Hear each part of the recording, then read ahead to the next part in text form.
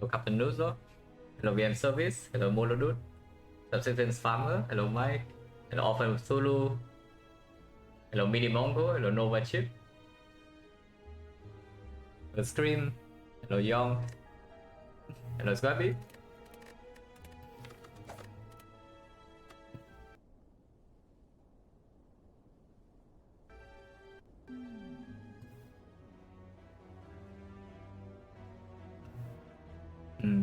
OBS lagging a little bit.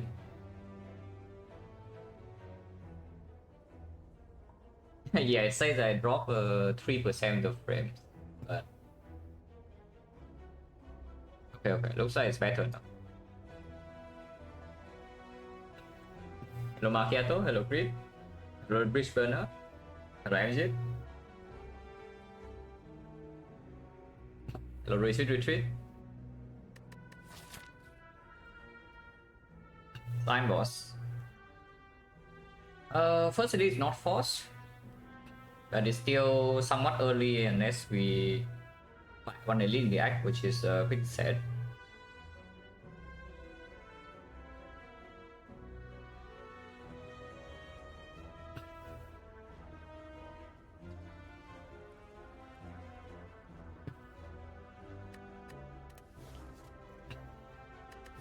Is there a snipe or not? Small chance. You go here and you know exactly whether the snipe succeeds or not. Yeah, the 2 question marks, and you can maybe snipe on the elite. If the snipe fails and you go this way, then one of these will be a fight. Yeah? So you do 3 fights, maybe 4 fights here still, and then fight number 1 elite, maybe fight number 2. Elite number 2, fight number 2. Not a terrible path, but basically an empty neo bonus. So what's the chance of this hitting? It's like 19 to 80, yeah? So 72% that the sniper actually get the one elite. The path afterwards is like okay. You can take this afterwards, you can either do fire into elite, or you can do here into second elite into here. Still a bunch of hallway fights. And this would be an easy hallway fight. So yeah, easy hallway fight, 4 fights, burn elite out of the way. So you have to have potions. That's on ready. And afterwards you have still maybe 2 or 3 advanced hallways. Get cast by 2. Some 2 lose over on the best blessing for silent. Yeah, on the best you want to die act 1 with no way to come back. Yes. yeah. You transform 2 but lose Ogre, you brick, you die instantly because you no longer even have the early shot to bail you out. That's fun. One of the best. Yeah, one of the best, yes. Yeah, just hit and then it's one of the best.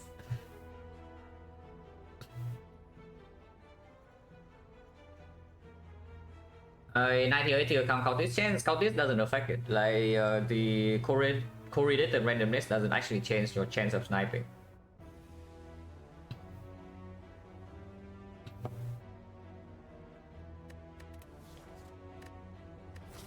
I mean, okay, if lose over with transform 2 bricks, we are fighting 1 elite, yeah? Maybe 0. You go something like this way, 1, 2, 3. Because if you transform bricks, you cannot even fight the advanced hallways too early. You do like here, still the same path, 1, 2, 3, 2 question marks. Into here, fight number 1, fight number 2. Hopefully you can fight this elite, so it's like 1 elite, 2 upgrades, but the transform bricks and you lose all your gold. And you do not have a late shot to deal with slime boss. So that's nice. Also, even if the snipe fails, yeah, the snipe saves you a little bit of HP, not a lot. But the HP plays fully here, so it's not like the worst thing. Otherwise you can swap. Oh no, for cultist means shop 5 question mark? No. The first of all, the cultist for 1 means that the chance for non-fight would be the chance for normal event. How do I say this? Normally the chance to see a fight afterwards is at 10%, right? So it's like usually 10% fight, 3% shop, 2% chest. When you see the cultist, it's 1 out of 4. The game rolls a 0.25. And this 0.25 has some effect on the change in the question mark and the due to how the game is coded, and then afterwards the chance for fight, shop, and chess are all quadruple, so it's divided by 0.25. I haven't actually read the code, but that is the effect. So the chance for here will be 40% fight, 12% shop, and 8% chess. Yeah, the game rolls 0.25 for cultists, and then that 0.25 leads to the chance of non-fight being quadrupled. So it's not a 100 or like anything similar. That's exactly how it works. Also, it is unrelated to the chance you get to snipe. It's like exactly the same.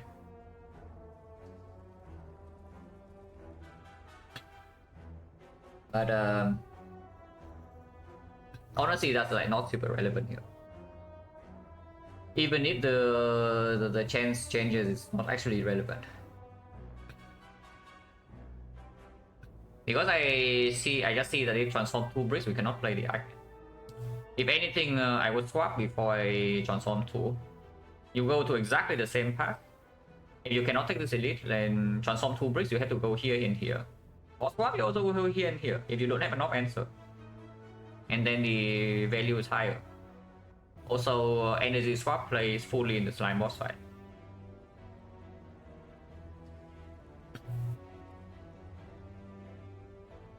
But I think I'm sniping.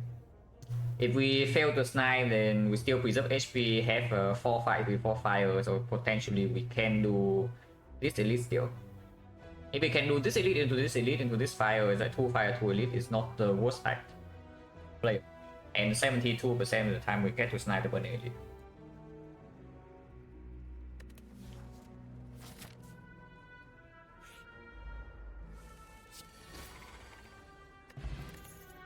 I could throw, yeah, sure. Slime boss. Okay, we got strike, so probably cannot snipe the burning elite, but it's okay.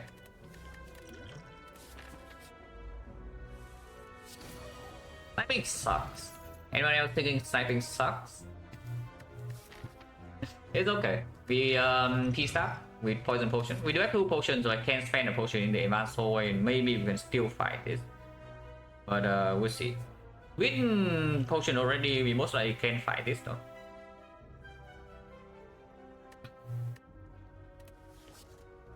Not transform. I wouldn't say never, but if you see loot over for transform 2, the chance that I take that option is probably very low.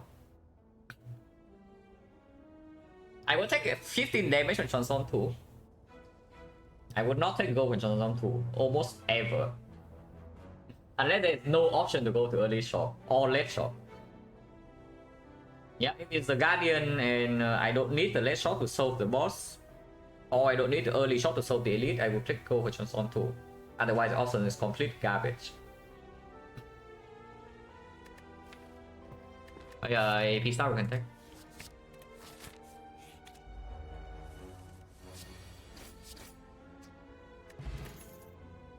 And there's agony, noxious fumes. If you take the fumes, I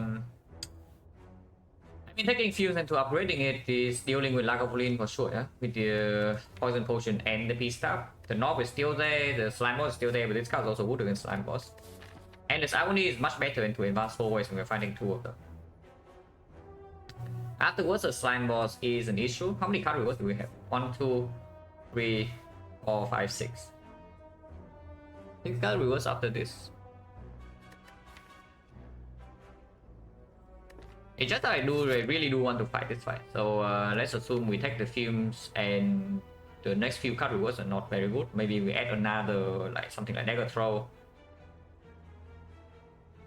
Then, or maybe a flying knee. Then how would the knock damage look like?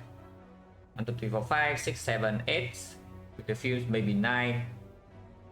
But you can probably ignore the fumes as a knock damage. So 30, maybe 47 with yeah, 47, 50, 65, 65 plus 6 is 71, 71 plus another 6, 77.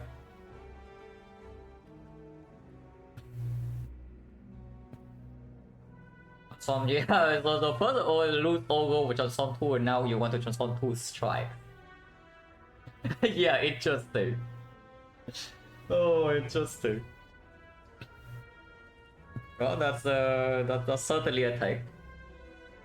I mean, fine, it's fine. In my time, I have seen some wild takes. But those are certainly a take. I'm sure some people are fine with like maybe a 30% chance to die in the first 5 floors, you know. I'm fine. People have different ways to play the game. But I don't want to die first 5 floors to run maybe like 20%, 20, 30%. That doesn't seem very nice to me. So let's not do that.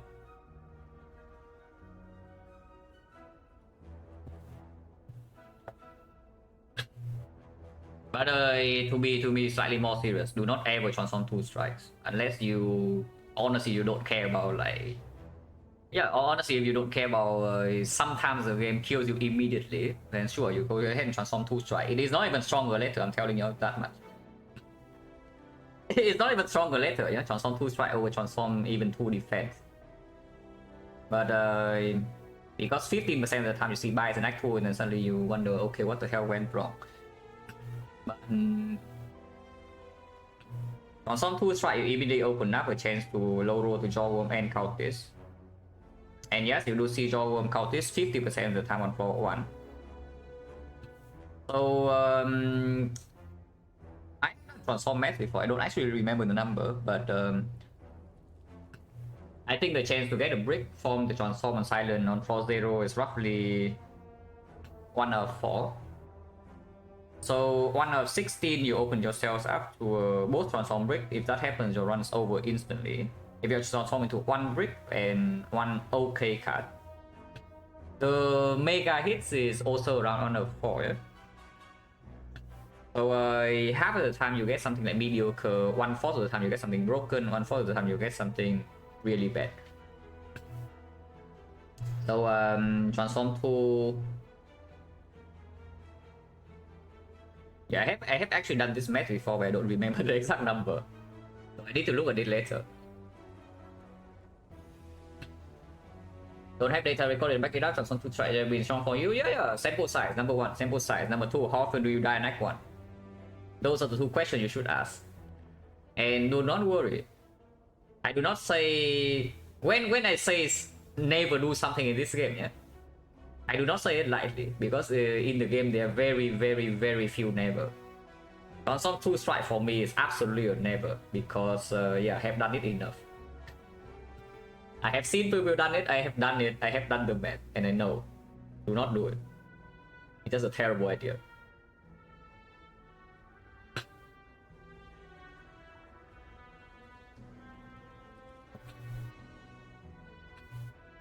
I mean, sure. I'm not telling you to you never do it. I will never do it because right now it doesn't win nearly enough for me. If I transform 2 strike, I will lose too often, and that is unacceptable.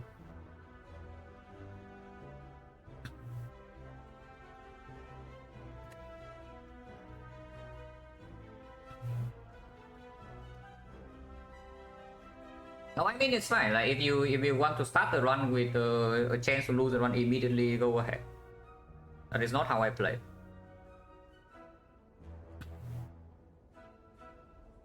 But yeah, it's true. Like you need, if you want actual sample size, the sample size needs to be very big, which is why we do it the human way. Yeah? Is that we observe a few times, we have a hypothesis, and then you do some calculations. Maybe you can back it up.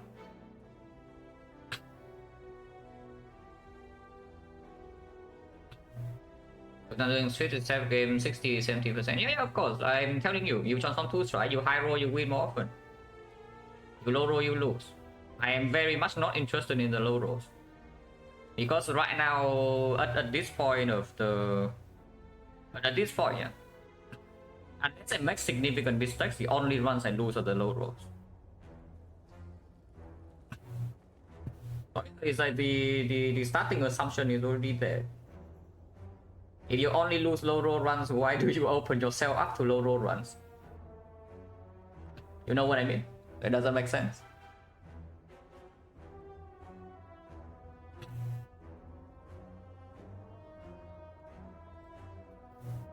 Is box also same issue with low roll? Yeah, exactly. Which is why I do not swap when the game can kill me next one with the swap. You see why I think I look at the map very carefully before swapping, and the other options also need to be really bad.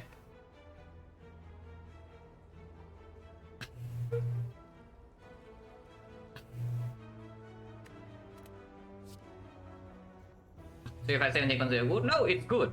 I'm not telling you 65-17 is not good, but it's not good enough for me.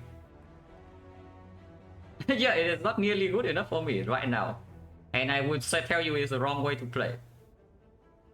You can believe it or not, because it might be correct for you, but it's definitely wrong for me. And that is all that matters for me, you know. Every player has a different conclusion. So what is important is like what is correct for you.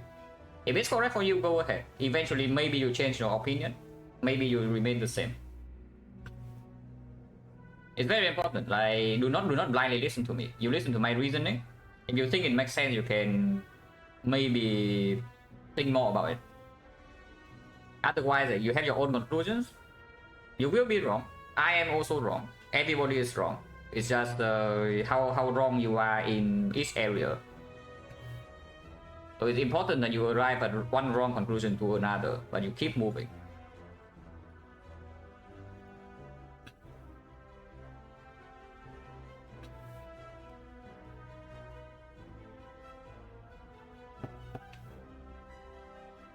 But yeah, back to this card is actually difficult. Because I see that even with Fume Plus and we use the Poison Potion, Knob doesn't die.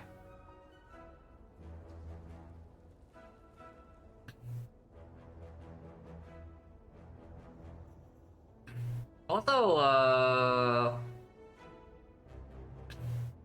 also yeah, if you think about win rate over 50, if you just want to talk about win rate over 50, then I would never even do this what I'm doing.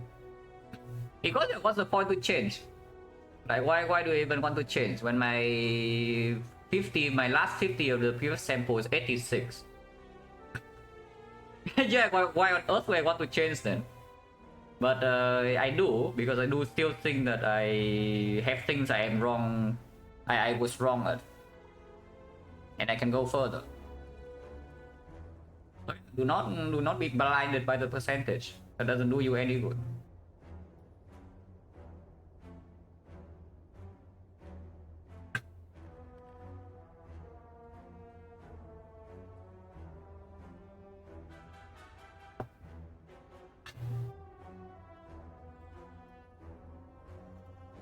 So many 85? No. The as far as I know, the only sample above 85, if you talk about small enough, like at least 50, is mine at 86, but that is irrelevant. Yeah, that's completely irrelevant, because if you actually watch my games from before, you know that I play different from now. And yet I win. Right now I'm winning less, yeah. But I do think that the way I'm playing is potentially better, which is why I'm doing what I'm doing. Do not be blinded by the percentage. It's like the percentages help you draw some conclusion. For example, if you think something is very good, but suddenly you win, okay, maybe 20%. Yeah, then maybe the thing is not so good. Like for example, I was thinking, XecnaR on Defect. If you don't boss swap, you have 3 energy, but you pick XecnaR on Defect early. Like Defect couple is quite good with XecnaR, and Defect has some draw problems, so surely it must be strong, right?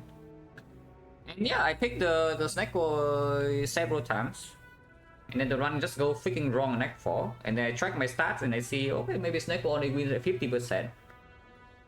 Yeah, and suddenly I think, oh, maybe XecnaR is not that good, and then I try to determine why. And that's how it should work, no? Is like from your start, maybe you can draw some conclusion, but only if it massively differs from your original assumption.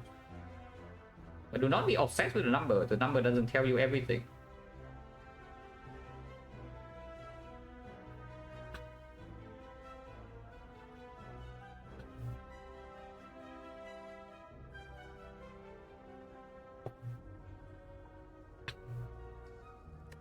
But if we want to fight the elite, then without taking a mission for the north, then I probably should take this agony. It's just taking the agony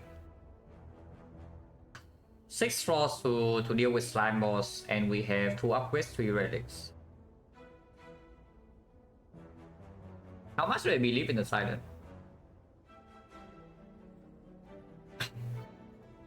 Yeah, how much do I believe in the silent? Because the way to never die in this act, the way to never die in this act is taking the fumes, upgrade it, and then go right side. I mean, you can still fight this, but afterwards you sometimes you have to dodge this anyway. So it's like fire here, maybe it's still better. And the way to never die in this act is to take the fumes right now. And maybe you get destroyed here, but then afterwards you dodge the elite, you rest, and then you kill slime boss with like the fumes and high HP. With an empty neo bonus, that seems to be a pretty bad idea.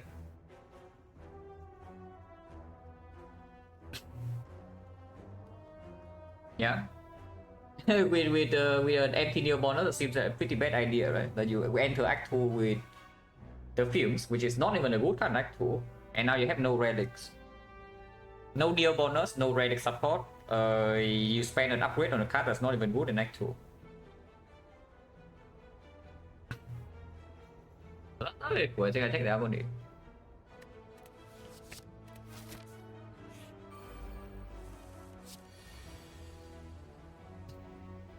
That's not very nice. Because at least I see a freaking wizard.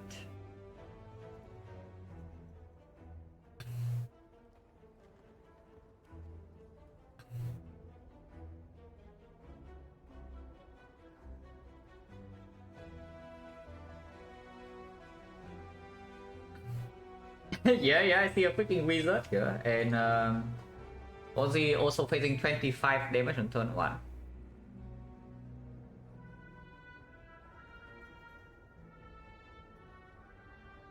Okay, how do we not get owned here?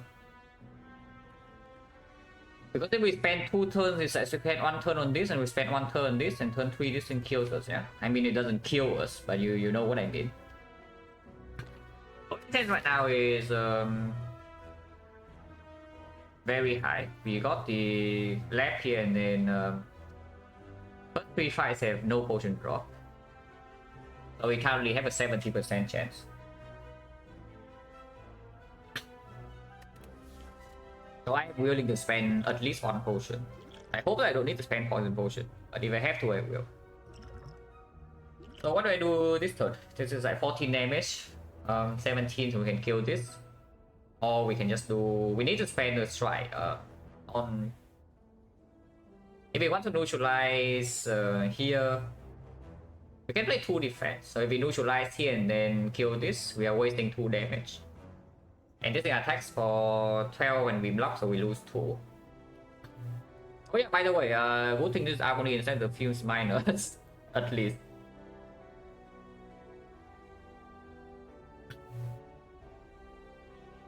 Was that 5 fights in a row? No, this is an event. So this is a force fight.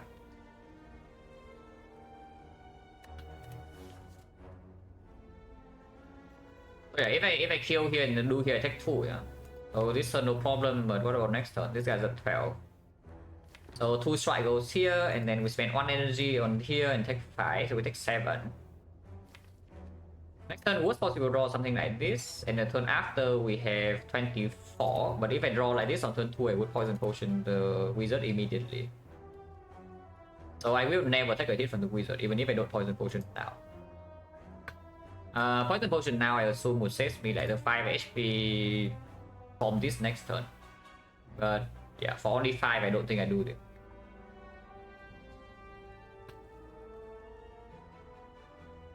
Yeah, no matter what, we are left with a sneaky gremlin with 15 HP, with 12 HP, so might as well use a neutralize block 3 then. And do, yeah, 14 here, kill, neutralize here, double defend. Next turn, double strike, and then we spend 1 energy here, so maybe it goes to 19, maybe it goes to 14, maybe it goes to 16. But either way, turn 3 it dies. It's a little bit of a shame because I kind of want to use this potion in this fight, but doesn't seem like there's an opportunity to.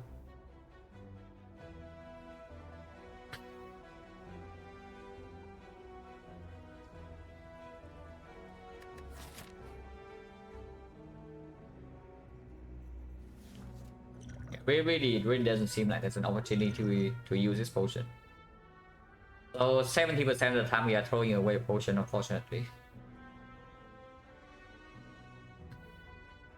Unless you want to use this for 2 HP right now.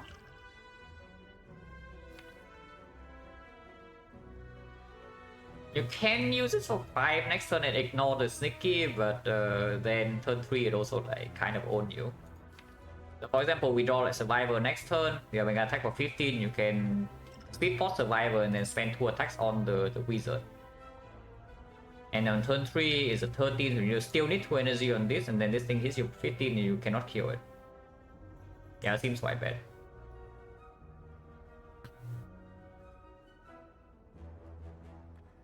Natural potion drops? I don't think so. Like the left draw 2 gives me 2 potion and they're still here. But yeah, like no real line here unless you want to use this potion for 2, which is honestly possible, but there's still a 30% chance I miss a potion into a 20% chance I miss a potion again, which is a 6%. 6% of the time I actually don't get the potion back. In exchange, I use it for 2 HP. So EV wise, it's good. Sometimes this potion saves 5 here, but only if this fight doesn't draw a potion. So it's at 30%, and then we use it here with 80% drop.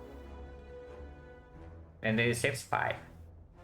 But EV wise, that is basically 1.5 HP. Like 30% of the time it saves 5.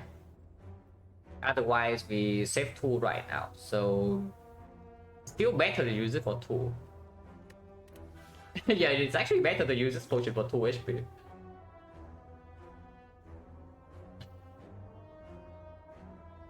There's no stupid line like going all in on wizard right now on double defense speed port, right? It doesn't make any sense. So let's not. I guess I do use it for 2. If I use it for 2, I can readjust the damage distribution a little bit. I can do strike neutralize endless agony here and then endless agony here for 1 more damage. 11 and 12 same thing, no? Yeah, 11 and 12 exactly the same thing. Unless you tell me we play like 1 poison staff here and ignore this next turn somehow, which is yeah, not happening.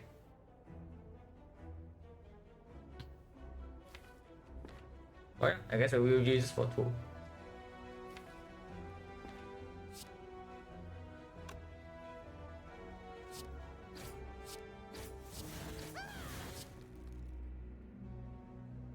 I mean, you can also do here, but 15 is a bad number. 15 is a bad number. Wow, amazing potion, guys.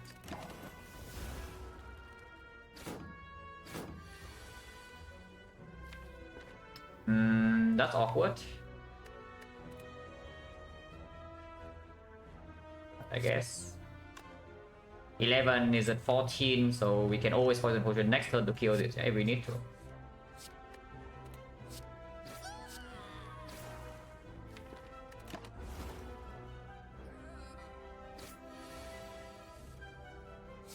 So we take 10 in this fight.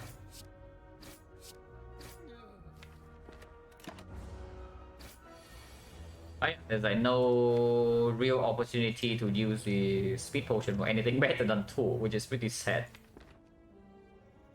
If I draw a Silent to Survivor, it dies next turn. If I don't draw to Survivor, I have Survivor full block. I can play this. And yeah, it's dead next turn, yeah.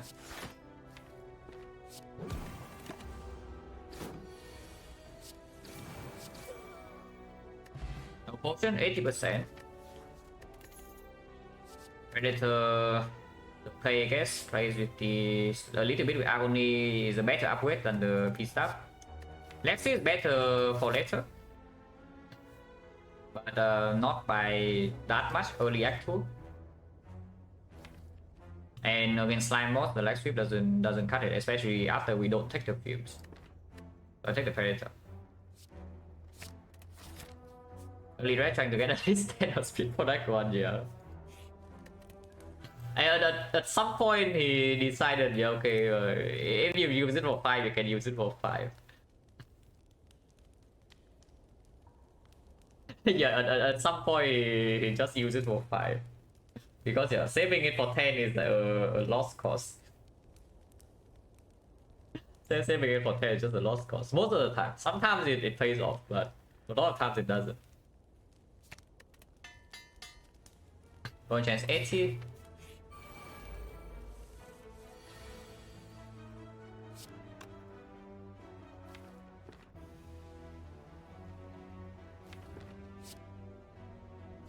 For here would be used for 4. Yeah? So it's not even for 5, which means the EV was I mean you still calculate it's for 5, so EV you know is 1.5. But yeah, 30% into another 4 HP saves 1.2. So we end up losing 2 HP. But the EV play was still to use speed for plus 5.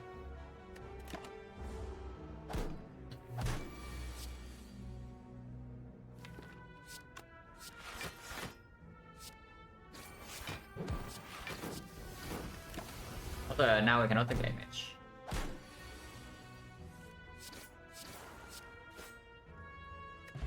Okay, potion back. Not a good one. The potion right now is like 70.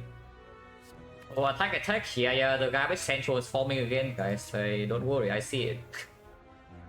yeah, the Garbo cut one after another, they keep coming. But this guy at least performs early game for quite a while. You have to take one every card, like this is the one. Oh yeah, if we take like so much early game, we actually fight elite. Blur base says 5 block. And that concludes my evaluation of Blur. yeah, it's exactly, it says 5 block. One chance on 70, so I'm willing to use one. Not damage. We do draw all these if we draw depth control. Energy wise only for 5, 6, 7, 8, 9, 10. So maybe minus 2 strike and then everything else. Which would be 18, 38, 48, 48, 51, 51, 59, 59, 68, 68 plus 11, 79. So I do need the poison potion to deal with the knob.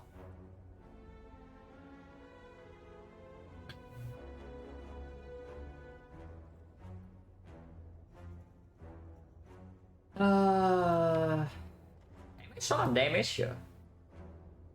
I hope not. This guy rolls maximum HP, yeah? And if we run into the sentries and this potion doesn't even work, but if we run to knob, this potion plays fully.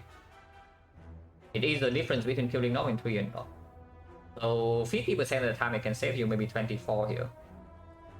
Which is pretty strong. You need to always get 1 hit less from the Lagavulin in order for this potion to be worth it. If you have to play 1 less defense, then you don't use the potion here. Or I even just use it for 6 damage. But let's say we open right now. We deal 38, so we deal 30 is at 85. 85, you draw 7, so you shuffle out 4 of these cards, maybe shuffle out 3.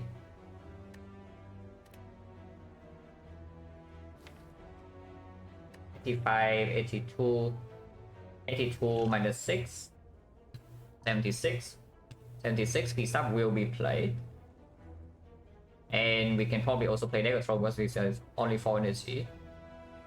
So piece up will be 12, which is 9, so 21, 24, 24, 85. 85, 24, 61, 61, 50, 55 HP. 55 HP off turn. That sucks. Silent so bad.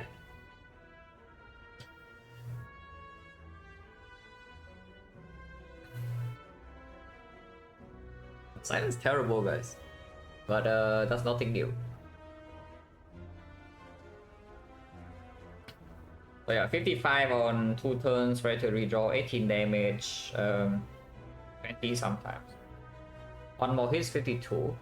52, 32, energy, we never kill it without the poison pot. If we use the poison pot, immediately we open up the 50% chance that we see the knock here, but sometimes this drops as a knock potion. 70% potion chance. Roughly half of that would be a potion that can deal with the knock, which is yeah, maybe 35%. Probably slightly lower, maybe 30. So 30% of the time you get a potion back. 70% you don't get a knock potion, and then 50% you face a knock, which would be 35%. That you will run here, you see the knock, you cry. But only if the 2 relics also do not kill the knock for you. Yeah, I think I use a poison pot. We simply do not have enough damage. Even with the Predator Plus, that's pretty sad.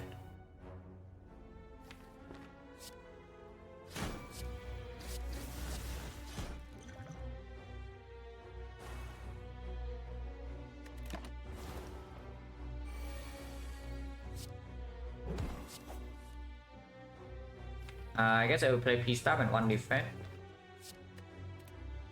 We still don't have enough damage even after Poison Pot if I don't play the P-Stab, because I was counting this as 12, and if I do not play this, we are losing 6 damage. But again, 15, 18 from the potion. 1, 2, 3, 4. Actually, no, it's 5 turns now, so it's 20 damage. 20 damage, but I lose 6, so again, 14. It's still not enough. This way I might not need to use Taunt Potion though if I use a P-Stab here. If I don't use the P-Stab and use the Taunt. So I use 2 potions here, but if I don't use P-Stab to try to save 5. And use the Taunt next turn if I draw defense and play it, so triple defense maybe. Then yeah, it's like 5, 4, 3, 2. That's 14, 14 to 6, 20, 20 is 47. 47, 2 turns to deal, yeah, it does not die.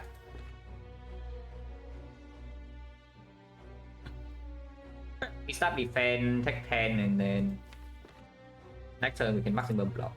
Even if I draw the Predator here, I can maximum block. Is that true? 8 poison, so it's 8, 7, 8, 7, 6, 5. Which is 26. 26 is 41. 41 is 35 HP.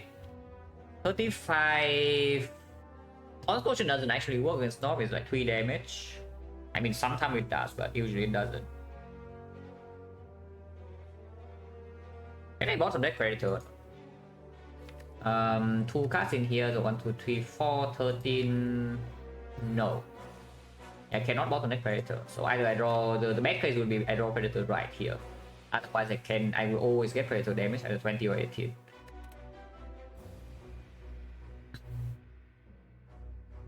But yeah, sometimes it's 6 damage. If I draw Predator immediately next turn I don't play it, and how bad is it?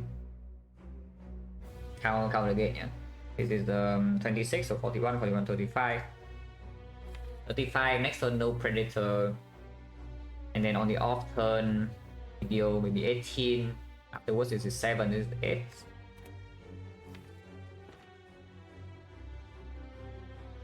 Yeah, seems okay. And that is only with a low roll of drawing Predator here. Otherwise, we do have enough damage even without the Taunt spot. If I play the poison stuff.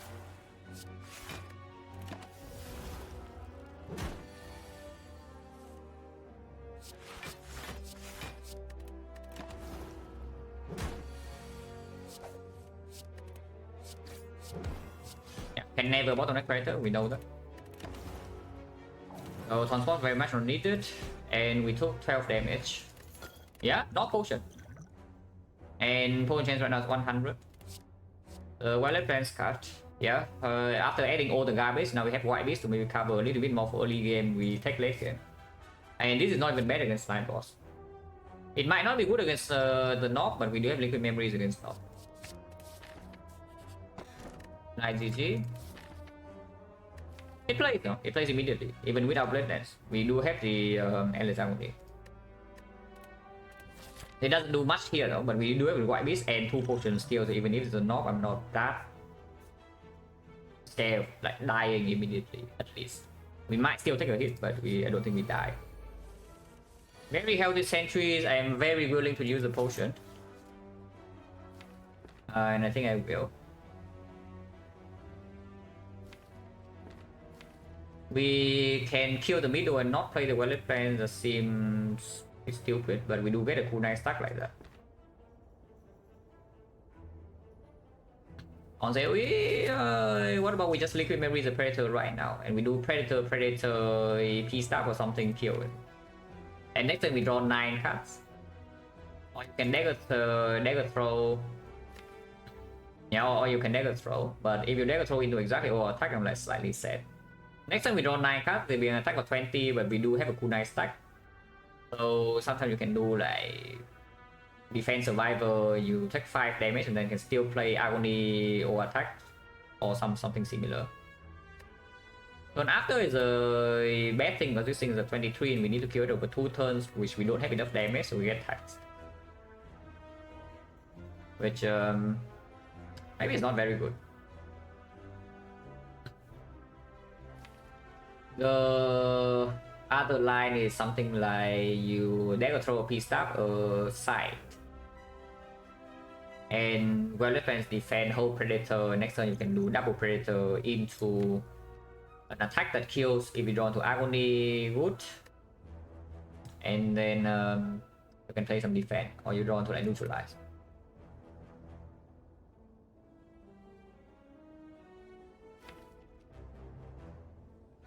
That still takes 10 in total, but afterwards you do have weapons in play and but without the cool nice stack. Boss possible, yeah, I also want to, but if you save this potion for slime boss, but in exchange you lose something like 15 HP here or 20 HP here because of it, then it's not very good. If this potion saves you like maybe 12 HP, I would use it because we do have 1, 2, 3 more potions to see and 2 upwards and 1 relic before slime boss. Is there anything wrong with playing dagger throw? If I draw to all attack right now, I'm like slightly annoyed, right? And we do not need the damage if we memory the predator next turn anyway. So yeah, just P staff, weapons defend, hold the predator.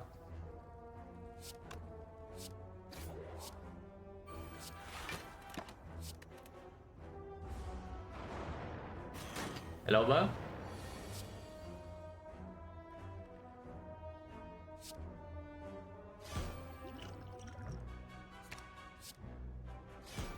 Nice, GG. Next time we have full block. We hold all attack. So we hit this guy, yeah? 18, 23.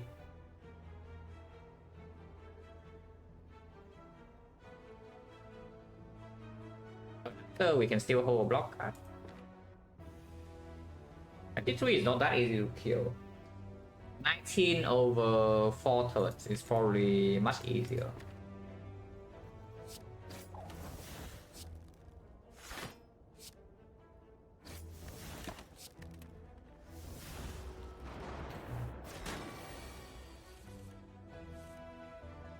Yeah, we shuffle things out, but we can do double defense and then hold survival next turn.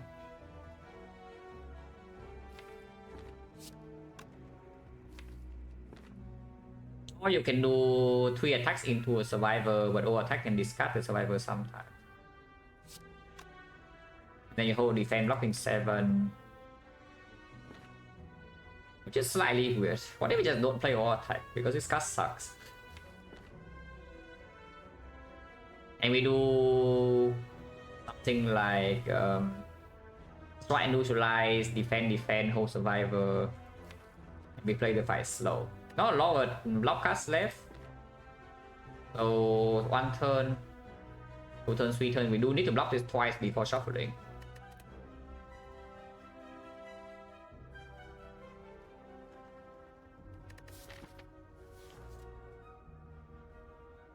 That sucks. Isn't Kunai this turn survivor now better? I want to play all attack though. And the problem is that all attack sometimes discard this. But yeah, if you basically double defense guarantees that you can block. I mean it's the same, it's the same thing. Actually it's not the same because you can only hold 1 card. So double defense now to hold a survivor next turn is blocking more on average. if you say that you can afford to block in this fight every turn.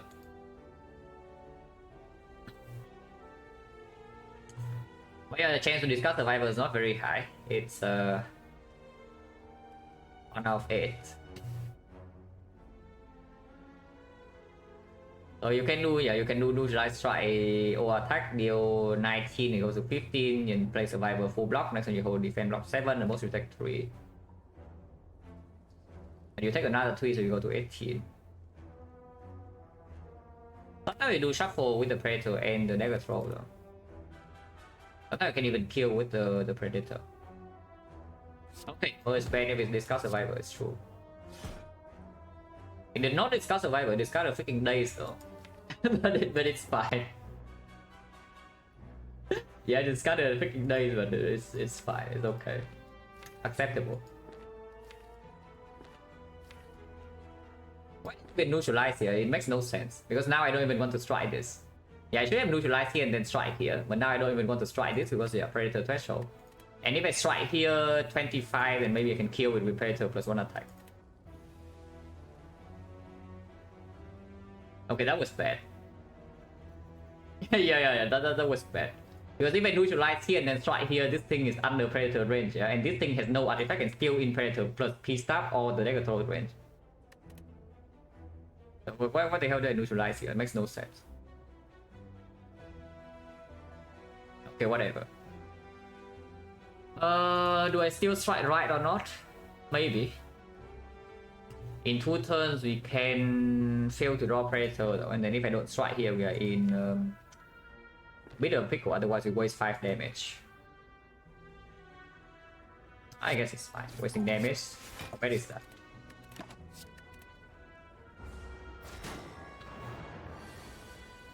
Yeah, if I draw like this I don't waste damage.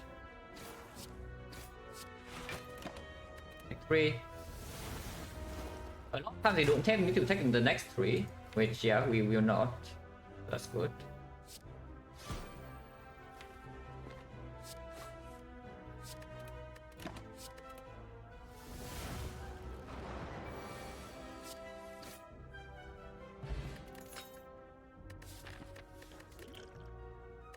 Garbage. We don't take this. Upgrade the card, yeah, or attack.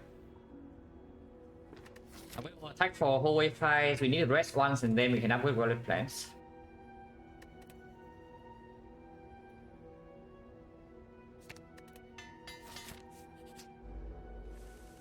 Where's my war attack?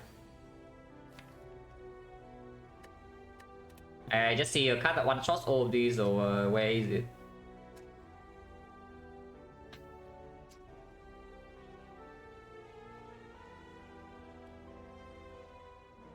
I can kill 2 and take 6, of course.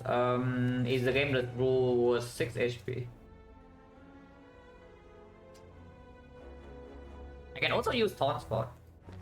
I do dagger throw, neutralize, kill here into defense survivor, full block into Taunt Spot. And this thing goes to 10, this thing goes to 11, or attack is 10 AoE. If I draw into it, they will die. If I don't draw into it, sucks to be me. yeah, if I don't draw into it, next turn sucks to be me. The chance is exactly 50% because I see 6 cards out of these 12 if I don't play Predator. The other line is doing Predator here, kill into neutralize, survivor, take 2. Which gives me a higher chance to draw into the whole attack. Slightly higher only because I see 1 more card. But I also kill one of them this turn. I mean I killed one of them this turn anyway, but I killed one and I deal a little bit more damage to another. So maybe next turn I will need plus some strike and also kill if I don't draw into this. No kunai stack either way. And I do want the Gameless Blue for Slime Boss deal. If I don't have a damage potion, I need something like the Gameless Blue. Take 2 is fine. We are resting once. We were resting once. I hope we don't need to rest twice, but I don't mind resting once.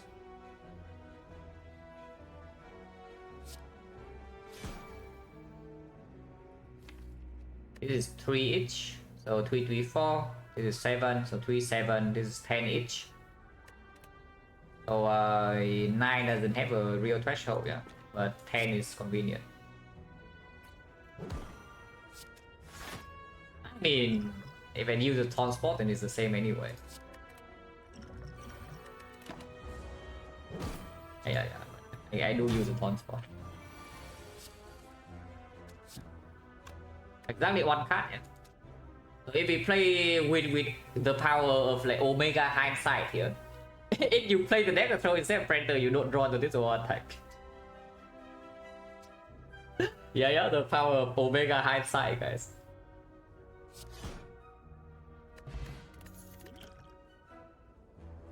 Oh, that's tough. Here's a kunai card and here's a backstab card.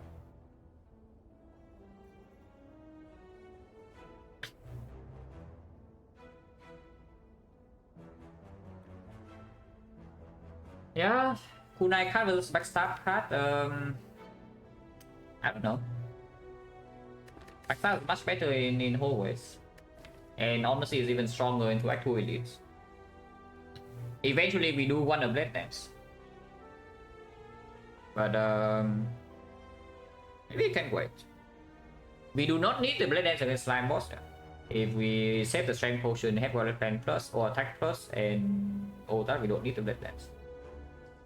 Backstab is not a bad kunai card either. It's true, and it's just way better in Act 2. Take this. Go here, rest or upgrade Warrior Plans. I will rest first in case this fight goes really wrong. I need to rest twice. With the backstab, I don't expect to have to rest twice, but you never know. GG. Oh, kunai really GG.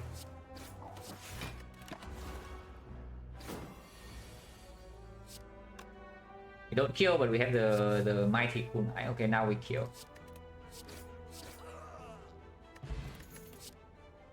Night card, wheel card.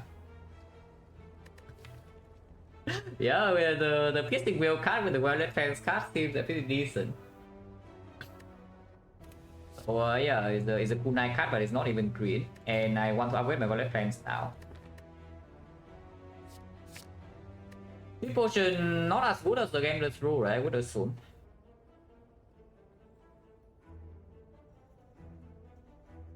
So we probably keep the Gambler's Rule. I will use Strength for immunity in Slime Boss. And we upgrade Violet Fence.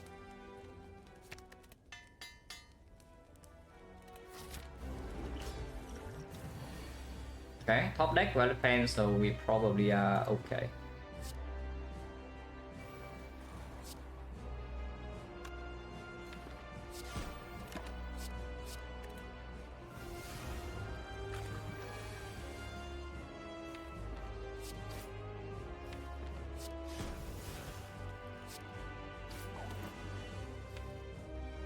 Block. We can very easily block next turn. I want to get another kunai stack with the Agony. That's going to be 12, so 87 plus another attack would be good. Sometimes neutralize. So I do not actually want to play this strike, and I think next turn we block. If we try to split next turn and play all attack right now goes to 83, it discards the strike, it doesn't matter. Next turn we always have the worst possible draw is something like this, 1, 2, 3, 4, 5, and then we still use 3 energy, which is 24, 24, 27, 27, plus this is 32. 32, 83 is 51 split, which is pretty bad, but we do get dexterity. Blocking next turn, so I don't even play the strike, and I play like double agony plus neutralize if I draw into it next turn. And then I can triple block, which would be 7, 7, 10, which 24 will take 4 damage. Afterwards, the fight is solved.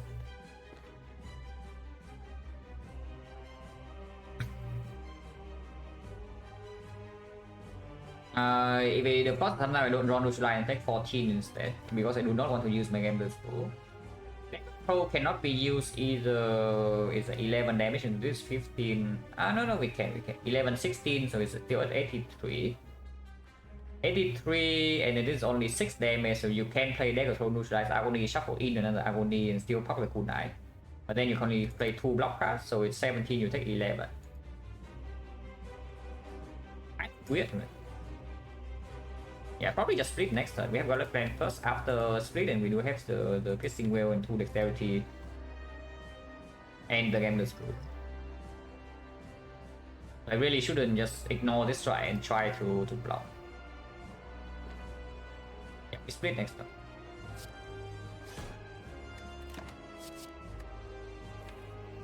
Holding double strike is it a good idea? Because we do not need the strike next turn ever. So just about what we want to hold in 2 turns.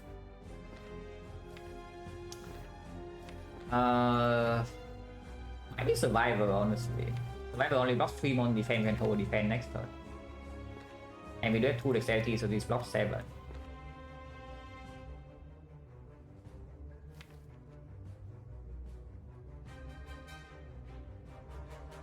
Yeah, no matter what, we can spend energy, right? Actually, that's not true. It's like 1, 2, 3, 4 plus 1 and holding 2 strikes is actually good. Oh, it's fine. The difference is only 3 block at most. And sometimes this gives me more damage in the split. It's pretty valuable.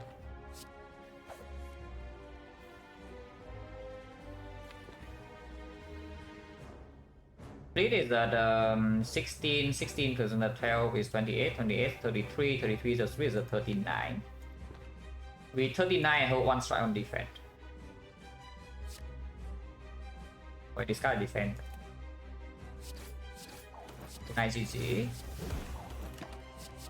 3 dexterity. Okay, fight should be over here.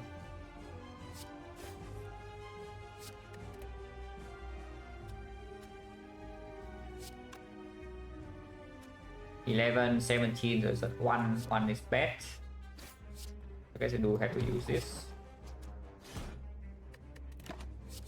Yeah, 0 damage fight. That's what I say. Like top level left hand, the fight is probably pretty easy.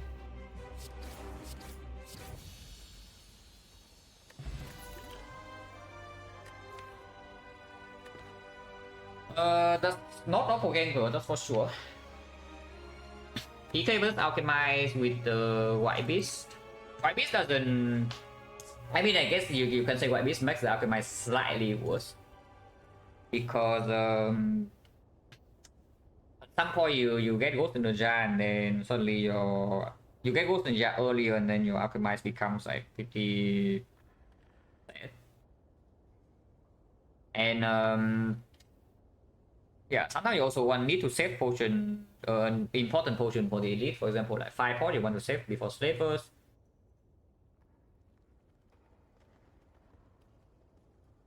Would that be still take it over skip, but over PK I'm not so sure. Because right now our... If the fight lasts long enough, we have block here. We have Gauntlet Plan Plus, we have Kunai, we have Piercing Whale. No Wick Chain yet, but the base for our block engine is already here. Our damage scaling is absolutely not here yet. We don't have Terror, we don't have Accuracy Blade Dance, we don't have any Poison Catalyst, we don't have 1000 cards, we don't have Relics that deal damage. On the other hand, Gauntlet Plan Plus is already here for the PK. I think I take the PK over the Alchemite.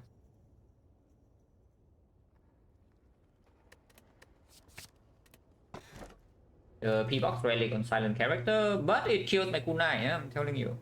Actually, this P-Box, my Kunai becomes useless. A lot of times, because I do not get block cards. But I still take the P-Box.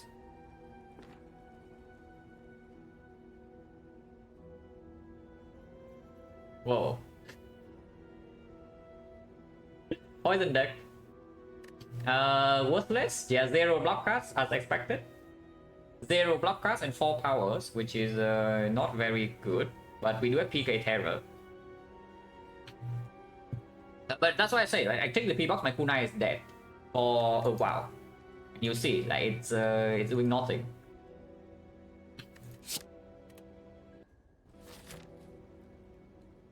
Fun deck, if we don't die immediately is fun, but we do have the White Beast and the Backstabber to cover a little bit for early act 2, so I hope that we don't really die.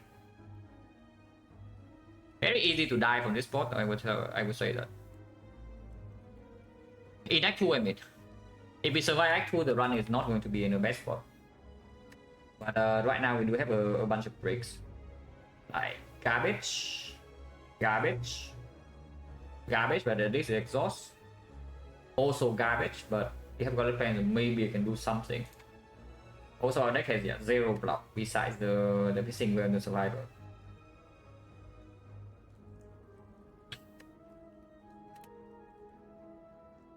Cannot even go to early shop. We have to fight 1 elite before the shop, but that's okay. I would do that instead of doing advanced hallway here. So we do here 1, 2, 3, 1, 2, 3 question mark into 1 fight into here. Elite, and we brute force 2 with our potion white beast into the shop, and by this point the run if we are still alive, and maybe we are strong enough to take this, and if we can actually successfully take the burning elite into these 2 here, then the act is actually not so bad. The other choice to go to early shop is pretty bad. You go here, advance away already, and then you are forced into a second shop, and then you have no fire for safety. Or you do like 1, 2, 3 here into fire into shop, but then afterwards you have 1 elite, which is also pretty sad. Like with the shop before elite, it's 1 elite act 2. Yeah, that is the only 1 elite act 2, and afterwards the fast it's not even safe. You fight advance away, advance away, advance away in a row. Let's go. Start here. Chosen. Oh, this fight doesn't attack you on turn 1. There's that. Yeah, nice for shit.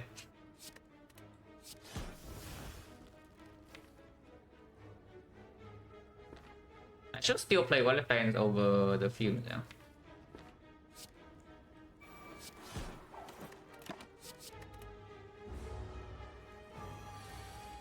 Because it can save me next turn sometimes. So I expect the carry to be used. Gameless Brew right now for like PK Terror is a thought. I do want to keep this around because I think we will need it as Act 2. Especially when the Chosen's rolling bad pattern. If Chosen's rolling good pattern, we can actually kill it turn 3 with like maybe no damage taken. But like this, it will hurt.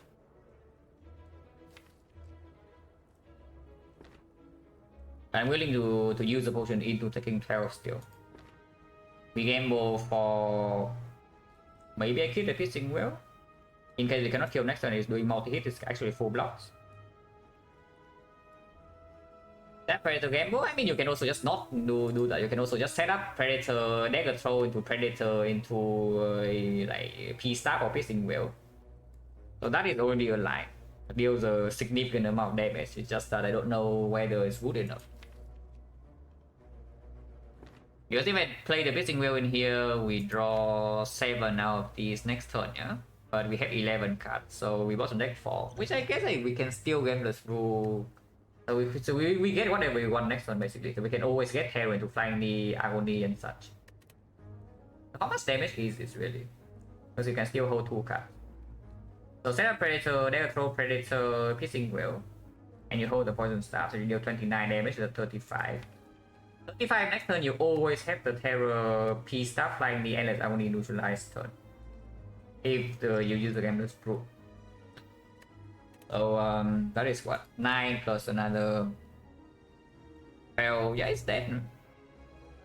9 plus another 21, 21. This is 12, 33, 33, 37, 37, 3 poison, 40 damage. So I can use Piercing Will this turn and it's safe. But base? No. We gamble next turn, we cannot base. I do that. And we take 6 instead.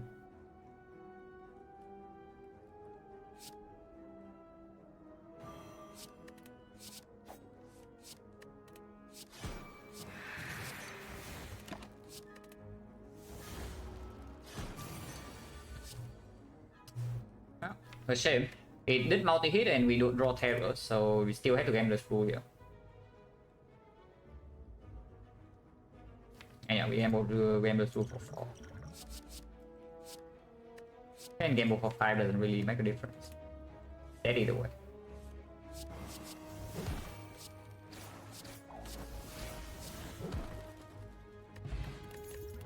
fine, yeah. We get a potion back. Kunai cut. Yeah, Kunai cut. It's not quite deflect. Deflect is better, but if we are stuck on 3 energy, it's okay. It will change 5 performance. Monka. I really do not want to see fight in question mark right now, I can tell you that much. yeah, I really do not want to see fight in question mark right now, I tell you that much. Because now suddenly 10, we have advanced hallway, and we roll a 10% fight in question mark. So that's kind of sucks. Okay, where's my Zuzu bracelet? Yeah, where's my Zuzu? We can loop on this well, but it does not lead to anything good. Yeah, and Venom, Flash Chest, Backstab, Neutralize, Piercing Whale is probably this turn. And I take 8 damage if I do not loop the whale. So the loop potion right now blocks for 8. But if I don't kill them next turn, I take a lot more. So how much damage am I dealing? I deal 22 with 4 poison, so that's 29. 29, this is 22. Yeah, look what next turn is better, yeah. What next turn is better.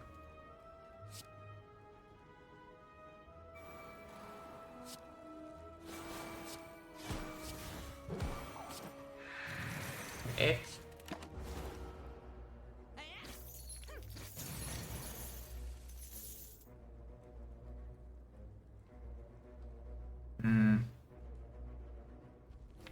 Don't actually draw a kill, huh?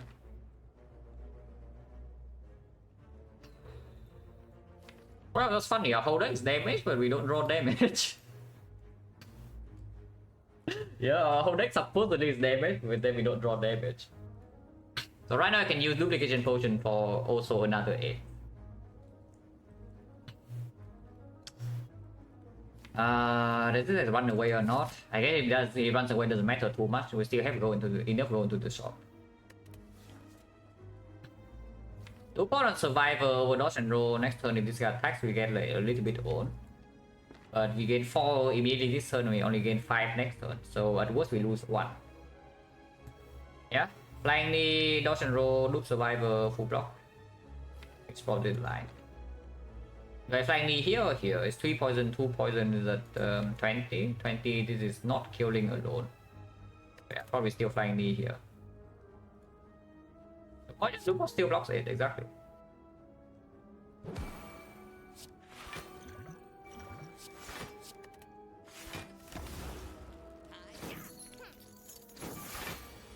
Yep. This guy's way too good. Anyone else thinking this guy's way too good? It's fine, we have the parry. Is there any point to play the second Venom? Because if I dagger throw into Predator, I can actually kill this, right?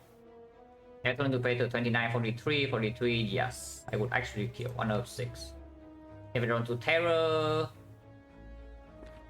or second dagger throw into a Terror, I would also kill. So yeah, it doesn't make sense to play this. Yeah, Predator. Yeah, this guy thinks he's so freaking smart. Yeah, attack this.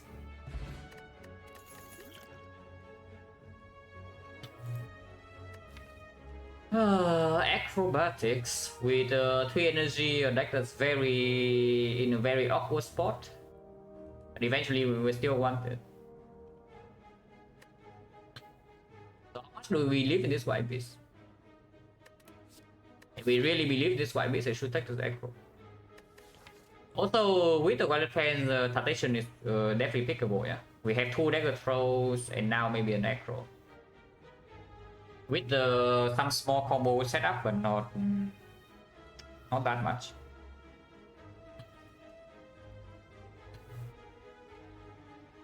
I believe in white beast. Because honestly, this deck is not a deck that if you just survive actually you win, yeah. This P-box is not the P-box that says that. So we do still need to improve the deck for the long term. Not just, yeah, we survive short term, then we win. It's not a P-box that's doing that.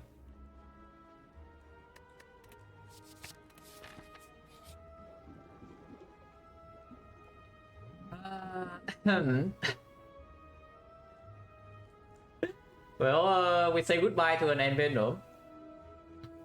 Or you can say goodbye to the Flechette instead and full heal. But I don't know, full heal plus 10 seems decent. It also means that this is going to be a fight. But it's okay because we get a plus 31 HP here.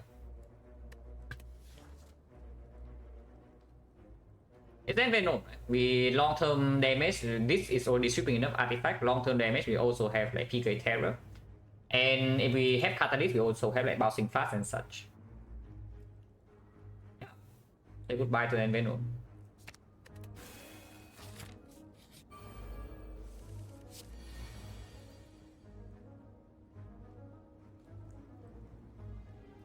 Play this, so I don't play for Flechette.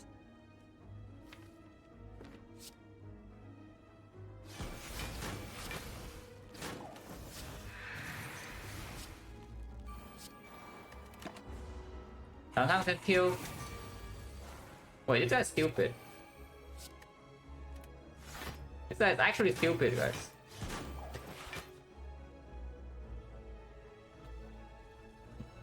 Show Fizzler, thank you very much for the prime sub. A bit shallow. That plan is so actually so dumb. Like a bronze don't need dagger spray plus unnecessary. We already have the backstab and 1 AoE cut, 2 AoE cuts even if you count PK maybe 3. It's green, but it's a green that I'm not interested in. The reflex is not quite the card I want. If I want a card that says gain effect on this card, I would like it to be Tactician. Because right now we don't even use the draw super well, yeah? No cow gamble. And 3 energy, and yeah, this draw costs energy, this draw costs energy, deck is not even cheap. And it's also a turn 1 break. Like infinite? Yeah. Think it's right set up for infinite, sure. I don't think this is going to be upgraded before this though. And then maybe this is also getting upgraded before this. And then after this, maybe this is upgraded before this.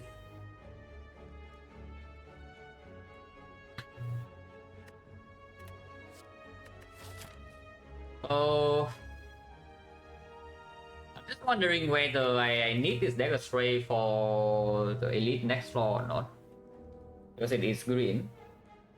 Against smooth stabbing, we do not need it. In fact, it's not even a good draw because I want to get PK Terror ASAP in the smooth stabbing fight. In the Gremlin Leader is a very good draw. In the Slavers, is an okay draw, not amazing, not terrible. Into the Champ is a brick, and into Act 3 it doesn't even work with Spiker, so the only really good fight for it is the Retromancer, but we do also have all attack. First wave is clear with backstab, and another wave maybe can be clear with all attack, and afterwards maybe she dies. Darling, the dagger spray doesn't actually work unless you end up with PK. Technically speaking, you can say that we pick it so that we have more attack density for the PK to work, because right now, honestly, we say that our next all damage is not even true. Yeah? Attack density is like what, 1, 2, 3, 4, 5, 6. This never gets PK. It's not real. So 6, 7, 8. We have 8 attacks in 23 card deck. So first deck cycle before exhaust, like the PK actually doesn't convert into that much value.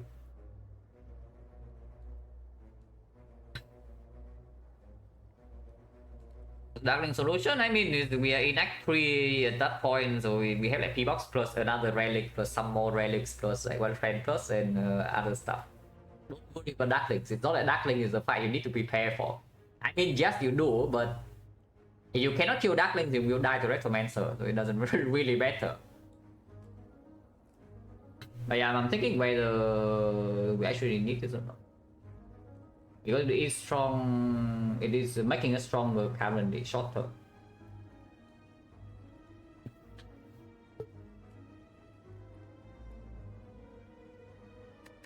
We do have 4 HP, that can change easily though, because this most likely is a fight. And I do want to take Burning Elite. Yeah, maybe because I want to run to Burning Elite, I should still take this. Its upgrade is not even bad.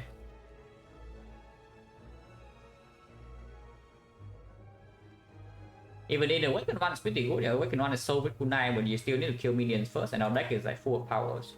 We have 4 powers. The annoying thing about this deck of Stray though is that I do want to pick up Blade Dancer still from this board. It's like kunai card, and we do have an accuracy plus with Terror PK. Okay, and Venom is also here, but doesn't matter. But basically, I do want to still pick up Blade Dance, maybe 2 of them. And then afterwards, in my deck has like 2 Blade Dance and the deck of Spray, I'm like fairly unhappy. And it's not like this one is like I win if I get Blade Dances, so yeah, sure. If I take it's not the pyramid case. It's not the same as Weather Plans in case of pyramid. This is a deck of Spray in case of Blade Dances, but even if I get 2 Blade Dances, I still do not win the run yet.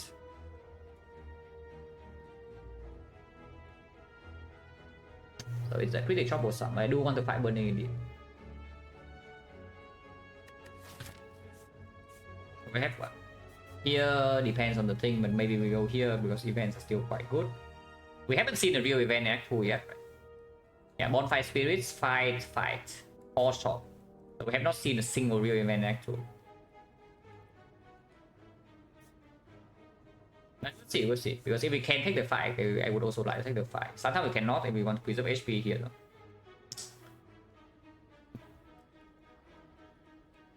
But yeah, if we say this is a fight, then we also have only no fight here. So it's 2 fight and a shot before the Burning Elite. With the White Beast, we are probably not buying potions. Any card we buy in the shop will be worse than the Dagger Spray Plus, or unless it's like yeah, some strong rare card or an actual Blade Dance, but the cards are not going to be green. I think I take it. If it allows me to take Burning Elite, it's already good enough. I trade 1 Elite for... Yeah, I trade 1 Elite for half a curse and 3 passing. Mausoleum. Yeah, this is almost a mausoleum for you.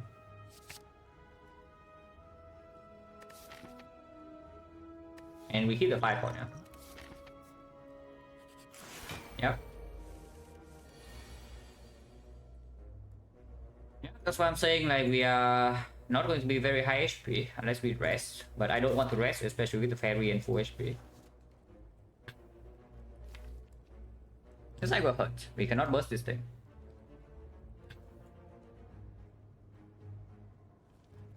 I can only block 9 here, so I'm currently taking 27 and then 9, so I block 18. 52. Next turn the fight's not over yet, but terror is down. Killing this immediately doesn't make sense. Not playing terror also doesn't make sense. But terror I cannot get kunai stack though. So I block 1 less, but I guess kunai is not super important. There's only 1 dodge and roll in here. So kunai gains me what? 2 HP. In exchange for not playing terror, that seems completely stupid.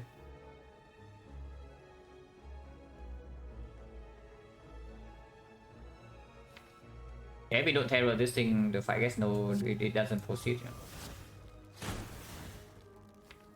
Flying knee over dagger throw 1 less damage, but 1 energy for maybe some acro, maybe some kunai stack, maybe some power, maybe some flask. Or you just don't block a door and you play predator here. So you take 8 more this turn, but it's at 40. 40 is actually 52. 52 with terror down. This is 18. This is 21. 39, 39. So there are some hands where we can kill this next turn if I play the predator now. If I play the flying knee, I will never kill it, so I have to take 1 more attack. At least 1 more, but probably 2. What damage? Yeah, I'm thinking about. We're thinking about it because it makes some sense. Because we actually cannot stay in this fight for too long. So and 8 damage, 8 block is basically 1 turn. If we shorten this thing's life by 1 turn, then it's worth more than 8 block. Because this thing always attack you for minimum 12. Yeah, honestly, I could probably play the Terror. Play Predator, I mean, not the Terror. 57, ow. Can we kill here or not? At the moment, no. We can kill with 5 pot. But if we use the 5 pot, suddenly the elite is a small issue, but we do have the white piece. Yeah, 13, 18, 31, 31 with this is 43. So we are 1 attack short. We need to draw into this or this with the dagger throw. Otherwise, we can always 5 pot. But this thing heals by 12 and I really don't want to take this 12. Yeah. Acro doesn't lead to anything good. With dagger throw. Oh. Okay, never mind. I don't use potion for 6. Yeah, I don't use potion for 6.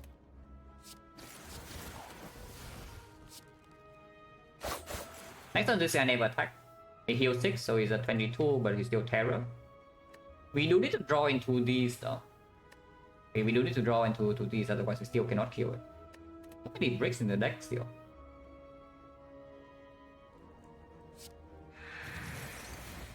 Yeah, 15. Slightly unlucky that he is choosing to do this attack over the multi-hit. It's a 50% chance.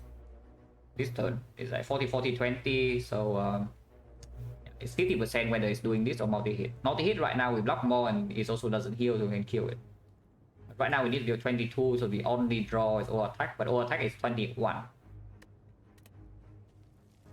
Save 6 and solve the fight. Otherwise, next time we do need to draw into 2 attacks. And it needs to be all attack or and Venom all attack also works. But we need to draw into all attack. So that's already 5 out of 9. 4 of 9 we missed, that's a little bit too much. If we 5 pot here, the slaver is like slightly spooky though. But we do get a new potion back. And we preserve maybe like 6 HP here immediately, and 40% of the time we preserve for another hit next turn. Expected value of damage is 20% of 21, which is 4.2 plus another 40% of 26. So it saves like 18, 19 HP, the 5 pot. Yeah, with the white beast, I guess it's worth it.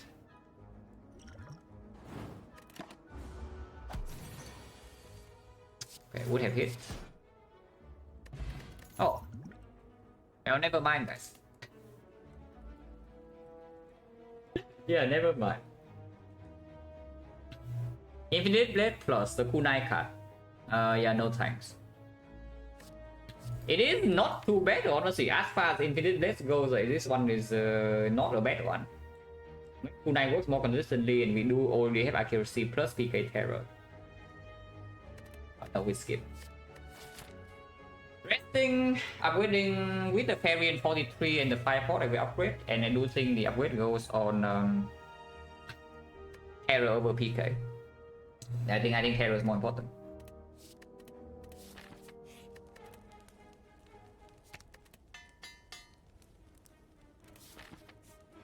Question mark into mass bandits here is no problem. We do run into a 10% fight sometimes though, but I do not actually want to deal with the advanced hallway here.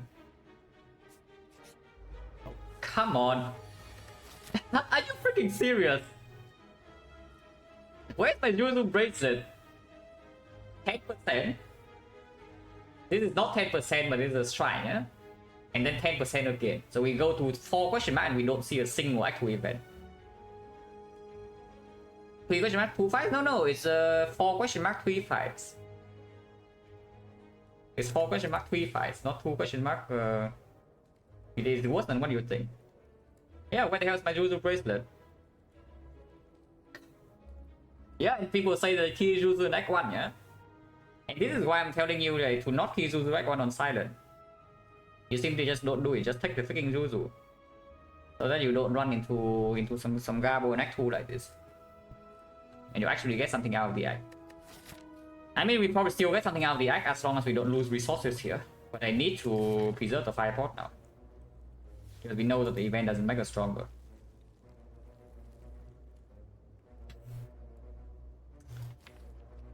Oh, we cannot block this fire, but pretty happy that we have a Devil Spray Plus, at least. So we can do Envenom, Flying Knee, Backstab, or you can do Flying Knee, Dodge and Roll, Backstab. So block 4, but you don't have Envenom in play. With the PK coming down next turn, I do not care about blocking 4. I will just go in. And this is what? 19, 21, 21. Next turn, this would be 29. This would be 26. Yeah. 22. It's actually 22. 22, 29, 26. They roam almost maximum HP as well. It's that's really bad. 56, 55, 54. The HP range 50 to 56. So average HP here is 55, which is the pretty big low roll. I guess we do hit the lowest HP one. Sometimes it does meet the threshold. Yeah, too many thresholds considered here.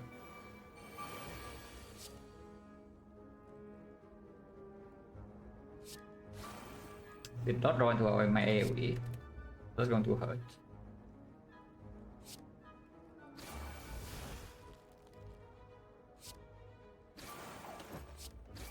Yeah, I do not get to PK my AoE. That's really bad. And with float 2 energy as well, no Predator draw, not even the Fumes or AD block card. That's a terrible draw.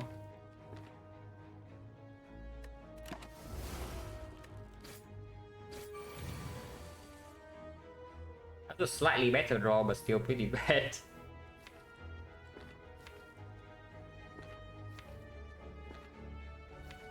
This thing will Predator take 10, or you do Predator or attack here, take 11. Yeah, Predator or attack is just better.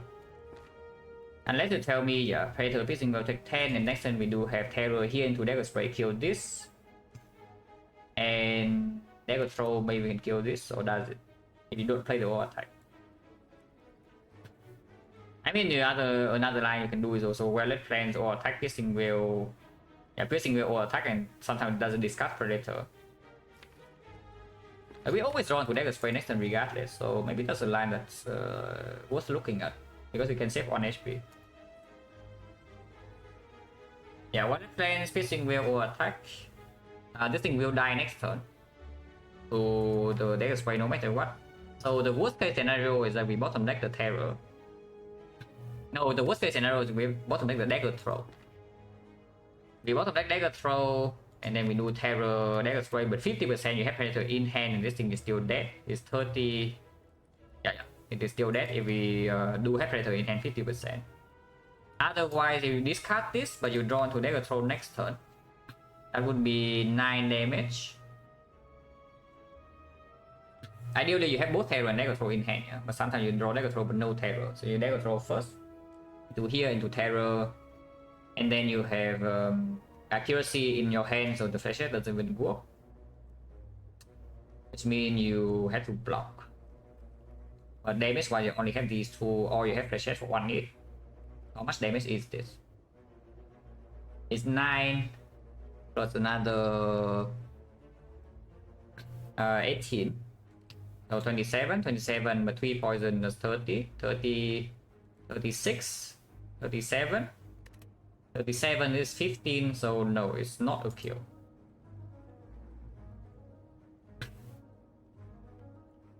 But if I Predator Piercing Will instead and no over attack, I always draw into these, so I can guarantee to have a Terror into Dagger Throw, Dagger Spray. That's 13, 31, 31. Also not quite a kill.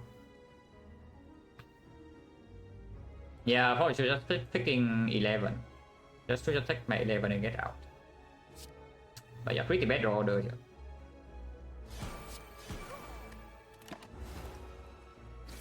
Oh, so now we are 22. Yeah. Why you don't go to advanced always in Act 2, guys?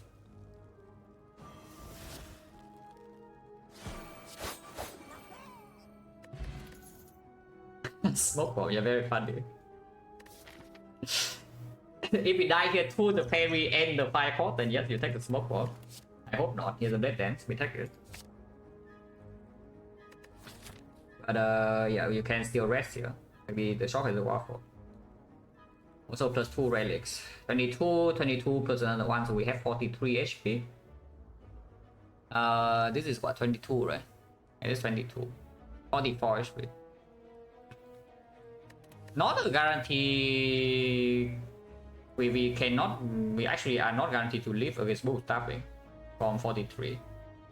But the other two with the 5 pot, we should be okay. And even both tapping, we have well left plans persisting way to block one hit even later in the fight. So it's not that bad. If you don't have accuracy, do you consider slice or blade dance? I would probably skip. Not the slice sliders.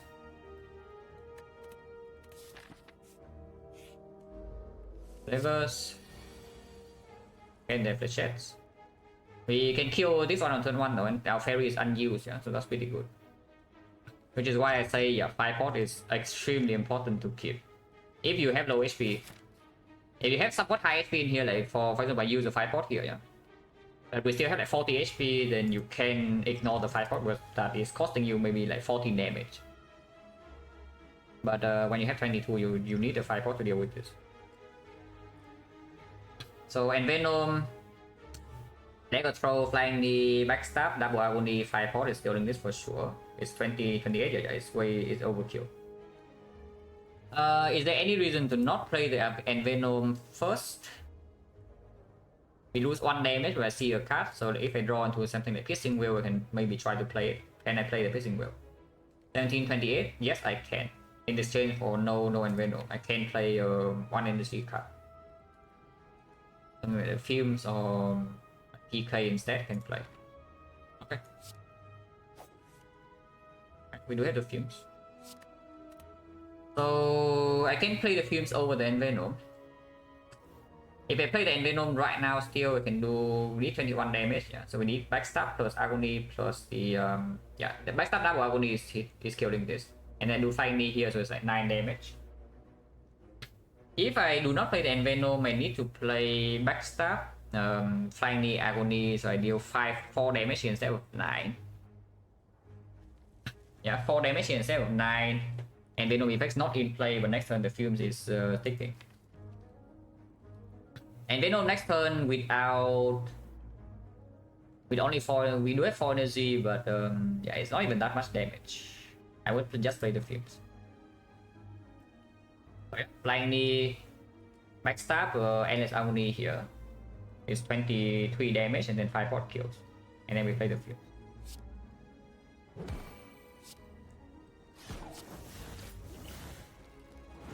Full HP, very intact for now.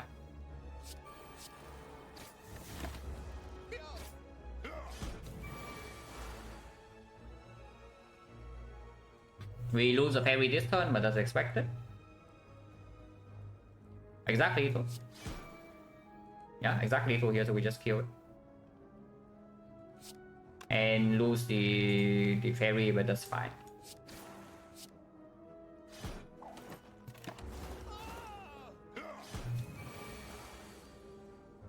And now we kill this.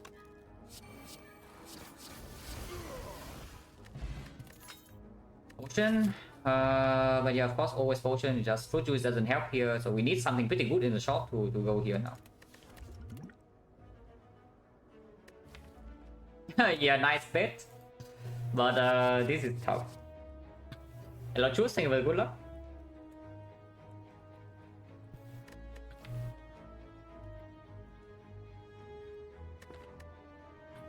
Yeah, second red dance versus Defect. Defect is one of the best block cards you can see in this board. Maybe Backflip can still outperform it sometimes, but Defect is definitely up there. Second red dance give us more damage, but again, in the chain fight, we do need to actually block for our part. Right on it has 2 cards seal with kunai. Very energy stuff, no block. Kunai is fairly worthless. And the champ is there, you need to block the champ. I mean, you don't need to block the champ, but if you take the second red lane, you're forced to rush the champ down. And I don't know how much I love that. Sometimes you cannot even rush the champ, like you are dying to a hit, so you have to split hastily.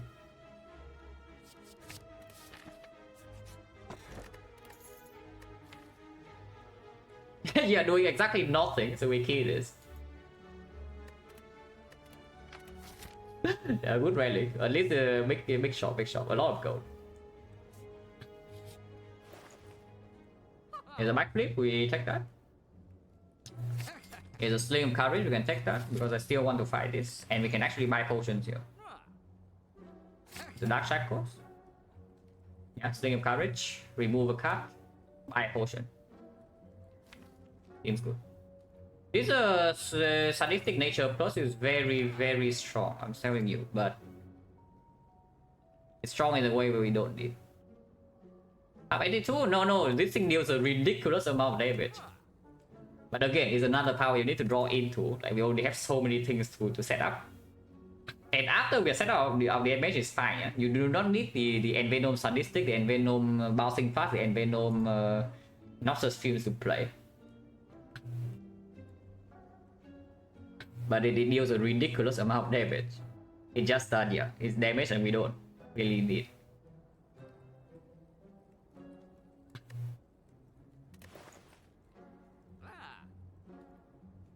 I take the sling and I probably buy 2 potions and we will run into Burning Elite. Yes, I buy 2 potions with the white beast.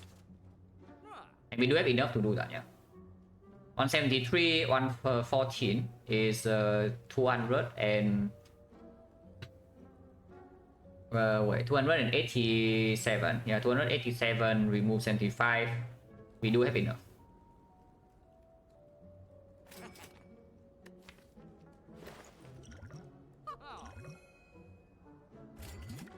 Potion, maybe. For the champ sometimes, if we can preserve the potion. Is we use attack potion here and then we use whatever potion this thing drops in these fights. And then we have power potion against champ. Worst card in this deck I would assume is the Flechettes. That can change. Or you can say the Bouncing Fast. Maybe Bouncing Fast is worse.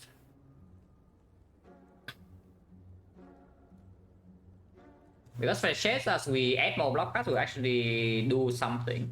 It also procs the Envenom multiple times. It works okay with the sling. And we do not need the Bouncing Fast to deal damage to Time Eater or the Heart even way later in the run. Catalyst is a small thought, but even if we get Catalyst without this, you can still use it. Yeah, that's probably just the worst card actually in this deck. I should move last. It does make the Flechettes weaker, but it's not like when you roll into this, you want to play it either. Yeah, by the top. Okay, and rest and we run to Burning Elite. So stabbing, fine. Arrow picker on turn 1, so... Honestly, this guy might die next turn. Yeah, it can die next turn. Because we also have to sing and open attack potion next turn too.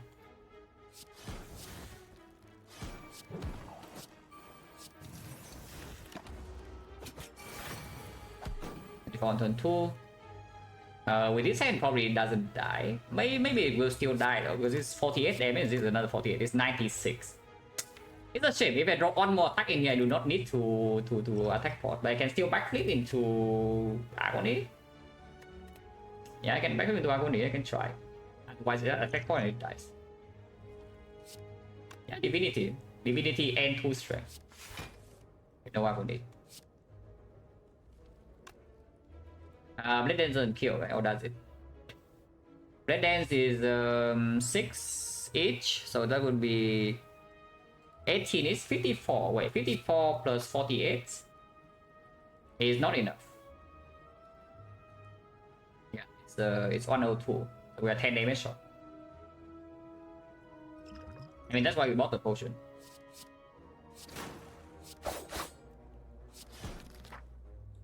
Yeah, nice bunny elite. Wait a second. Where's my Envenom plus?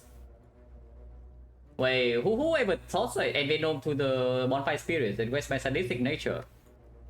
That's very good, by the way. Yeah, we are energy staff and it's 1, 2, 3, 4 powers in the deck, and we also have the full deck. After image, we absolutely take. I was half expecting an after image here, but I guess not.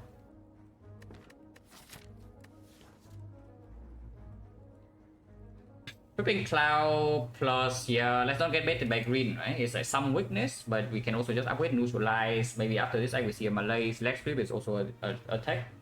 And in long fights where we need the weak chain, this card doesn't even perform because it exhausts. We do not need the 7 poison. So we skip, yeah? If we are earlier in the act, maybe I can take this, but we have already get past the point where this card is good. Oh god. Okay. Hopefully this guy is still stupid. It was stupid the last time, but this time it doesn't look like we can kill him turn 2, but we do have Dark Shackle piercing well in the deck.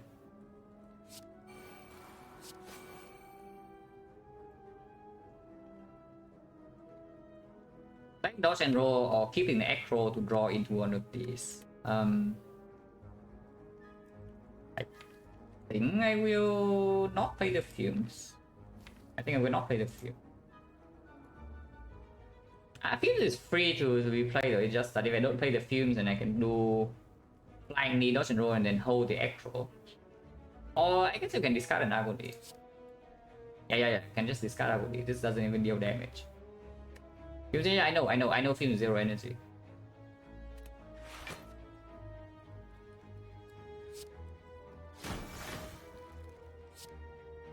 I'll not even discount this, but I can just play it this turn then. Fine.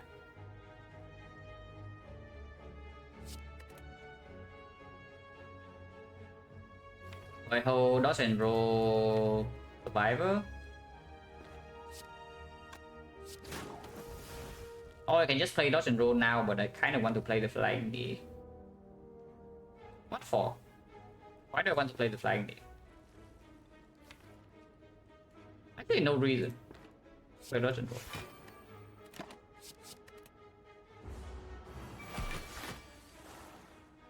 Shackles. But we will this turn first because we already have block, and then we shackle next turn is dead. Yeah, nice order. Very nice order, guys. Only perfect play here, but it's fine. Like if we draw both of these, and this fight deals no damage. We are taking 0 here.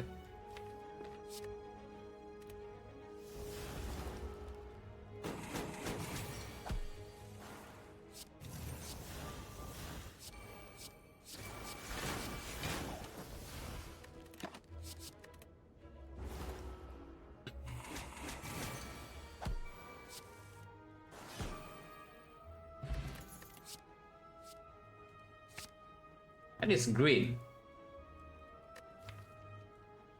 Yeah, that seems to be a green card. Okay, so now we actually have a decent amount of block, yeah, for long fight with the Kunai. We have added 4 dex-based blocker, and they are all good ones. I still would like Lex Sweep.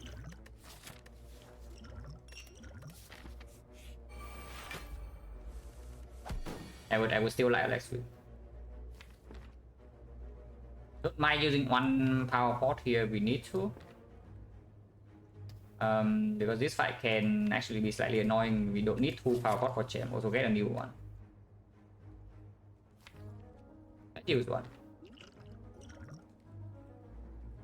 Edit blades over footwork. Red form. Red form is not really it. Footwork is okay. We do have enough dex-based block in the deck now to use it. Or you can take a red form and then set up. No, actually, this is better. Yeah, this is just better. What are we talking about?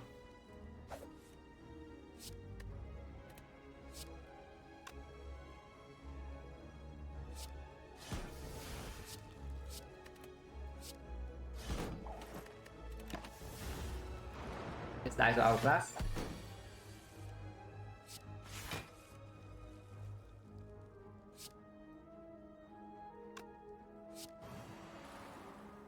Don't need to play dodge and roll, you can play it for 1.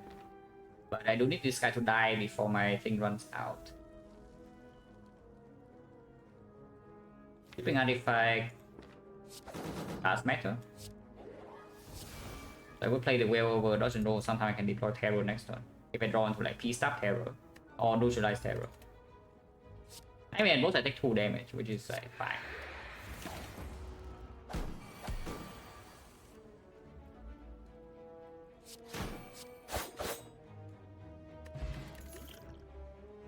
Another accuracy plus, not interested.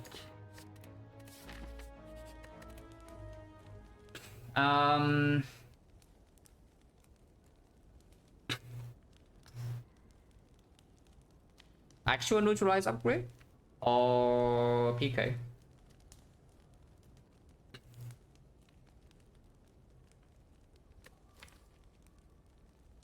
We do not need the PK upgrade against the champ, yeah. Yeah, if we are just talking about the champ fight, the neutralize upgrade is stronger.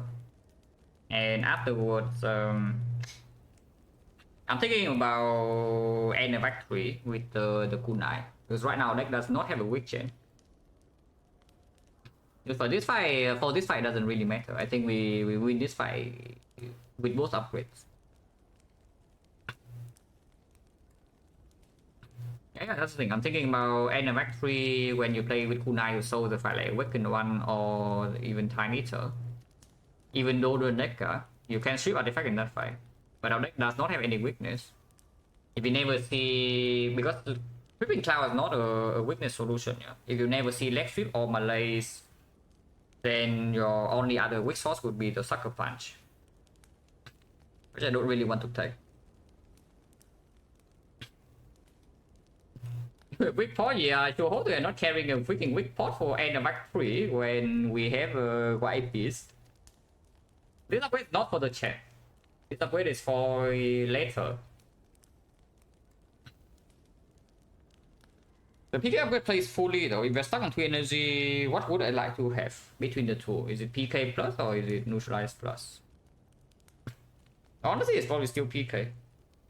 We are not picking Snecko with this. And if I'm stuck on 3 energy, I would like the PK to be green.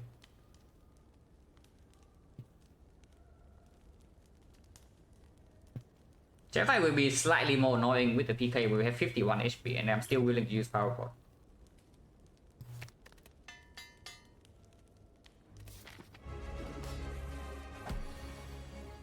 We pass turn 1, but we get a kunai stack. How much do I want to play into this kunai? Because if I want to stack kunai, I don't even play terror here. It's a little bit weird because our deck can brick draws like somewhat easily. And block density is like okay now, but it's still not that high. Cannot really play draw on 3 energy. So leaving things like this in the redraw when we can play them for free right now is like pretty weird. Just to get maybe 2 more kunai stacks. The terror second half, yeah, second half. Second half with PK terror and accuracy plus, yeah, I sure hope that there is no second half.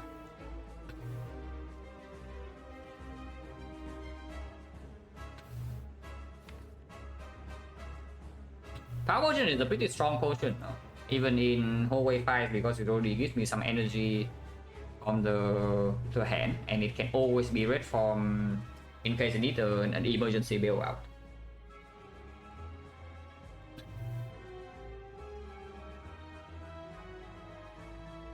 Abyss 22, thank you very much for the farm sub. Appreciate a lot. I will play Terror, but I think I will play Terror after the attacks.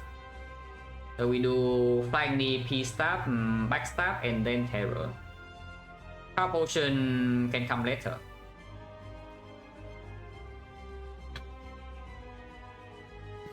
Yeah, welcome to the stream and thank you very much.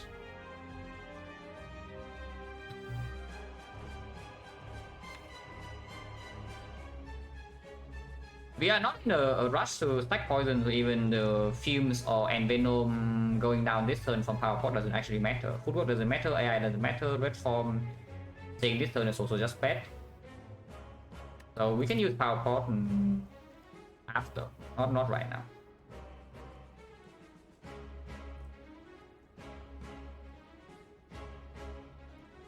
Oh, yeah. There's a flying EP stab, backstab, terror accuracy. If this guy, yeah, you can do that first. And then if you hit setup, you can set up survivor. If you hit one of these, and you can set up survivor. Because we are playing this anyway. Okay. So you can set up the survivor to block next turn. Then.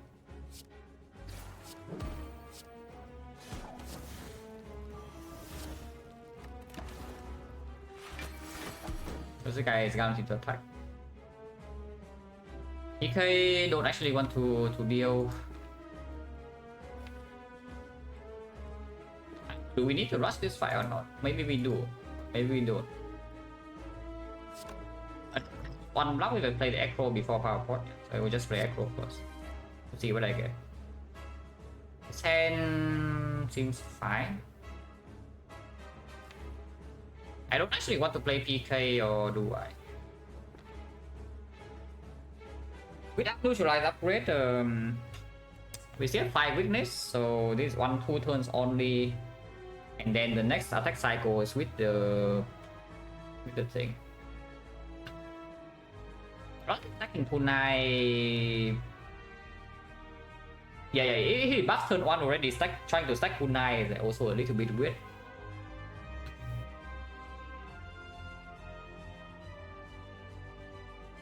Everything already buffed turn 1, stacking kunai, trying to stack kunai is actually a little bit weird.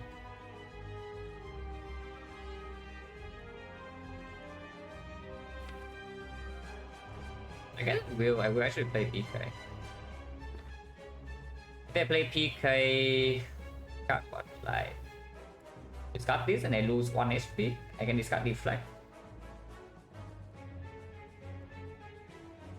I can discard Defect and lose 0, but we also lose the free survivor for later.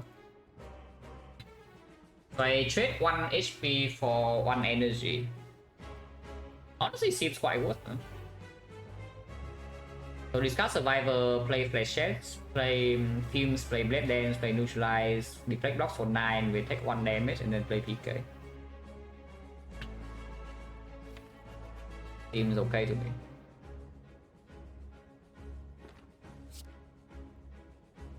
We don't need to open potions yet.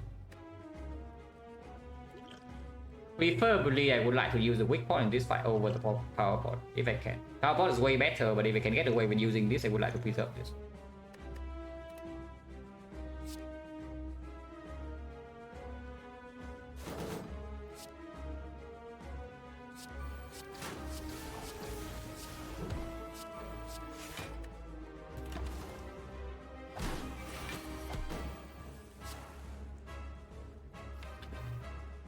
Yeah, that's a tough one to block. Yeah, weak pot.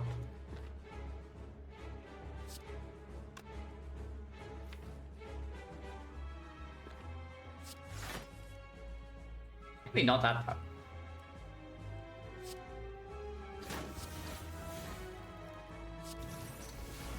You can actually play this here a bit too much damage, maybe. Or is it? Or you can just Piercing Wheeldots and roll full block and play the fight slightly slower. This gains 1 cooldown stack and deals 60 damage, so it goes to 280. Next turn is debuffing me, so I don't really need to block at all, which means dodge and roll block is wasted. Thank you very much for the red one.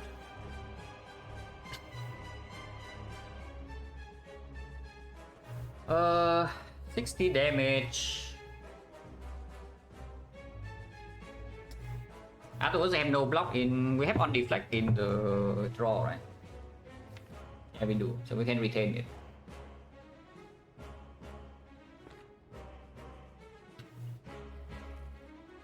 One zero minus on games. Wow. Yeah, 100%.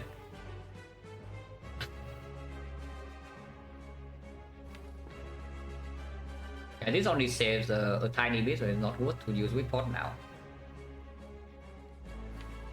I think I will Predator.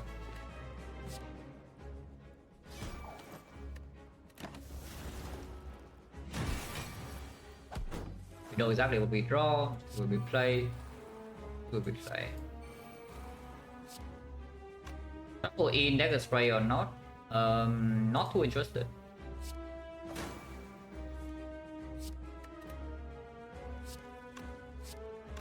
13, 18, 31, 31, 240, 240, and then 3 poison. So 230, which turn is splits. If I play cooldown stack this turn with Dagger Throw, Dagger Strike, it will split next turn. When I'm weakened for 2, seems quite bad. Hit it for cooldown and weaken. Yeah, okay, what a banger first time chat. Yeah, complete banger first time chat right here, so thank you.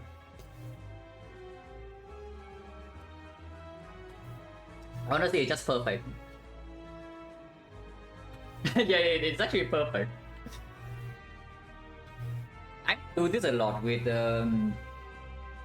I do this intentionally a lot when I'm in an anonymous place to just to trigger people. It works sometimes. But the important part is that you do not let the other party know that you're trying to trigger them, otherwise it wouldn't work.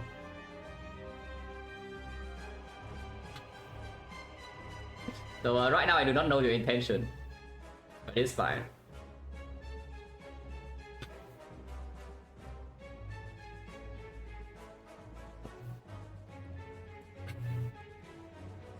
I can use weak pot next turn, so it's not too important to hold the neutralize.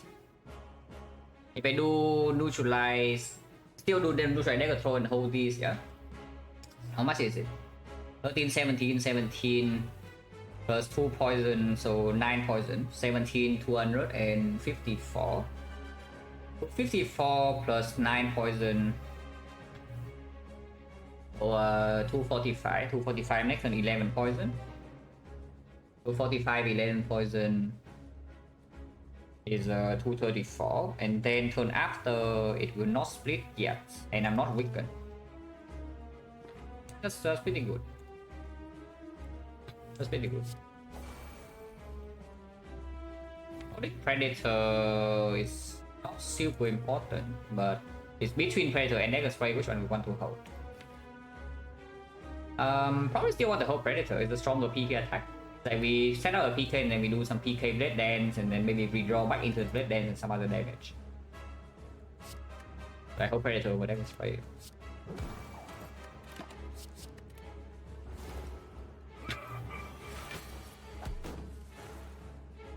Yeah, this is why we have to set up Survivor retaining in the deck. To be fair, it doesn't actually play. But you can set up this Predator. And I hold the Blade Dance instead to wait for the PK.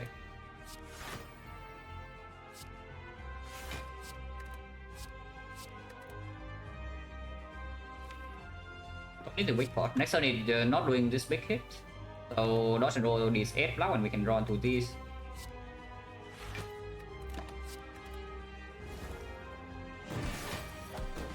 Oh, this guy is smart. He gains 34 block to protect himself against our split.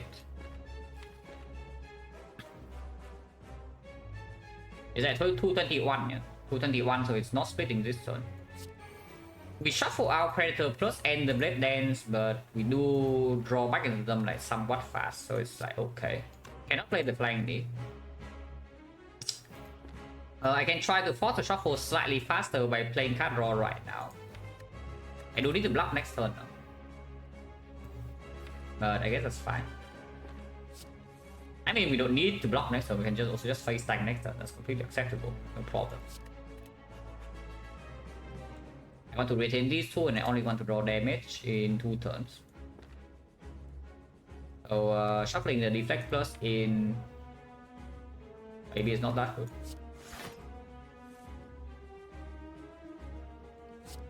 You're not spacing well.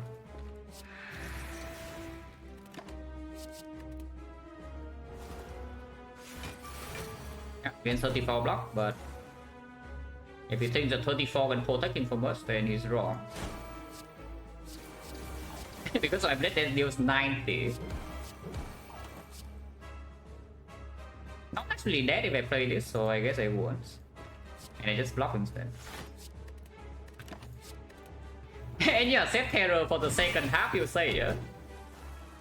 I heard something about saving terror for the second half.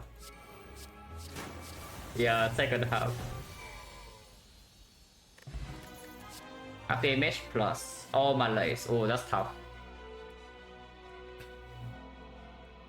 These are the potentially the strongest choices we can get. These two.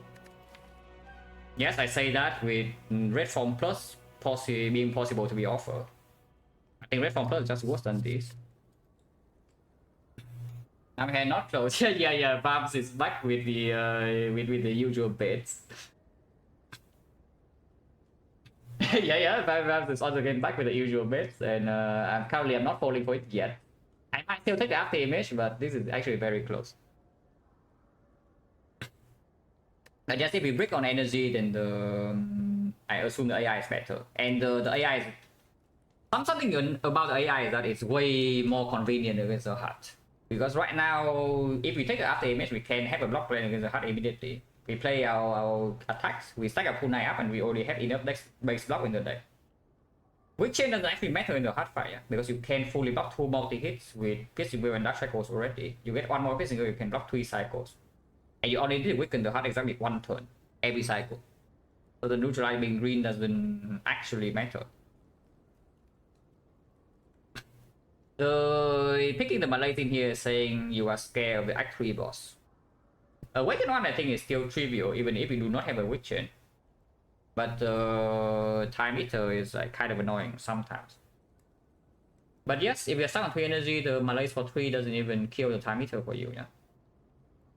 On the other hand, after you mention 3 energy, just play spot. We still strength reset with Dark Shackle, Piercing Wheel, Wallet Plans. So it's probably is the after image plus. But it is actually fairly close. If we have 4 energy right now, maybe I would take the Malays over it. On 3 energy with P-box and the hand probably sways enough for the after image to outperform.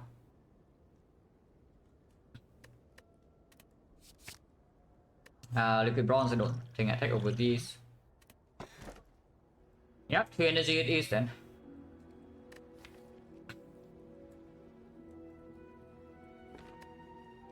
So second back or accuracy.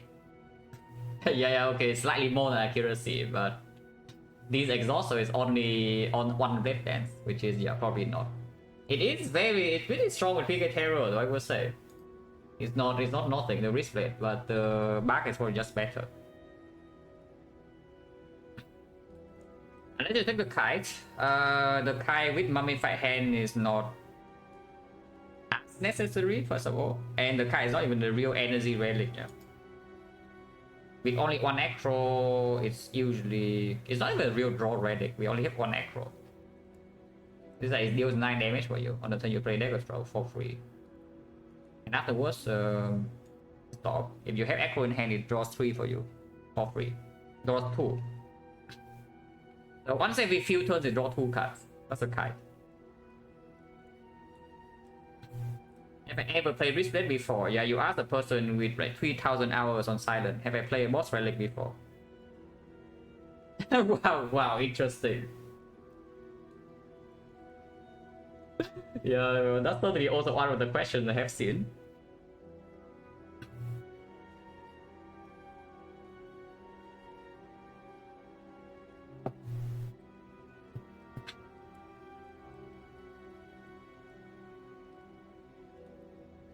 Second bar is just more damage than the wrist blade, right? Even if we see a second blade dance.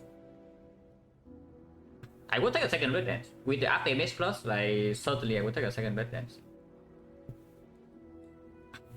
Have I ever played Frozen Core? Yes. On stream, even 1 time. I think 1 time on stream, Frozen Core. Off stream a few times. Pretty difficult to pick after Act 1. After Act 2, maybe, but your deck needs to be really weird to be in the position where Frozen Core is a good pick after Act 2. But sometimes after Act 1, it's okay. Most common case, you have Runic Capacitor and Focus already, but your deck doesn't have Frost Generation. Second common case is that you have a Defect Plus without Frost because you are dying to Hexaghost. And Act 2 you have no Frost, the Gen and the other relics are complete crap, then you can take the thing, and then you can take Capacitor afterwards, and maybe it can do something. Wristblade mummy pen. Oh no, now we are talking. No, that's a real synergy, guys. Why did you say that? Wait, miss out on bullet time wristblade. But yeah, just take it back. Even if the damage actually works, you saw already in the champ fight, right? The freaking blade dance after PK Terror accuracy is 90 damage. So you can make this thing go from 90 to what? The base is 10, it goes to 14. So you go from 90 to 126. That's your boss ready.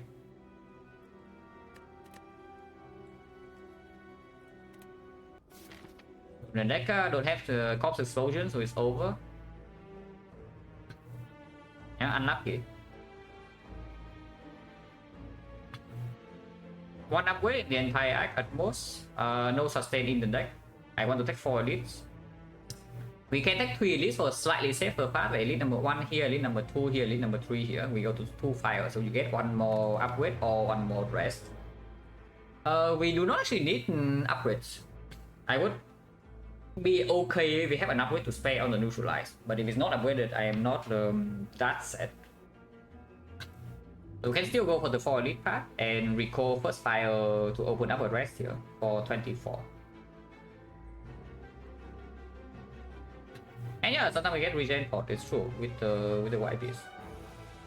Don't have anything to speak for question mark, so I would just go to fights, because we are forcing ourselves into 2 question marks if we go into 4 elites. But here, just in case something happens and we go to the shop, probably not.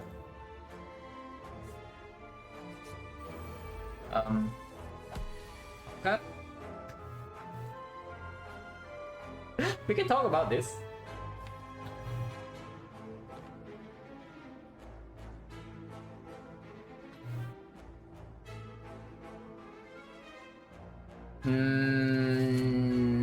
Maybe we can go for the 3 elite path. Maybe. We'll see. Our potion. It will be 2 power, so it's a pretty strong thing in boss fights, even in the elite fights. Like double 1000 cuts, or double ultimate is a lot of block, double football is a lot of block, double 1000 cuts can deal with Retromancer.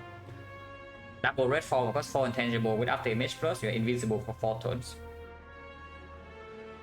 If we do not potion or we just use weak pot, weak for 6, yeah. If we just use weak pot and we block, how much block do I get? I gain 1, 2, 3, 4, 5, 6. 10. I blocked 10. Yeah, that's not very nice.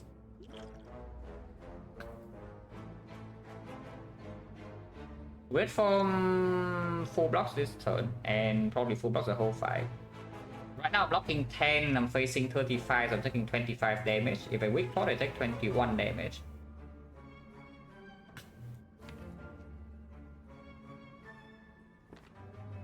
That's a little bit too much with no sustain relic. That's a little bit too much.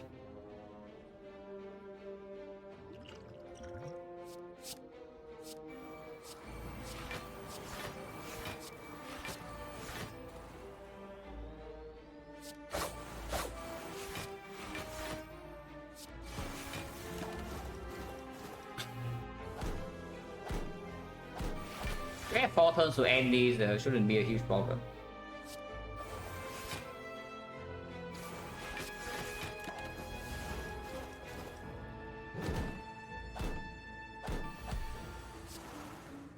Yeah, they're dead this turn. Nothing else to set up.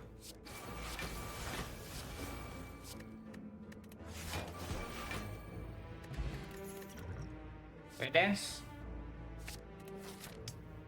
You don't need to go to shop now, yeah. If I did not take the hit.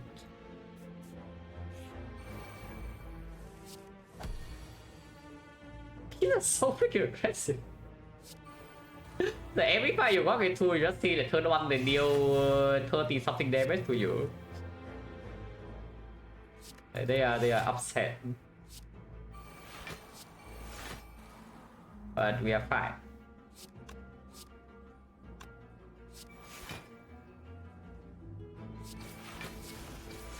Exactly, to on both, that's very cool.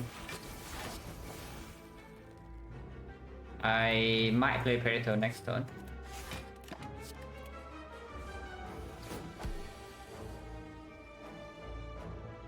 Imagine having energy relic there, imagine. 3 per combat, yeah, interesting. yeah, 3 per combat. Just imagine having an energy relic, guys. How does it feel like?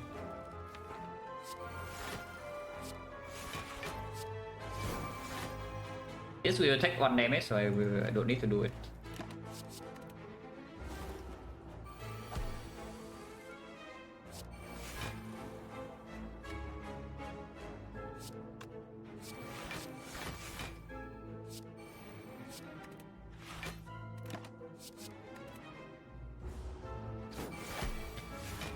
Hello, Byron.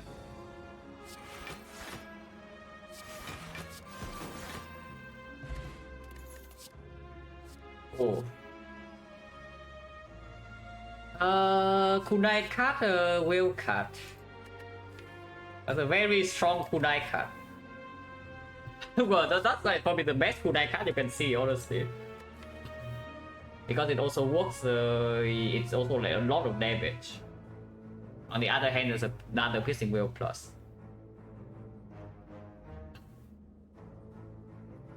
Density, how is it? 1, 2, 3, 4, 5 cards.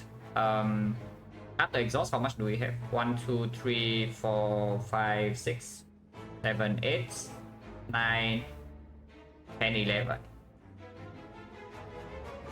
So 5 cards out of 19. With the bullet pen is not insufficient, but I would definitely like more block.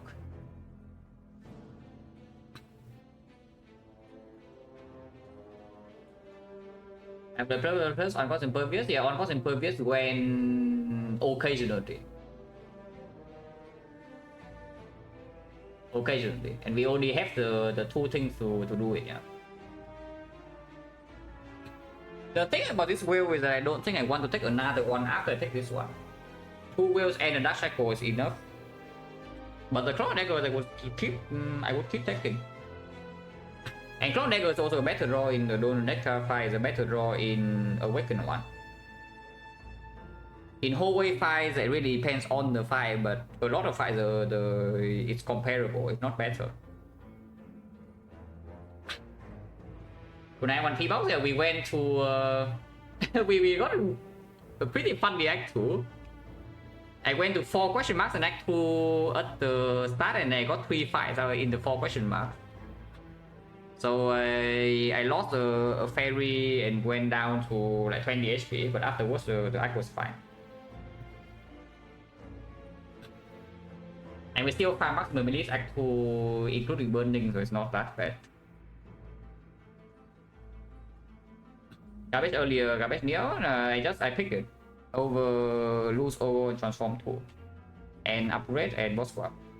Upgrade to slime boss, not interested. Lose over transform 2, very much not interested.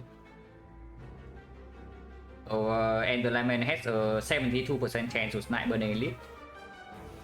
We did not snipe the burning elite. So we lost a 72% roll right at the start of the run, but it's okay. I think the Clone Negro. This is 10 strength, seems quite strong.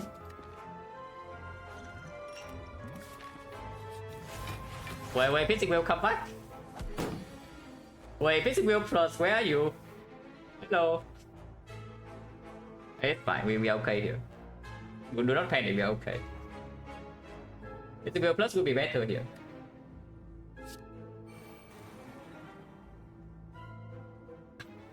How much am I blocking? I need to block 20. So this is not enough, and I just use flex spot.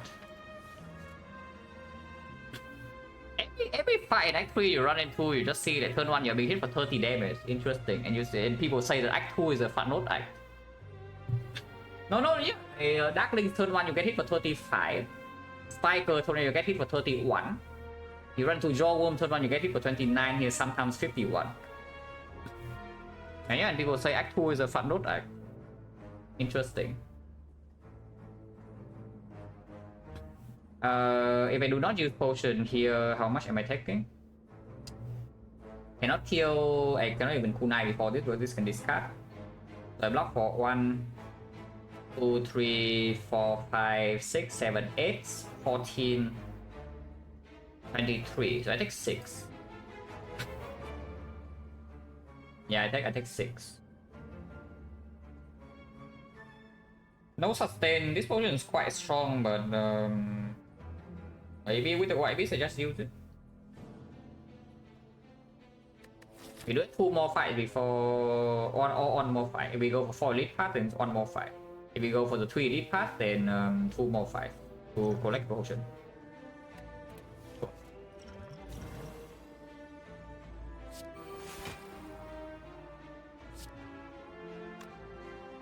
If I use it, then I should kill this one. 51, 124. Yeah. All of them, they all die anyway.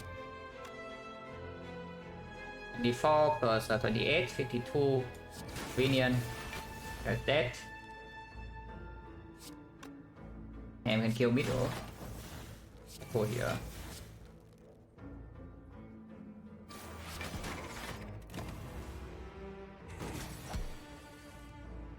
Nothing to set up, so just kill and get out.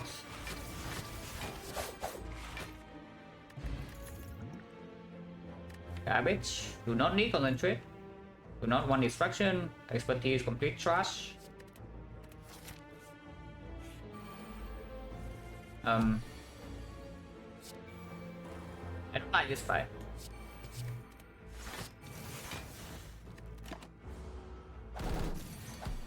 And yeah, again, 27 on third one, but I mean, we do full blow.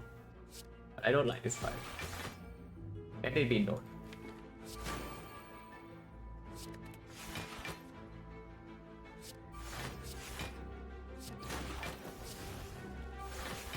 Like one, could have wait pot for 1, I guess. But is not in play yet. So honestly, redrawing this has not been bad.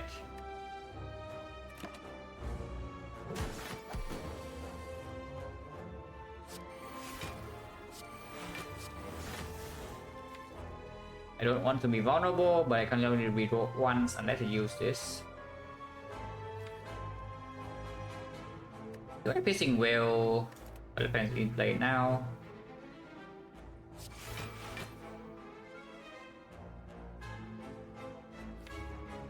That is fine.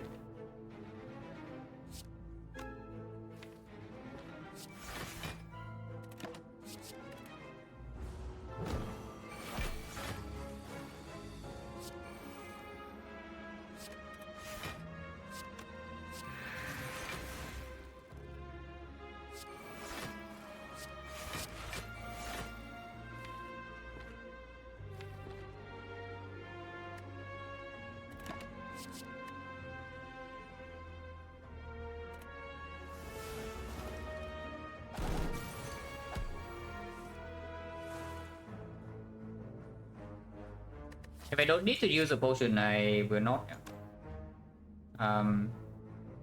This guy's not weakened, I'm vulnerable though, so if it doesn't die this turn, I will take a lot of damage. I probably should potion because I don't think this is lethal. This 110, 110 plus another 26, but we can play this. Is that 110 plus another 26? All of these would inflict 1 poison, so it's 1, 2, 3, 4, 5, 6, 7 poison. It's 136 with. Yeah, it's not enough without the upgrade pot.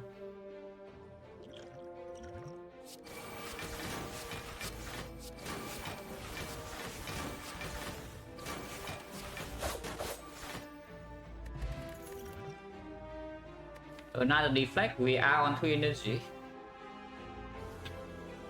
But at some point we do need more card draw.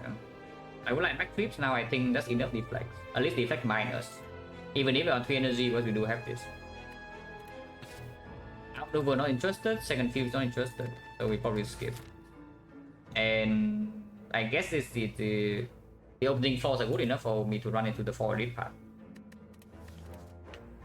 Let's walk into the 4 elite path then.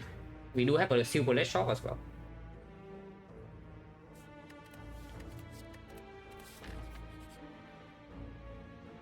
No! My poison staff. Not my poison staff.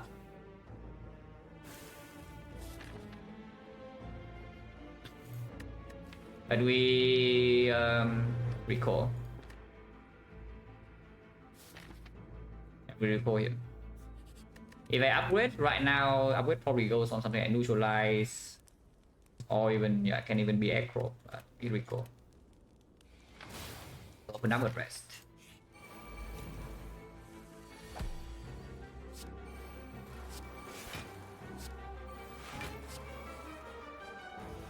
Interesting hand.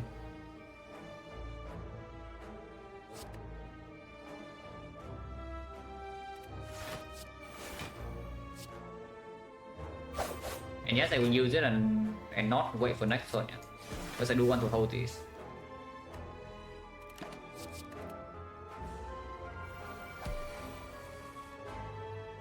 Besides Monster Giga, yeah, for the Retromancer, right? I agree.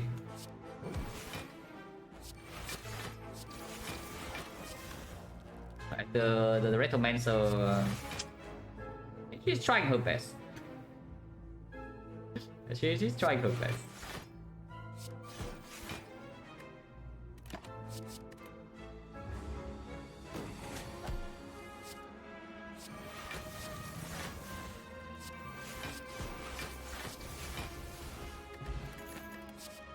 Oh, that's sweet. Bullet time is here, but we actually don't have energy issues. We have draw issues and we don't have a weak chain. And here's the leg sweep. This one I take. Catalyst for sometimes give us 40 gold. No, okay, not 40 gold. It's like still 20 times whatever you can kill. This version I want to keep for sure though. And this version is probably a better build out than the Catalyst. Oh yeah, it's not affected by the back.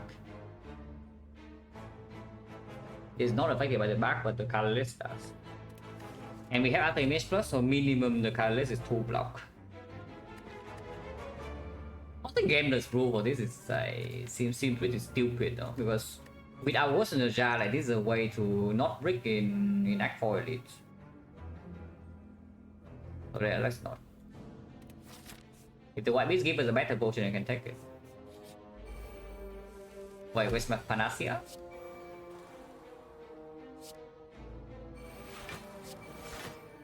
Yeah, where's my Panacea? Pretty scary. This fight is spooky as hell actually.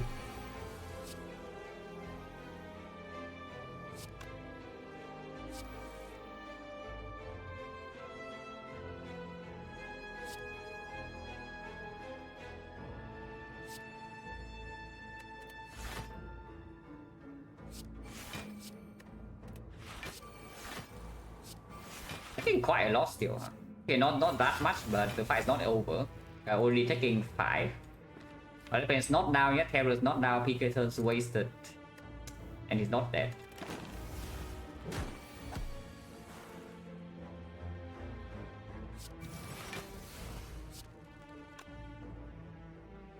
Need to block 18, which we maybe can.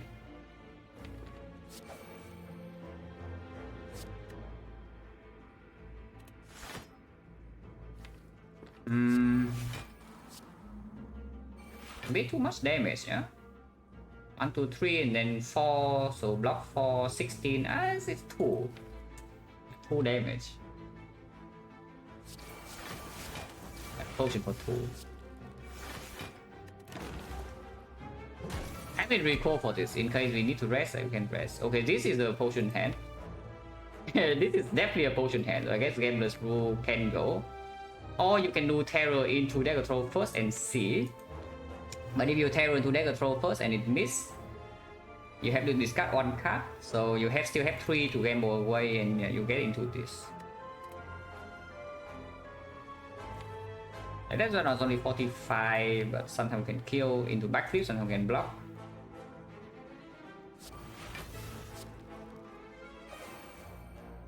That is a brick. Yeah, that's a brick.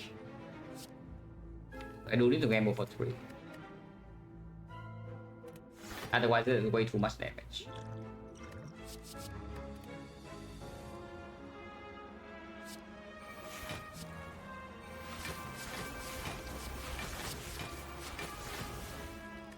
Now that's our gambler's brew gone. Is a blur. Is a second accuracy plus, which actually is quite decent. Blur and 3 energy, not amazing, not terrible. After Wallet Plane down, we don't need the blur. And before Wallet Plane down, you don't have enough dexterity for the blur to be good. They will only turn out accuracy plus. Yeah, that was before. That was when we have 1 Blade Dance. Right now we have 2 Blade Dance plus a Chrononeger plus, and we know our damage is going to be shift.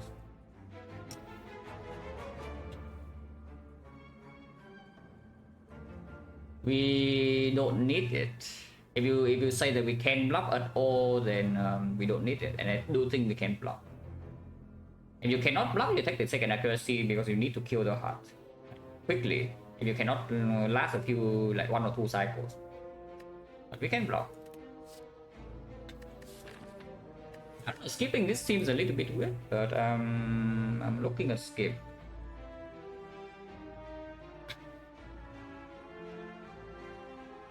I think blur is not bad for Time Eater, I guess. Time Eater is annoying as hell without my lace.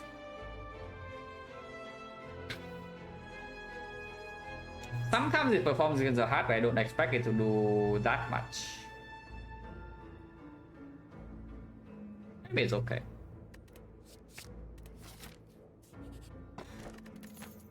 Good. That should be in theory a free fight. In practice, who knows?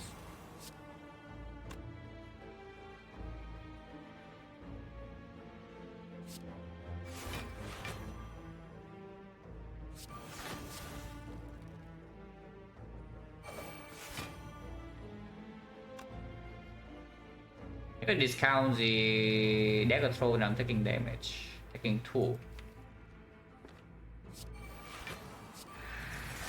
2 is not the worst thing to do, and I do want to play the fumes.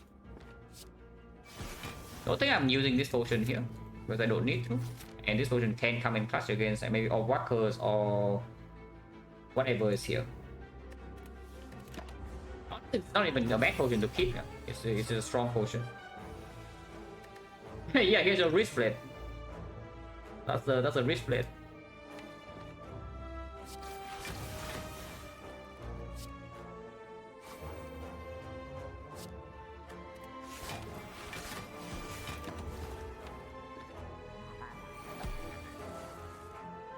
Very good draw though. Next turn is already a big hit, and we don't have a weak chain, and we don't have PK or accuracy yet.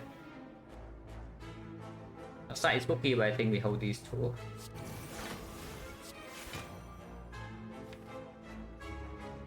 Might be concerned or not, but we are still playing on 3 energy here.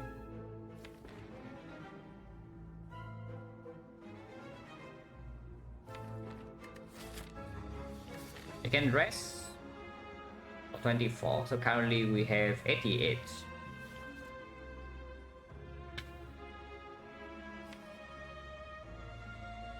Be concerned. 30 we can block, but the turn after we cannot, so it needs to die. Wait.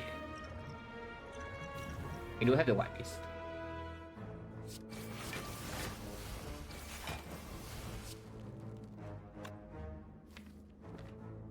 I mean, you can also go all in with damage this turn and do like neutralize the dagger spray or attack, but don't think it's a good idea.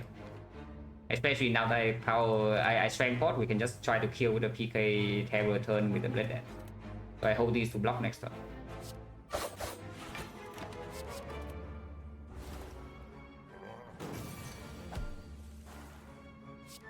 If not draw the PK, that's annoying. If I do not draw PK this turn, then I guess we try to block next turn still then. can't do that.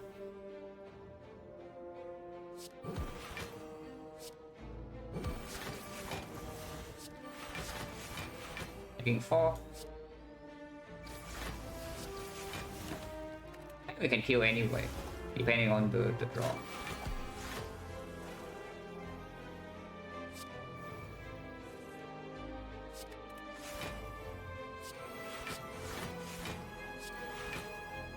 Need to kill, I guess. But you can kill.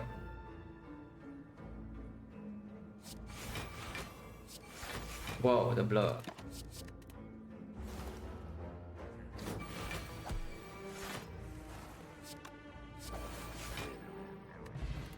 Ninja scroll, yeah, that's fine. But one dexterity. A little bit more with this. We have after image plus. So even against medium death, it's not so bad. Not dodge and roll on 3 energy. Not the worst thing, but it does make our damage slower, yeah, for sure. And again, it's only strong after wet kunai. It's do I need this against the heart or not? We have to play a long fight. Right now, I don't think so. And early turn is not a good draw, so probably skip. Right.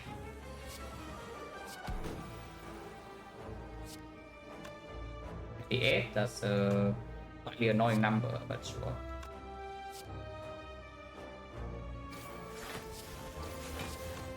Wrong order.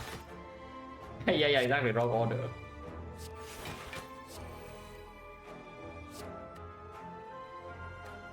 You can play this.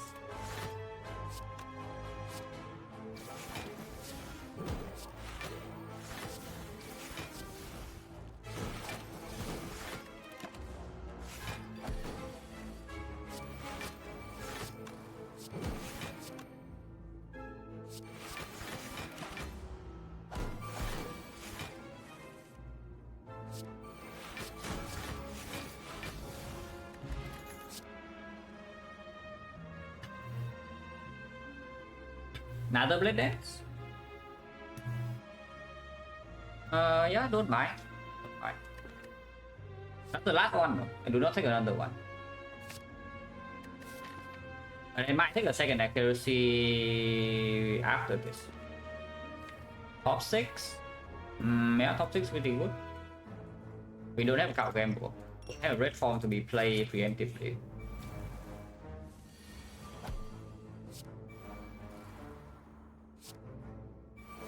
Wow, chats. Amazing job. Taking damage currently, I can do top 6.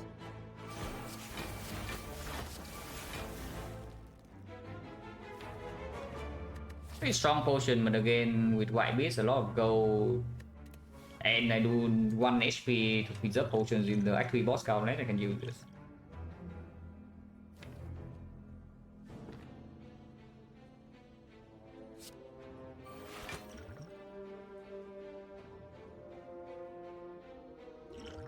Play this. And I guess I can play 1 ship for the kunai stack and then use this. Not that it matters. Top 6 will full block.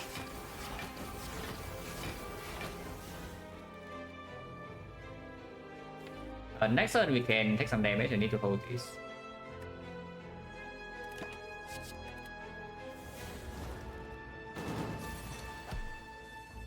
But I didn't think about top 6 when 1 HP fucking fast levels, yeah.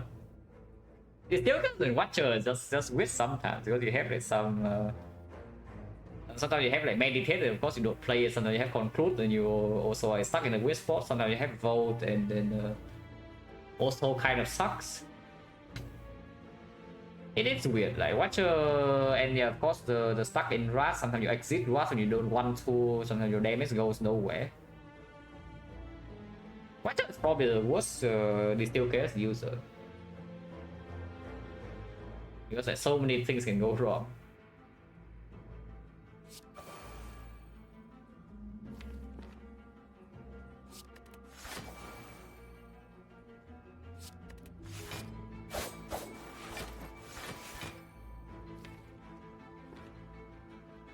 Probably play this.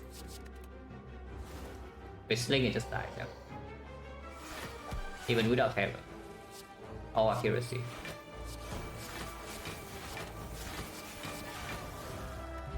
The Specimen. Ooh. Tough. Man, this is also like, these are all green.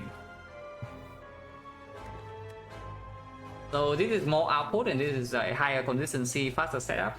And I don't actually think we need more output after setup. So I will just take the prepared. You can take the escape plan.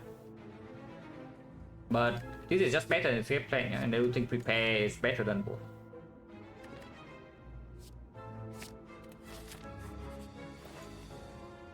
Shield card, still positive. Accuracy on sale. The fish. Regen 20. Yeah, I see regen 20 in the shop, guys. That's some interesting stuff.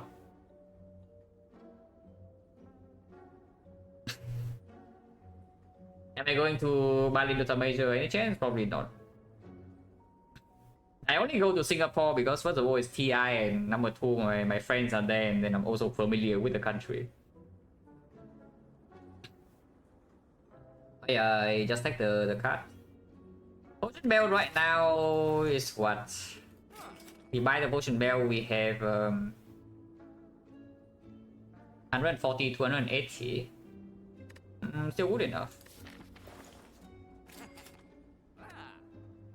We can buy one regen potion, don't think we need two, but we can buy one regen potion because this is actually a good potion to hold for Act 4. And try to run Hard Solution regen 20, yeah, it's strong, it's strong. Don't think we need more than regen 10 in this one, at least though, at least. It's good though, it's certainly very strong. I mean, we buy this for sure. I'm just that afterwards I don't know because we can still remove a card. Right now we have 200, only 260. 260 remove 160, so probably not. We don't remove twice ever, so we just remove or attack in Act 4. But I am decently interested in the accuracy plus. After taking a third blade dance, and now we have Ninja Scroll. So turn 1 immediately it works. It's so strong though. If we buy this and this, we have what? If I buy this, we have if I buy this and this, 63, yeah, 63, we have 37, 67, so 130. We cannot do anything in Act 4 shop besides remove. Or a potion. You can buy one potion, we can remove. We get one potion from this elite right here to replace the 5 potion. And in Act 4 we use that potion and then we have the thing. And we enter the hard fight with 20 regen and do 1 of damage. 20 regen just like insanely busted. And a potion, yeah, I know. We are using this 5 pot in the elite fight here. We get a new potion back and then we carry it into Act 4.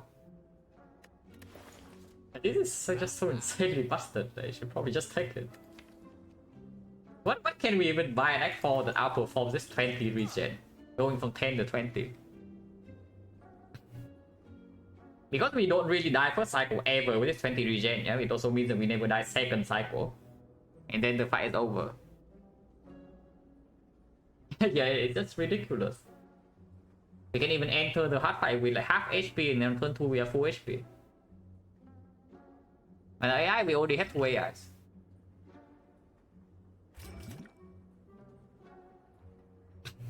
And yeah, I guess I can buy the accuracy on sale.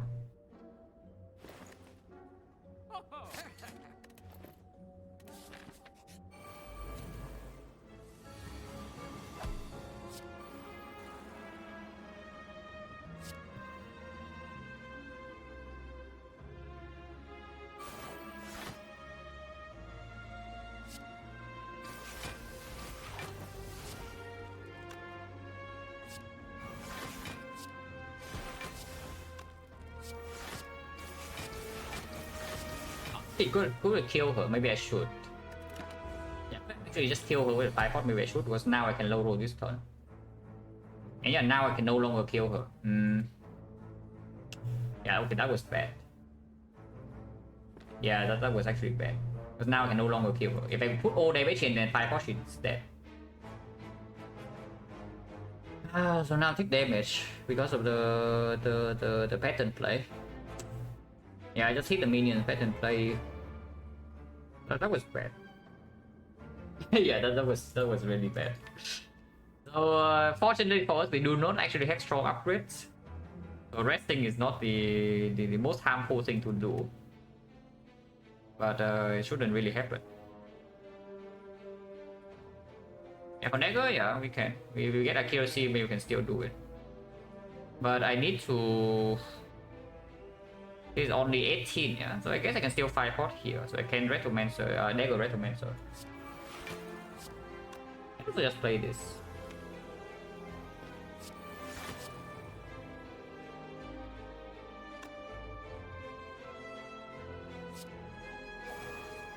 Yep, the brick, so we take 20 damage here.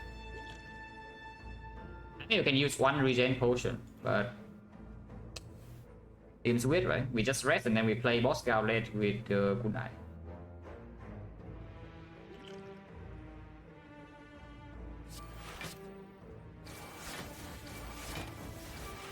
Whoa. Oh man, you did not see that one coming.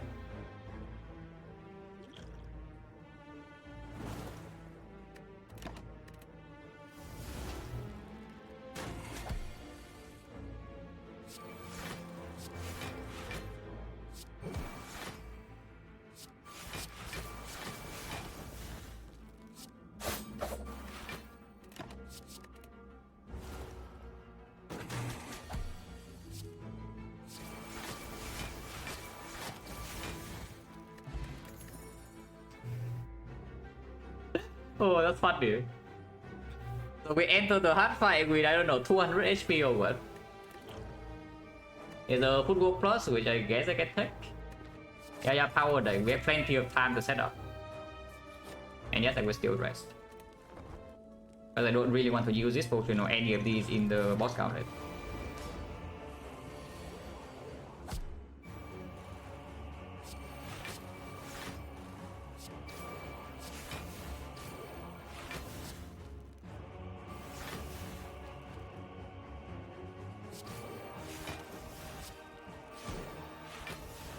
Order a little bit, but I guess it's fine.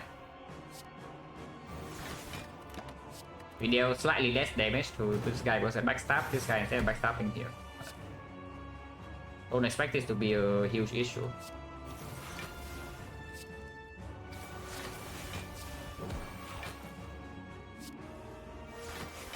Whoa, look at the blur go, yeah. +1. Wow, insane.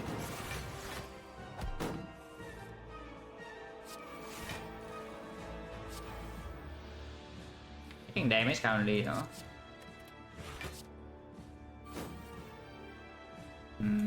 That's not nice. Bottom lacking some pretty good cards here.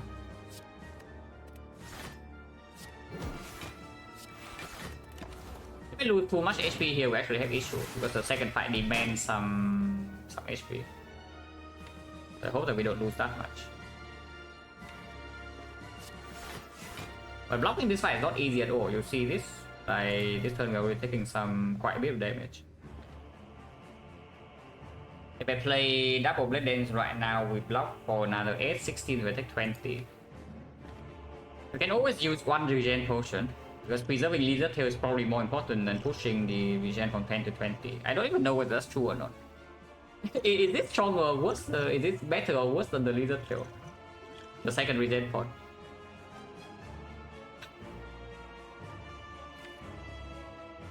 Yeah, actually unsure.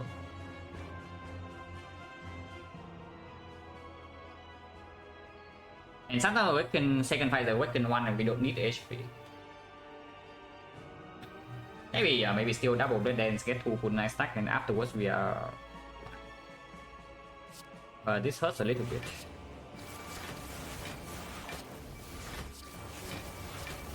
20.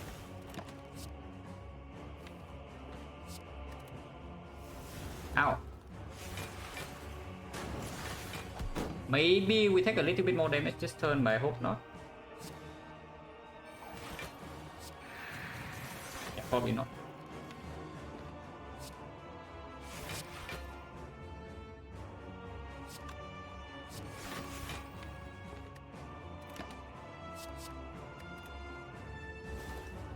Maybe could play the on shift. Like, yeah, shift redraw doesn't really matter, even if it's probably positive.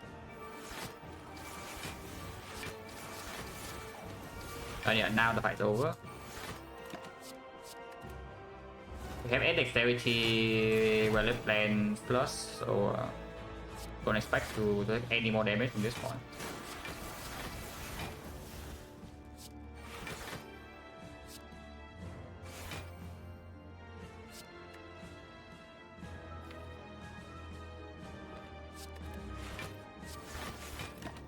Overblocking, but that's fine.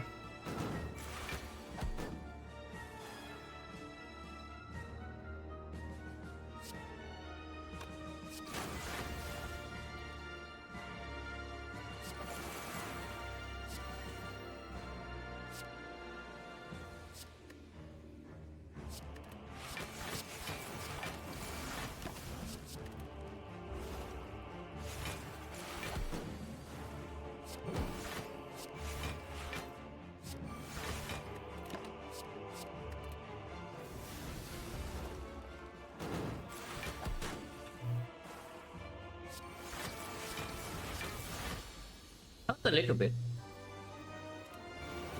39 should be enough for this fight, even though we play quite a few powers. We don't need to play all the powers though. We play after image, we play valid plans, we don't even need to play footwork, but we can. And we can play on accuracy, but we also don't need to.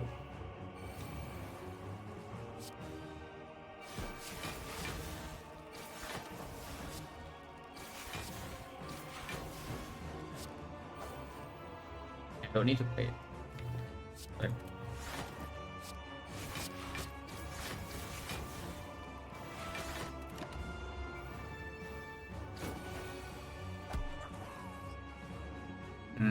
That's slightly annoying, but we can shackle next turn. Need to play Venom. We take quite a bit of damage this turn, but shackle next turn blocks.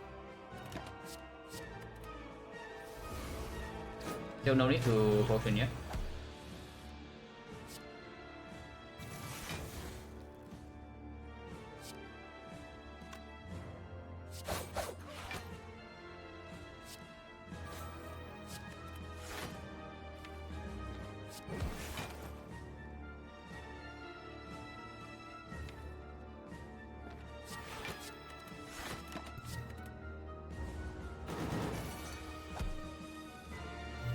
Error first half probably, so that second I can push to this point by play all my powers like quickly. Also I don't want to redraw terror if I don't play the powers.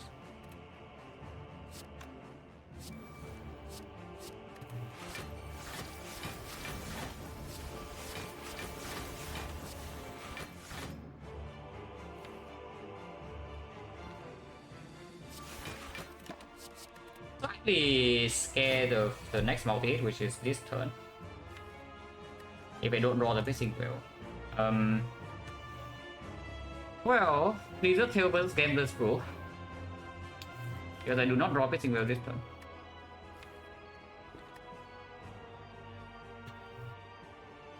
Because this is not full block. We don't even barely survive. Even if I use a potion, we barely survive. But I think Regen 20 is better than the Gambler's Rule. But maybe I'm wrong.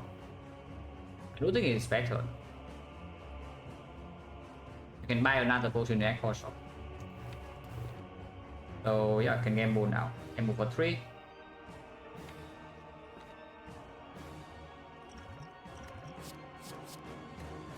The shuffle in the PK.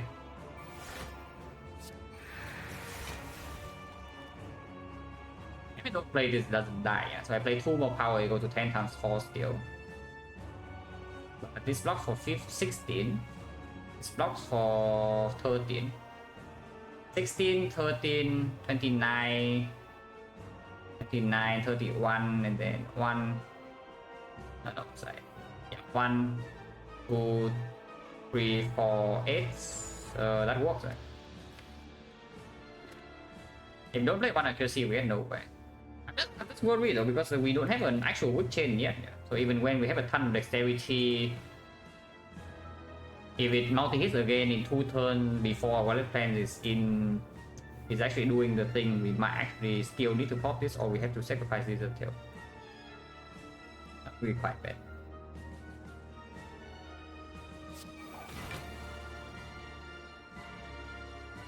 Double check, this is also 40. And we play 1, 2, 3, 7. I go to 10. Go to 10, and then this blocks 13, this blocks 16, so we take 1 damage. But next turn we are safe because of dodge and roll.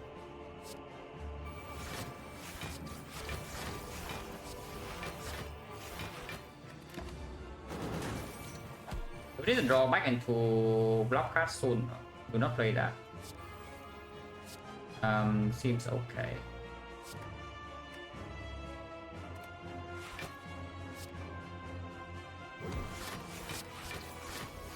I want to blur next turn, not this turn, to block the next multi-hit. Now it multi-hits immediately, but with these 2 block cards, I don't really die ever. Yeah, to this hit.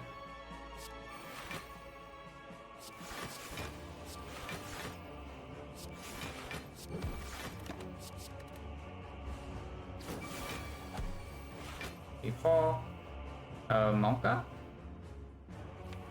Wait. Maybe we actually met in this fight and I didn't realize. I mean, we don't die here, but because I set up the blur last turn instead of wasting the blur 2 turns from before, yeah, but that's a little bit too spooky. That's a little bit too spooky. We need to be able to play these things, and then we are actually okay. But for now, too many bricks in the deck. We don't die here. We don't need to potion either. But kind of sucks. And I cannot play war attack either. I need to play this first, so I don't even get kunai stack. So we lose maybe 10 here.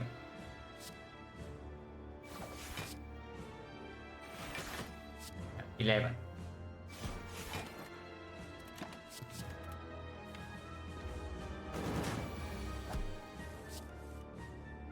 Okay, now the fight is finally actually over. I hope. Because our weakness chain is still 3 per cycle, and we do it 2 powers and redraw we haven't played. In second half there's no terror, but we have double accuracy.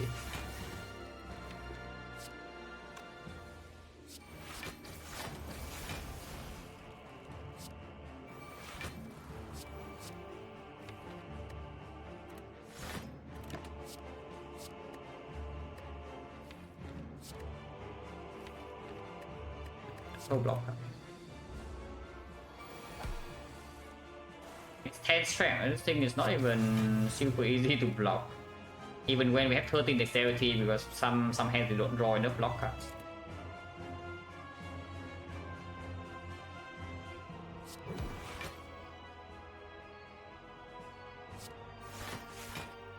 Interesting hand.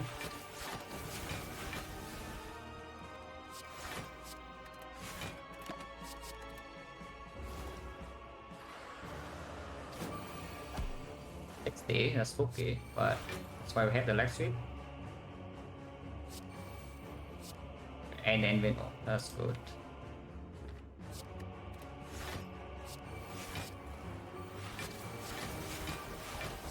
We need to kill it fairly fast because this is not super sustainable once it's shuffled in voids. But that's why I take a second accuracy as well. 45, that's fine.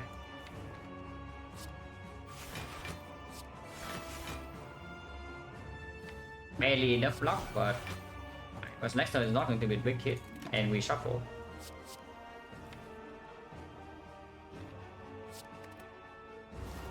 And it should die soon.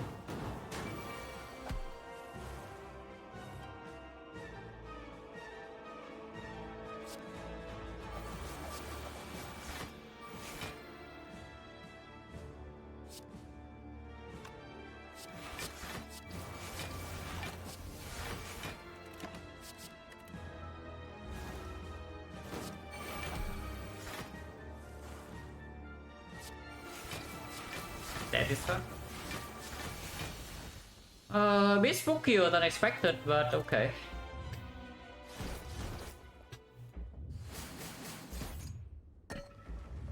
Then we break two critical multi-hits. So rest for 17. But let's upgrade on something that's not actually very important. Maybe the leg sweep or the neutralize weak chain or the setup for energy. But we just rest for 17. If it can preserve both of these in hard fight, I think we have it.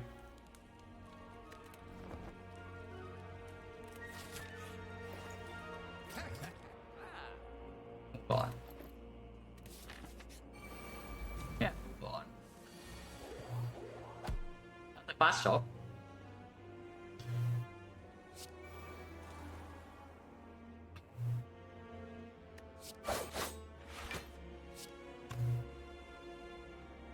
We can get on here, but I don't mind that much.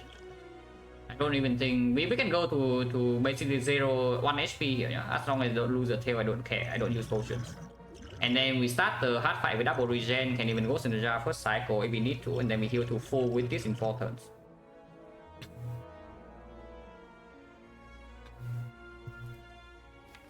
So I don't mind losing a ton of HP here as long as I don't actually lose the tail. For that to happen, I think we should try to kill this guy. His accuracy.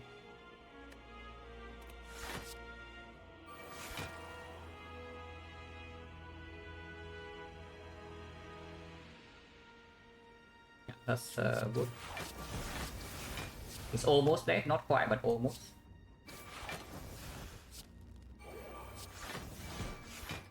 Next turn, I'm willing to take even 40 damage. Is okay. As long, I mean, I'm not willing to take damage, but if I have to take the damage, I don't mind that much. But turns out we don't even take the damage, so that's cool. But now we need to kill this guy 41. Hopefully not too difficult.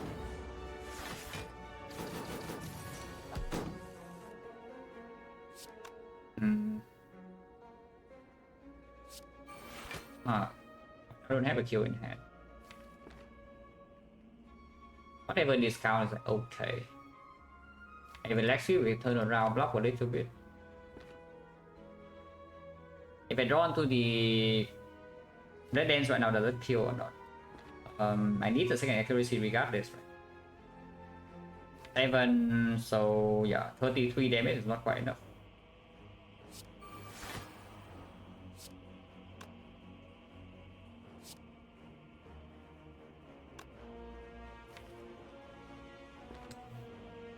Damage control is Predator leg sweep, but even if I echo into a miss, I don't really die this turn.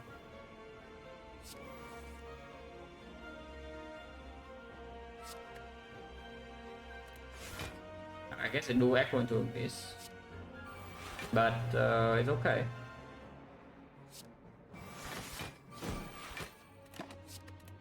Taking quite a bit, but it's fine. We have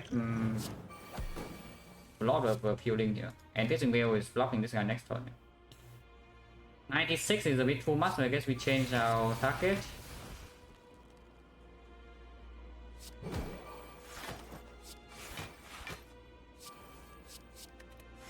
Turn PK and we just kill this instead.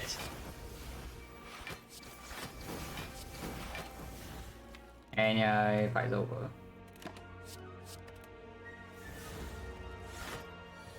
And in the hard fight we have regen 20.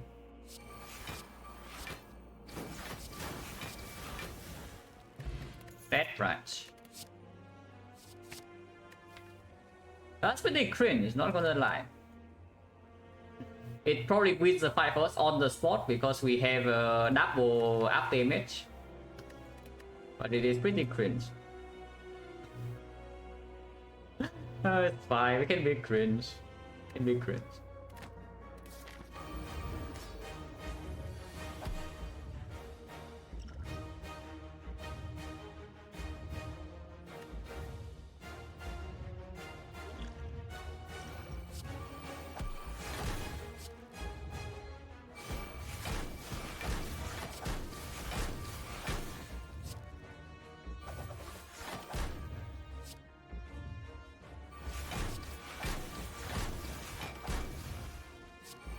Because it's, I mean, of course, it's exceptionally strong. Yeah?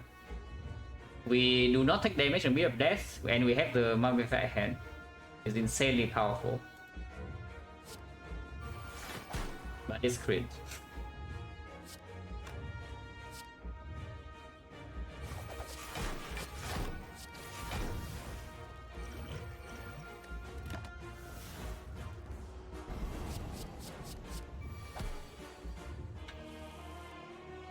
Whoa, guessing will. Oh.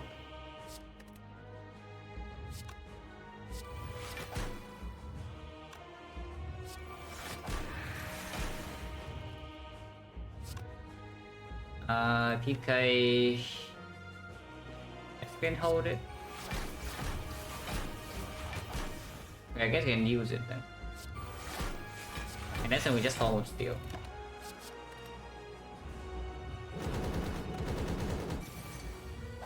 That's why I cringe, because it turns it's not even super interesting. Yeah? I'm pretty sure we only win the hard fight regardless, but it turns from our preparations into nothing, you know. It's like we prepared from last act. Like loop up damage to scale up kunai, and with double regen we survive 2 cycles easily. But now instead the Deadman just kills this thing for us for free. So that's pretty sad.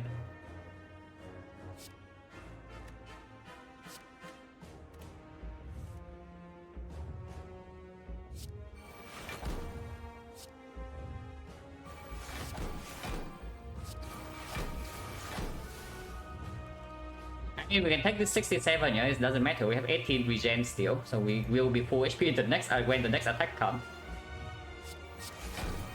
Like we just max out damage and then do whatever. Yeah, Catalyst. Yeah, you can play Catalyst after. Let's draw. Yeah, the void. Get we outplay ourselves. It doesn't actually matter.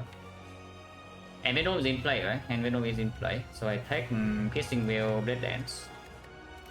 Yeah, minus 60, minus 55. See if I can. Yeah, minus 55, see if I can, because I probably don't. But this Storm of Steel is a bit too much, you know, so let's not play that. You can probably play it, it's just that we don't have weakness for the second cycle, so the multi is a bit difficult to block without the will. I mean, of course you have this and you have this and you have 17 regen, so everything's fine, but playing properly, you do not play the Storm of Steel here. I guess I would. I don't even hold it, yeah? Because I need 2 attacks next turn guaranteed to shoot artifacts, so I hold the Blood Dance instead.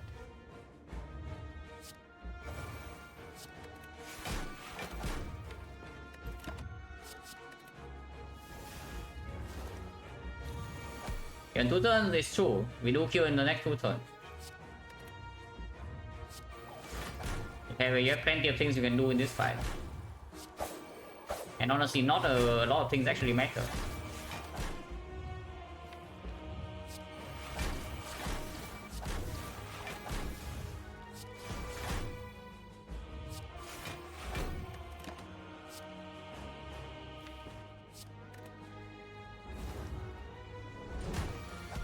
Yeah, still half HP and we have 15 regen.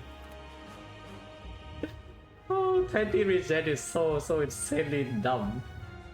But whatever, we don't need it even. And it is very, very stupid.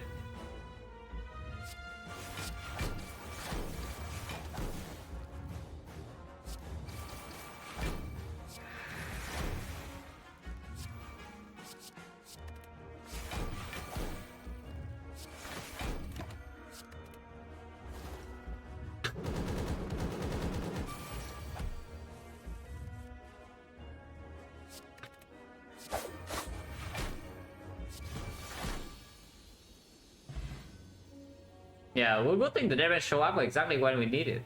It's true.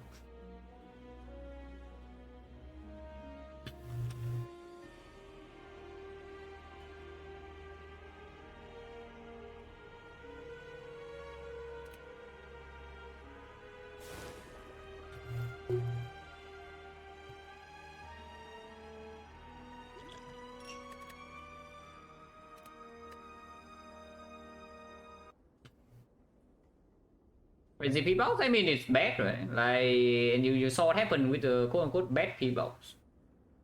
This P-box actually can kill us in Act 2. But we had enough early game power from the white beast and the other stuff that even with such a low roll P-box, we are still fine. And after you leave Act 2, the P-box low roll suddenly become completely fine. That was a bad P-box. But yeah, if you honestly, if you do not have white beast, click by blind clicking P-box here can actually kill you sometimes. Yeah. I would say that you do not win all the time when you click this. You win most of the time, but not all the time.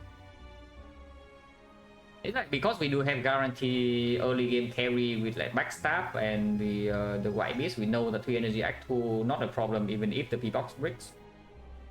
The P-box breaks, and we are fine. And so I think I lost a Lament on Silent like not too long ago, so it's no longer 100. And also, I mean the yeah, here's a boss relic, guys. You want to see a boss relic? Yeah, here it is.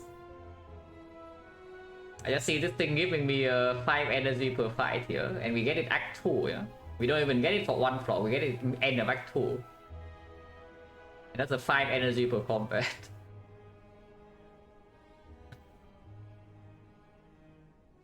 Without continuously playing good idea? No, it's fine. You probably still click the P-box, but you need to click the P-box with something in mind that you can die in Act 2. You only don't click the P-box here, you click energy over P-box if your run is looking very, very favored. If you're extremely strong. For later, yeah, not for early. If you're strong early, you click the P-box. But if you are somehow extremely strong for later, and you just need to survive the run, and you really need energy somehow. For example, you have Beat the Bone, Nightmare Red Form, then you do not click the P-box. But if you are not winning maybe like 95% of the time by the time you get to this screen, then you click the P-box. Yeah, basically you need to win more than 95% with another boss relic to click it over P-box. Yeah.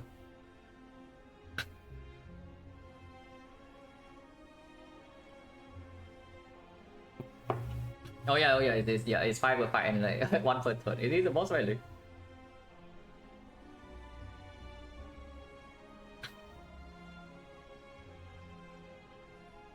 But I will tell you this is that do not expect this to always be good. Because in very rare cases it will kill you in Act 2. And it's strong. On average it's extremely powerful. I think it's silent. On Defect probably also. But on Watcher of course, but on Ironclad yeah. A lot of the time energy relic is actually better on Ironclad. Because your win percentage by the time you get to this point is already fairly high. And the P-box also is a worse relic called relatively to the other characters on the Ironclad.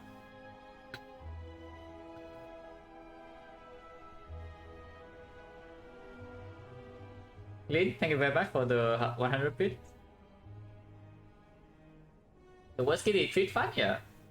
No, don't worry, he gets plenty of treats. It's not it is not very common in Asia that you keep. It's really not in Vietnam. Is that you have a pet and then it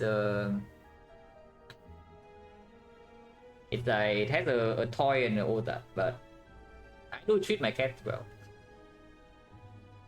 Oh yeah, it has a toy. I spend time with it, and yeah, of course I feed it properly. So is it with me that P-box broken? Yeah, okay, we can check. Yeah, if you want, I can show you my P-box start after Act 1 with Silent. If you want to disagree.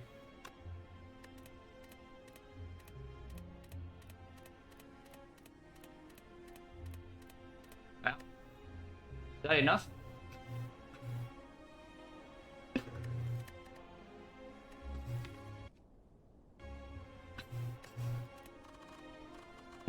Yeah, those are P-box on Silent.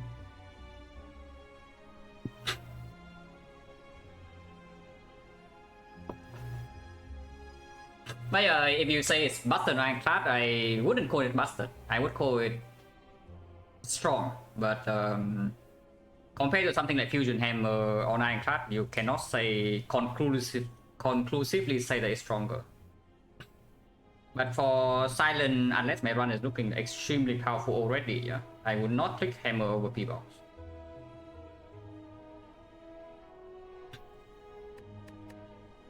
Right, I take short break and then we can do Defect.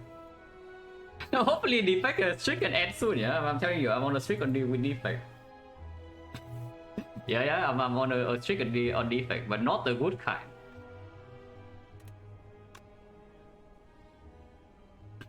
So hopefully the streak can end soon. Hey, be right back.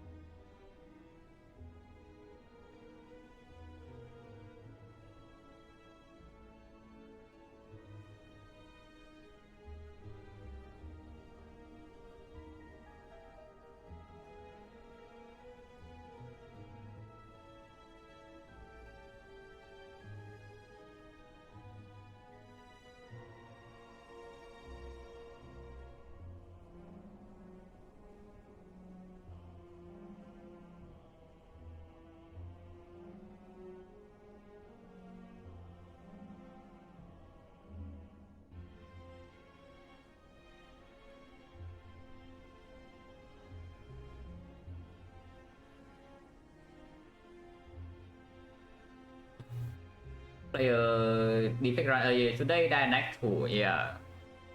Never happened to me. Never Dynamic towards Defect. Oh, that was pretty sad. Okay, almost clicked the wrong character, but sure, we got there. It's like my natural instinct, you know. You know when your body feels pain, it's like it's trying to signal you that you're in danger and you should stay away. And when you reflexively click Silent over Defect, maybe my brain is also trying to tell me something. Also, yeah, no swap. This one is going to be annoying because I already see that I got to swap. But remove one strike is not the worst thing. Transform to very much not interested. Yeah. First of all, it forced me into the shock, and secondly, again, transform can easily break, and the cost downside is not exactly an amazing thing for Defect later. Remove one means that we have to fight the elite without a shock, Or you can go for 2 shot, but for 2 shots pretty weird. I mean, no, don't do max HP or remove 1. Like, remove 1 is not a very high value bonus, but it's acceptable. You can choose between 3 or 4 fights, so probably you get a potion here, but yeah, no guarantees like going to the shop. But we are fighting Hexagons, so I think if we lose a little bit more HP is okay. And the second elite is optional. You can do here, fight number 1, fight number 2, fight number 3.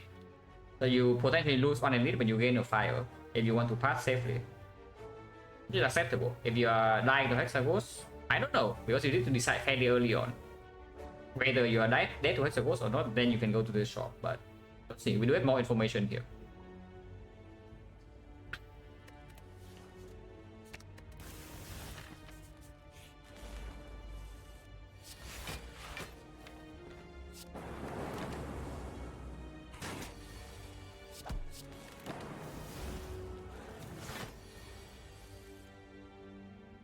Next turn, no guarantee lethal, but close enough.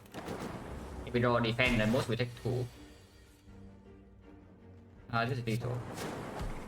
Actually, yeah, it's guaranteed lethal with the second one. Okay, 5 cost, very good. So Nob is dead. Whoa. Okay, we pick all these over Ball Lightning, yeah, but what about against each other? Yeah, we pick all of these over Ball Lightning, but about against each other. Oh, that's tough. My gut feeling is that chill is the best. Because yeah, it outperforms the cold snap most definitely in basically everywhere. But against the cool head, the cold will become better. Maybe in Act 3, but it needs to be late Act 3, and then Act 4 is stronger than chill. It has to be snap? Wait, is it? Yeah, I have 5 pods, so there's never cold snap here. With the 5 pod, I'm definitely not taking this over this or this. I think it's chill. Strongest in hallway fight as well.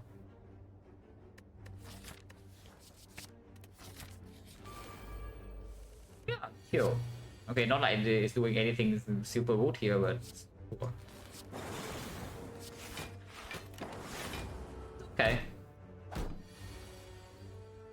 Defect sucks.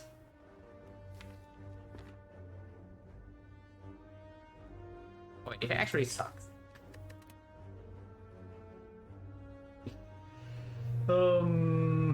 Interesting. Cold Snap will kill this turn.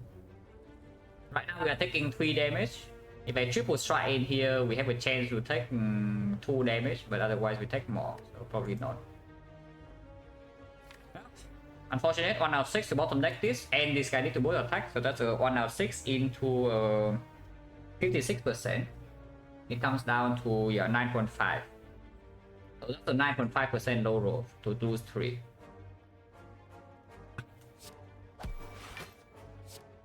Pretty sad.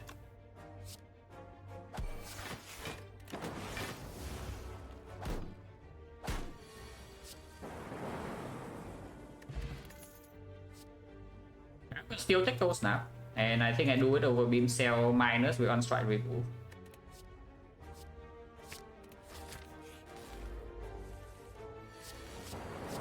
This fight should be 0.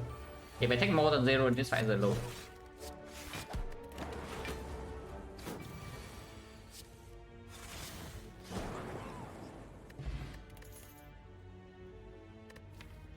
Don't want any of these garbage. I mean, they are block cards. But yeah, block card. If I take anything for Act 2 to prevent most relic bricks, maybe Steam Barrier, but we still need to not die to Hexagons. It's okay, the barrier is quite strong for this floor, and against the entries you don't need it. But against Lagavulin, Lagavulin's problem right now is actually we don't have enough damage, yeah. Not that we cannot block. The chill is not recurring, so single cold snap doesn't block second cycle that well, especially when we have to play that to deal damage.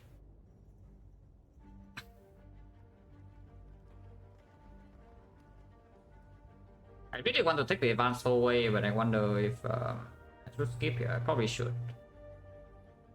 I probably should. It's a little bit too early to pick up Steam Mirror for Act 2 when it doesn't even... Yeah, into the knob, like 5 is covering 20, and it's only 20. It doesn't kill the knob outright or anything. So it's definitely possible that I bottom deck my Zap, dual cast, and whatever, and then I still take to a hit from the knob even with 5 pot. Like right now, my deck does not have enough damage. So let's not. Do take advance away. And dual cast give me no direction.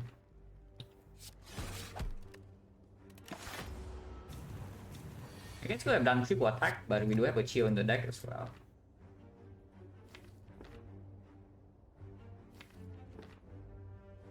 Evoke 2 Frost and then block. Be better. If I do Zap instead and evoke, sometimes it hits here and we are happy. Actually, no, it's only 2 Frost, so I cannot evoke this either way.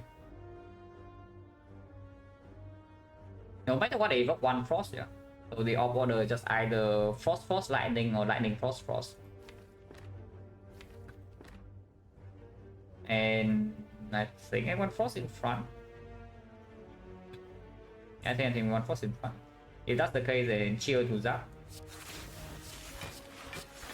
Agree.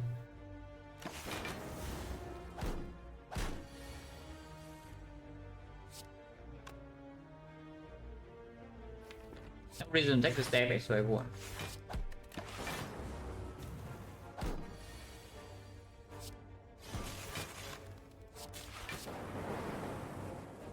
No potion, potion 60. Frost cut, but Bullseye, I probably take this Bullseye.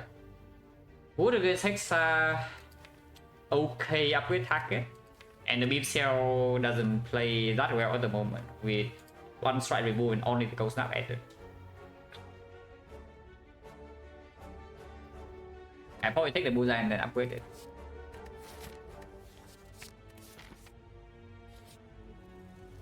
Okay. We cannot fight Burn Elite. Don't think we need to give up the goal yet though, because the second it is optional and sometimes it's healing. But you can go here. You can go here. It's a 2 elite act. You get to spend your gold in act 1. Still 2 fire, so it's slightly less value than this, but in exchange you get to spend your gold. I need to be so eager to spend our gold. But yeah, fight Burn Elite. Bullseye. We'll see where we go after this. Sentry, you have chill, the Bullseye doesn't play. I'm willing to fight hot though.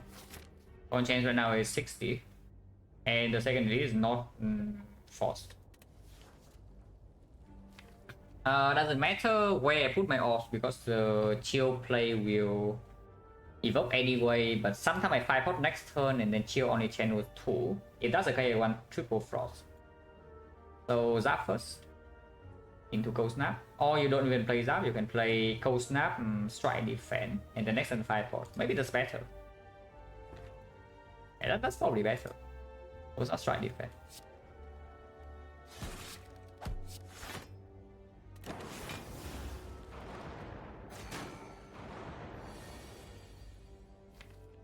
Yeah, bottom deck chill, so next time we only channel 2 frost. That's fine. Bullseye here, 5 pot is a kill. Into double defense.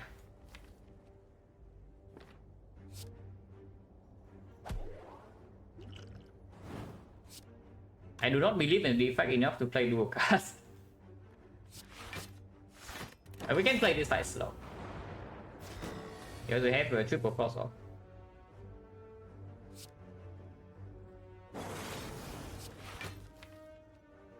So 1 defense full block, cold snap full block. Take 4 per turn.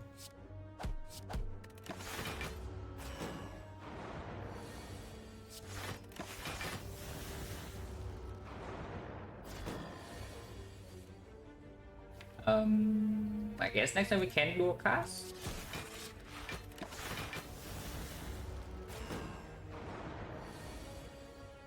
Next time Bullseye guarantee and there's no kill here, yeah. So we just try here to not waste damage. Keeping an effect doesn't matter.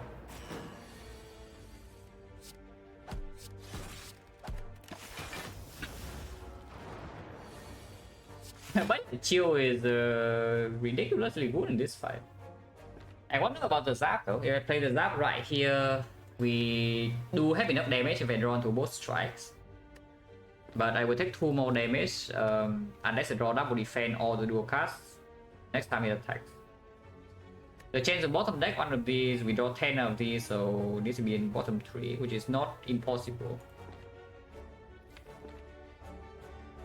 Let's play slow.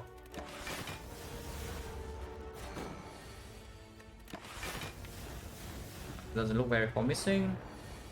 I guess it's fine.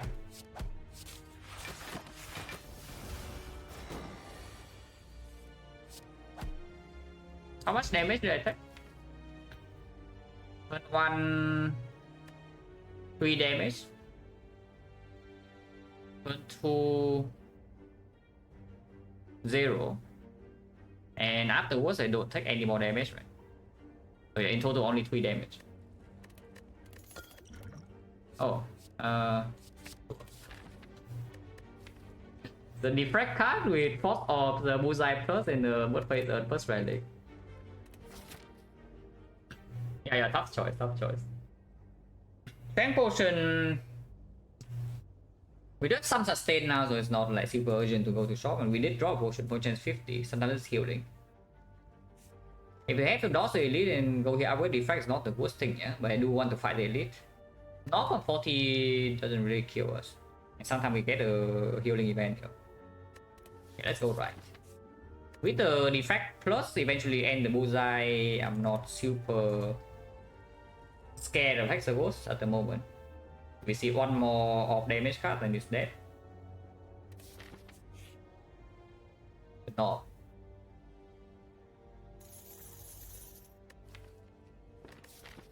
I mean, if we fight this knob, we get a little bit on and then we can go here and upgrade Defect. That's not the worst thing.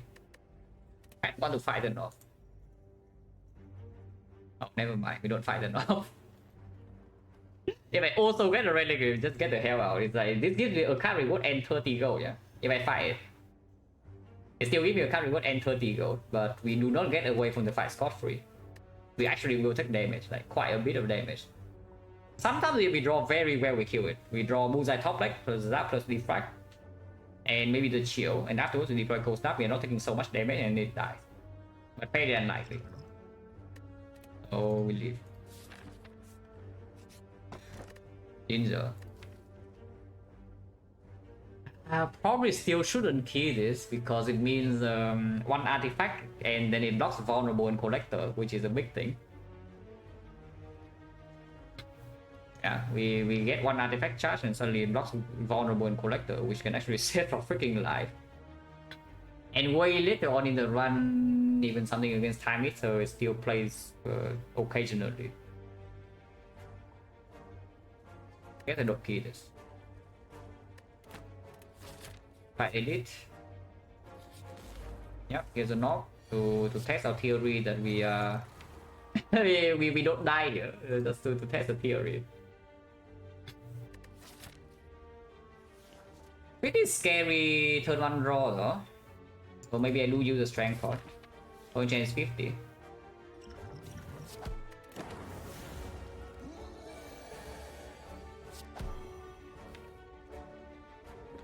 No Cold Snap on turn 2. This is 12 damage. This is 8 damage. This is 26, but we lose out on 12, so it's 14. I can never kill next turn, man. If I do dual cast here. Dual cast Zap, for example, is more damage, right? That's the line with the most damage. Dual cast Zap. We deal 26 plus another 12, that's 38 is at 38 is at 26. 26 next turn. No, we need exactly dual cast here. Or Bullseye. Bullseye would kill. So Bullseye dual cast and we can kill. Otherwise, though. We do need to die in 4 turns, though. So, am I forced to play a skill here? I can just play Try and Pass. If I just try and pass to block maximum, yeah. We take in total 32, but next turn this blocks for 3. If we draw another strike, I can block another 4. Then oh yeah, by the way, I click adventure knock because if we lose the fight badly, we can still go here and be okay. Not that we always kill the knock cleanly. As you can see right here, we're definitely not killing this knock cleanly. Let's draw order is quite bad. But if I just play the strike and we deal this damage, it's going to be 66, that's 18. 18, 26, 26 is a 38. 38, next turn another 16 is a 22. And dual cast redraw, it should be sufficient. It should be sufficient. So either I do zap and dual cast to try to have a kill next turn. If I fail to draw a kill, I might die because it gets 6 strength. So it hits me for 14 into next turn is 33. Oh, I just play a strike and accept that next turn I take a hit and then quick kill over 4. I guess I do that.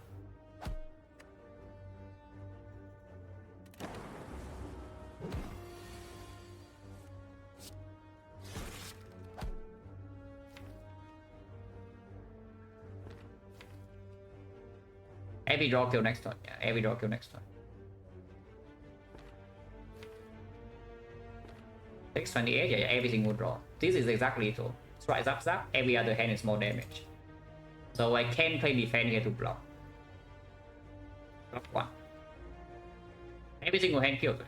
Double check. This is if I don't kill it next turn, I am dead either way, but I can still count. That might not be true. I can play triple attack, so we take 21 here. Triple attack next turn, block 7, take 17. So yes, I will still die. But I'm pretty sure every single hand kills next turn, so we have no chance to die here. Worst possible hand is zap, strike, strike. And that's dealing 16 plus another 6 or 22, 22, which is 12, so exactly lethal. So that there's no lethal chance this turn, either way. The only chance to have lethal this turn would be if I play zap and dual cast, but it opens up a chance to die here and pretty high chance. On the other hand, if I play like this, I never die. And will still kill. Whatever, yeah, kind of.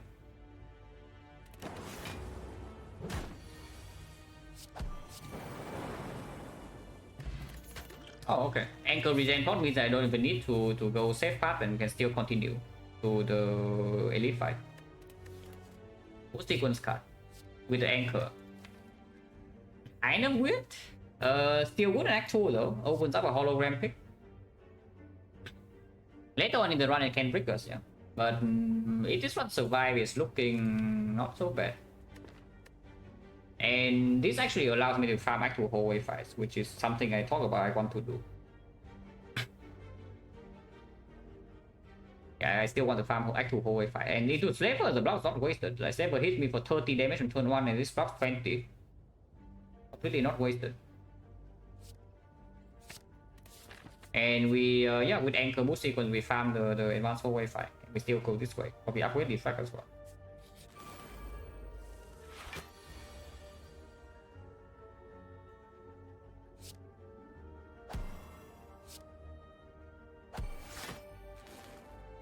Regen Pot being used right now. Only chance what? 1, 2, 3, 4, 5, 6. 6 fights, 3 potions. So 40% exactly. This will be 40 into 30. But this fight we probably use Regen Pot anyway, right? If we can preserve Regen Pot until Act 2 is better. Because using Regen Pot right now is also value is cut in half before Hexagons, and then in Act 2 is like way more valuable as well. So we use the Regen Potion now, it's like 1 out of 8. It's 1 out of 8 the value of it in Act 2.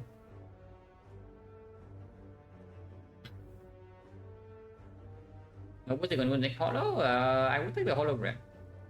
If I can take the hologram, I would take it, at least the first copy. Maybe even the second copy. Third copy is when I need to think very carefully. But having 2 copies of hologram in the deck already allows you to do some very strong stuff later. You always have an out, you have 2 holograms in your deck. And that's a big thing. If your deck is strong, 2 holograms will form. If your deck is weak, the 2 holograms can always win the run for you. Or something like very very how do I say, unfair. Yeah, double hologram Magnus and you infinite, double hologram Snecko sometimes you're infinite. Even double hologram with a dexterity potion and an aggregate, you block more than enough for every single fight. So you always have a chance to convert the run. And if your deck is strong, the hologram performs. But yeah, the Gen potion here, if I don't use it, is 40% to 30%. So 12% of the time we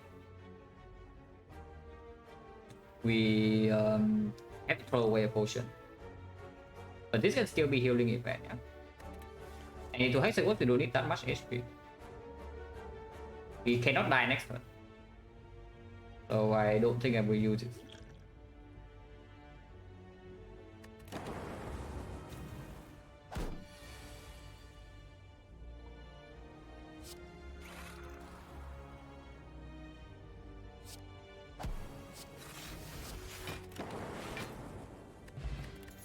Chance 30. A little bit too many block cards, I would say. Not a good draw on turn 1. After we get like Defect Plus and Frost Off is not actually so amazing to draw into either. On the other hand, the rebound that actually help us kill Hexagons. Because right now, honestly, yeah, our Hexagons damage is like extremely fishy. It just zap bullseye. It just zap bullseye and we cannot play the bullseye consistently, and we also cannot guarantee the zap comes down quickly. And sometimes you need to keep Frost off so you cannot even play the zap. And otherwise your deck is base card. Turn 1 is also a much better draw than this in Act 2 with the anchor boost sequence. Before I take this. I will Defect. On chance 30. This is not a knob, so the Defect upgrade should deal with this fight for us. So I do not use the potion still, yeah. The moment we draw to Defect and we kill this, the fight's over. You probably play kill first to have direction, because sometimes it hits here, but yeah, never punish. Still cannot die this, so no matter what, even if I don't draw to Defect, but I do.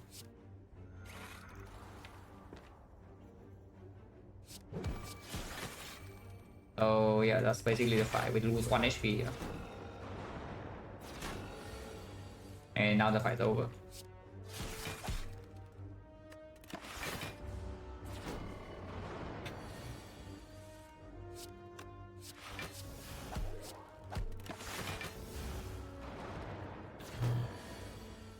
My play Gen Point plays with Fire and Fall, I just thought about it. The value in the Hexagons fight is cut in half. And this potion is way better if you keep it until Act 2.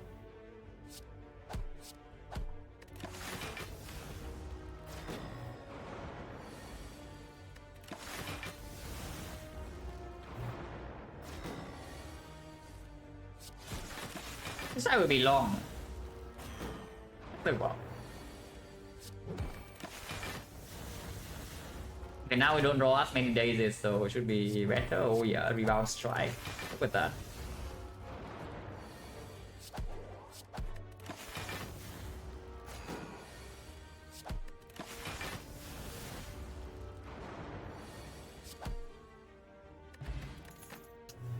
Okay, on the top, but we did get a 30% potion.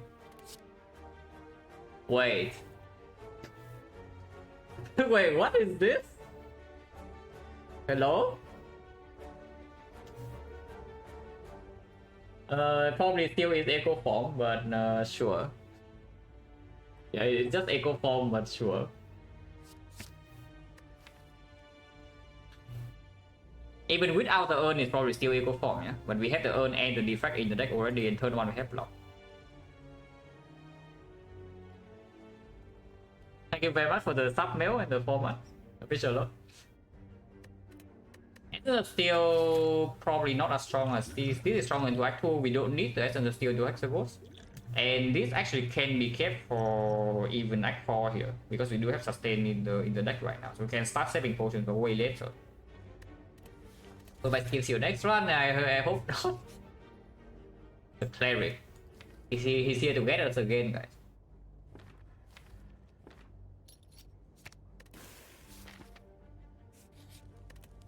But this time we have enough gold to entertain him.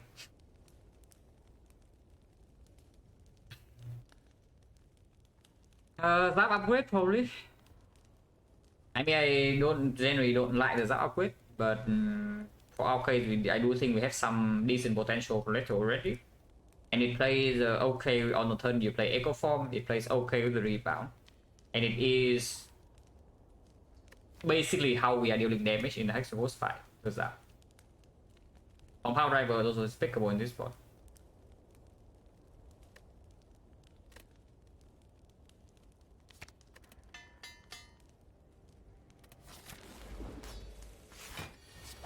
And here's an okay withdraw, I guess.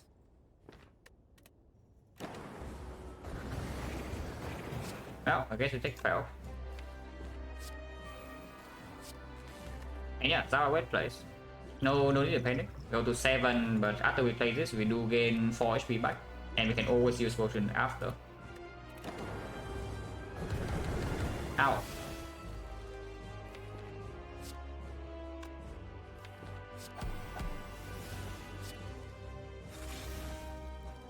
Rebound defense. This is okay.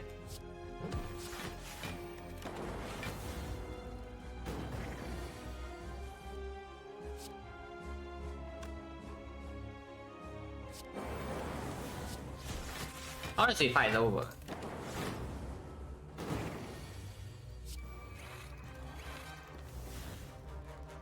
We do need to be slightly careful because next turn after is at 9 times 2, but I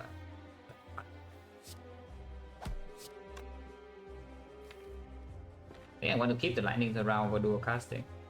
It's still a good withdraw.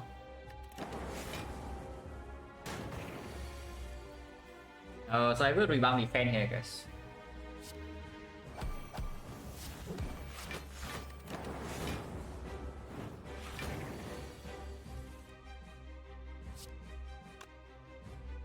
It's 20 damage per turn. Yeah, dual cast draw. We can even block Inferno, so no need to be scared. And double play bullseye. I just maximum block.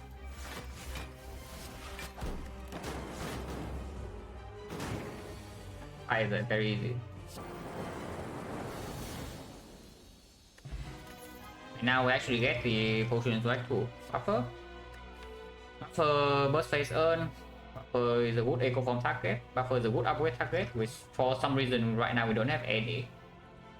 It's okay.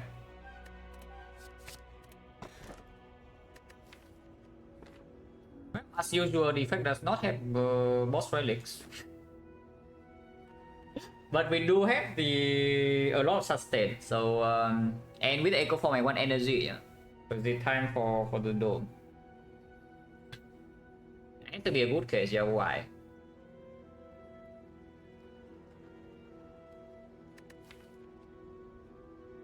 It's an okay case. Case is pickable.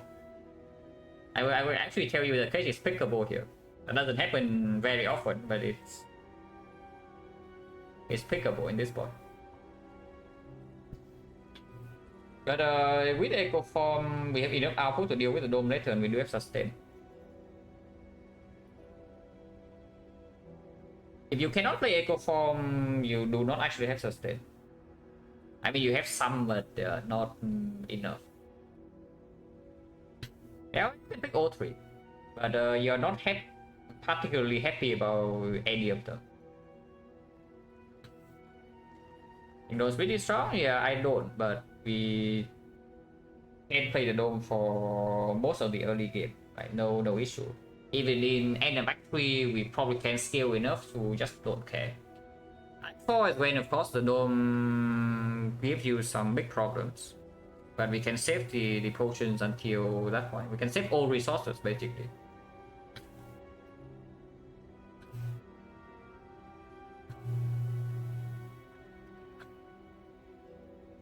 Yeah, I want energy.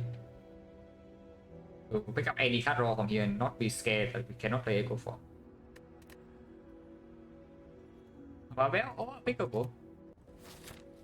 Yeah, Collector Dome, very nice. Exactly what I ordered, guys. The Collector with the Dome. Once again, we Wait, this early Act 2 maps are actually pissing me off, yeah? I guess this is not that bad. We still get to take 2 elites, but sure. You do one early job. Also, with this kind of deck, I think we want to go to a lot of hallway fights. Also have regen potions, so we are 4 HP. So I would actually take the 2 hallways here. Yeah, actually take the 2 hallways here into 2 question mark and 2 shop, big shop. And then we do elite number 1, elite number 2, and then we fight collector.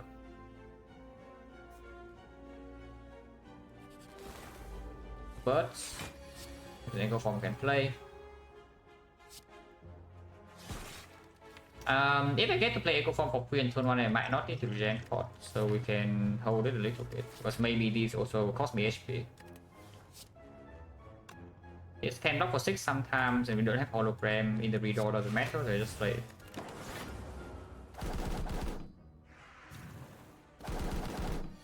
It always attacks. In order to down the middle, I need to double play attack instead of defect. -2, but downing middle is more important, yeah, over healing 2.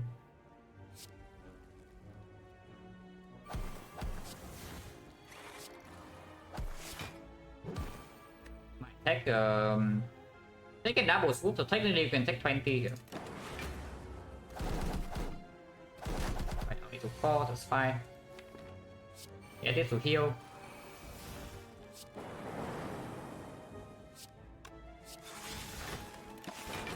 Our fight's over.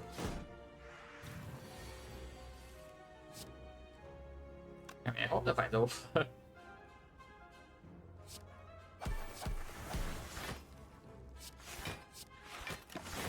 Fight's over.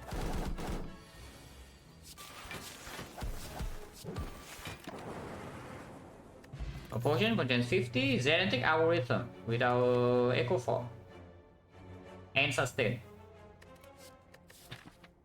It is slightly, okay, not slightly, it's pretty negative for this fight. And this is actually dealing damage, and this is actually dealing damage, but I don't think I care.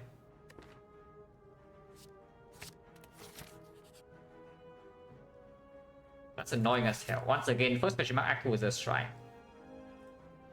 So yeah, you just walk here and then you see another advanced hallway, which is not the worst, but this event's empty.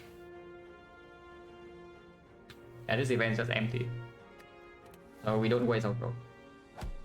And we can use here regen pot here, point times 50. Doesn't Monka. So I actually want to redraw Zap next turn, even though rebounds are not too bad. Rebounding Zapper is not too bad, but I don't actually want to draw the Zap. Which has 50. We do have buffer. He's over healing on turn 3 already though. It's like a little bit weird.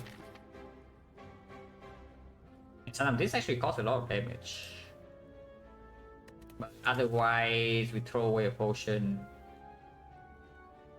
Maximum heal here is 62. Yeah, I should probably still use it. Can maybe use this instead, but God. That's not good.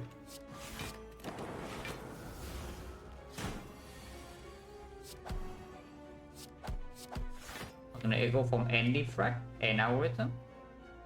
Lucasini doesn't actually kill over 2 either, yeah, so there's no point. If it break hits, we do block here with buffer. If it multi hits, we are taking 9. That's too smart. I don't know, thinking chosen is just way too smart. It sees that we have buffer and then it changes its plan over, instead of vulnerable into 31, it does vulnerable into 19, into 18. I cannot even play my algorithm over. That's really annoying. I can do it sometime.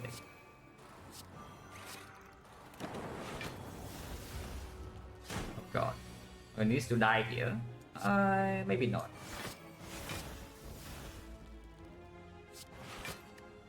I'll play this because if I play this, it dies. I do want to draw into my algorithm. I mean, it doesn't die, it goes to 1 HP.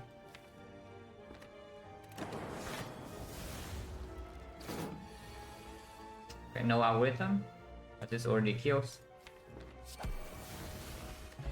Yeah, potion back, so potion change as 40, the scheme cut on 4 energy. He roll 20% shot. That's a pretty good shot. That's a pretty good shot. Both relics. Yes, I think we are buying both relics. I mean, we definitely buy Beggar Prep, but whether I buy this or not is more questionable, but probably we do. With the Bullseye Curse and a bunch of Frost already.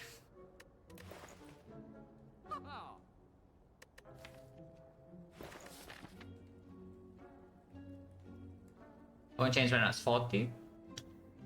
I kind of want to walk into Burning Elite, but we don't actually have that much damage. If Echo Form's bottom deck, we're in trouble.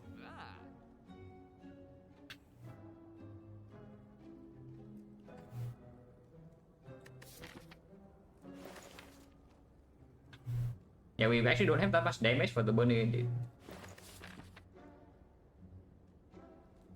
If I don't fight the Burning Elite, then we can still go, for example, this way, like we farm whole way fights. I haven't seen any event Act 2 yet, so you can also go event. But buys right now not that important. And apparitions I don't want with the dome. The go events like Cleric or Vagrant also get worse with the card. If we see it later on in the act. On the other hand, fights drop double the gold. And also card rewards are of course good. I think we just take the fight. And quantity, yeah, it's good. But I'm really thinking whether I can take this Burning Elite or not. If the answer is no, then I will just buy the things that are good in hallway fights, like maybe this.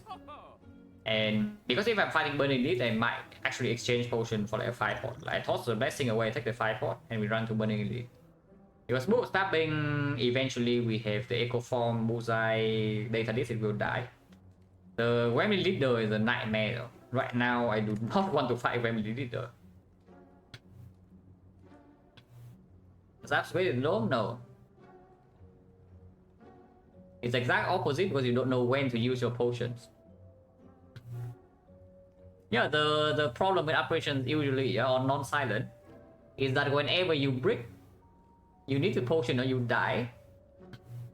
Guess what? Now you don't know. Yeah, turn one you draw empty. Turn one you draw empty and the enemy can attack you for either 0 or 50. Do you use your life-saving potion or not? Yeah.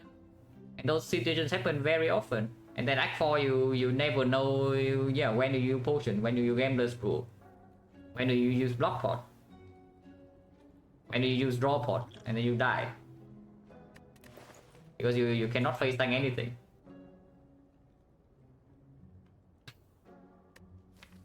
Coded remove defense is definitely a thought, which I might do.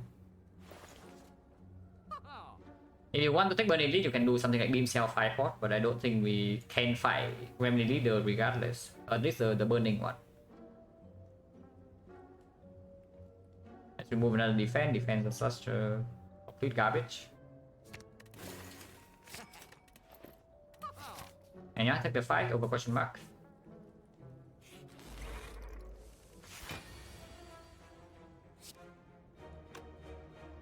Using potion buffer is like okay in this fight, even for Echo Form sometimes.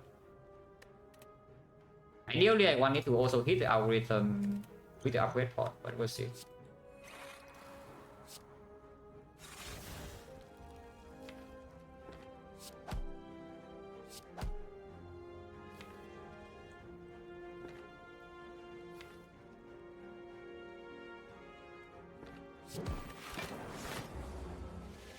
This one's an okay redraw.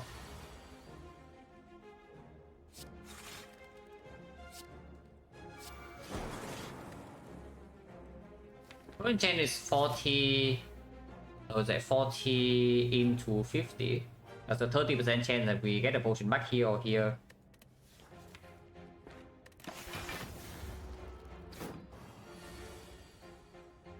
Yeah, using it for 2 block on algorithm and 5 HP can be slightly weird, but it's not like we have amazing upgrade targets in the elite fight either.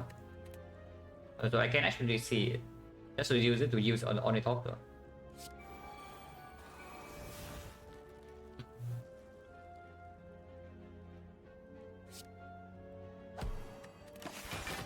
Buffer. Yeah, I might actually just use it for the block. Suddenly we have a card that blocks 7 into this fight and then it's above average. Still don't think we are ever fighting this. The bad Gremlin Leader fight just ends with the dome basically. And we don't actually have damage to clear minions repeatedly. In fact, I don't even know whether I should fight this elite or not. Yeah, like the more I think about it, the more I see Gremlin Leader is just a freaking madness. Why do I even want to see Gremlin Leader? Both stabbing slavers are okay, but this one has high potential, like very high potential later. Block sustain, fight load block, echo form in the deck, defect in the deck, so output is done. Membership card goes double, consistency turn 1 a little bit more. Our relic buy is good. Okay, now deck, yeah, and then you run to leader, you take 17 damage, you die. And let me tell you, it can happen. This is definitely a run where we can just die to leader from 4 HP. It doesn't matter what potion you have. And if we can die to leader, I will just take no elite. Until maybe this point. Because right now I see that against leader with the dome, I don't even know what we are doing. Echo form is bottom deck. Even if Echo form top deck, you don't have a clean fight either. So leader, even without the dome, like just look our deck, what do we do against the leader? No, really, just look at freaking deck here. What's your plan against family leader? If your Echo form is not on top. Yeah, plan. Except wait, mostly buffers still.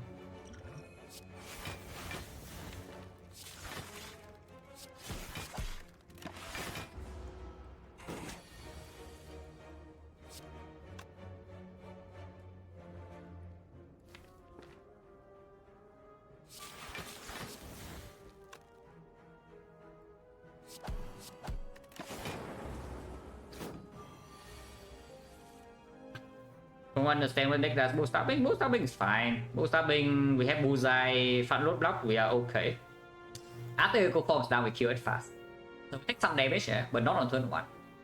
Turn 1 you block full, turn 2 you take damage, turn 3 you take damage, but afterwards Echo form is down and then you can block turn 4, turn 5, turn 6. And then it dies. After this thing is down, we block a lot. It's just that you cannot block the leader really, but the minions are also attacking.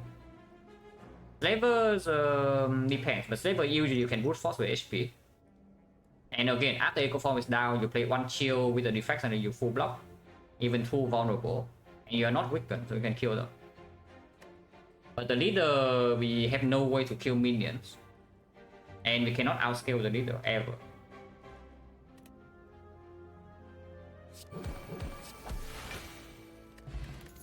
Wait, Sozu.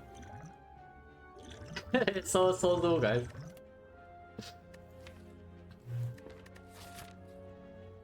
This is an elite killing card. And it might actually be needed against collector, so maybe I do take it.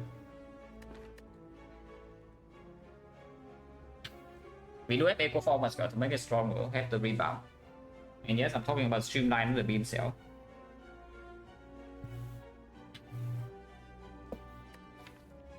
I probably do take it. But we are still not fighting Burning Elite. We might fight the normal elite. We probably will fight the normal elite, but not the Burning. Because after this fight, you also get your algorithm to be slightly bigger, maybe 11 block, and suddenly it's a real block card. Afterwards, like 2 advanced always in a row, but we are not too bad in 2 advanced always. Also, I said, I claim that we are not too bad into advanced always. Yeah? Let's see whether that's true or not. If I draw Echo Form, we just play it, otherwise I do rebound streamline, probably. But yeah, no chill, no eco form turn 1, no defect is pretty spooky. Because we can actually down the burst super easily here.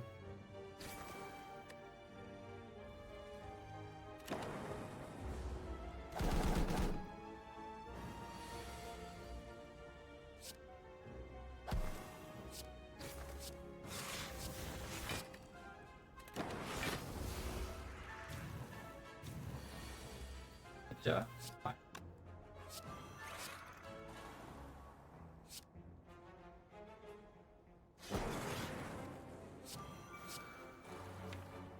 Hit we full block, multi hit. We also full block if we play the Zap. I guess I will play the Zap. And it's a big hit.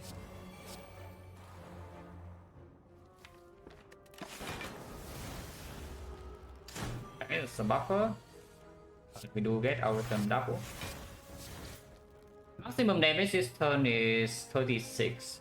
So we currently are taking 10 if it's doing the single big hit. I guess we will play defense. Echo in play now.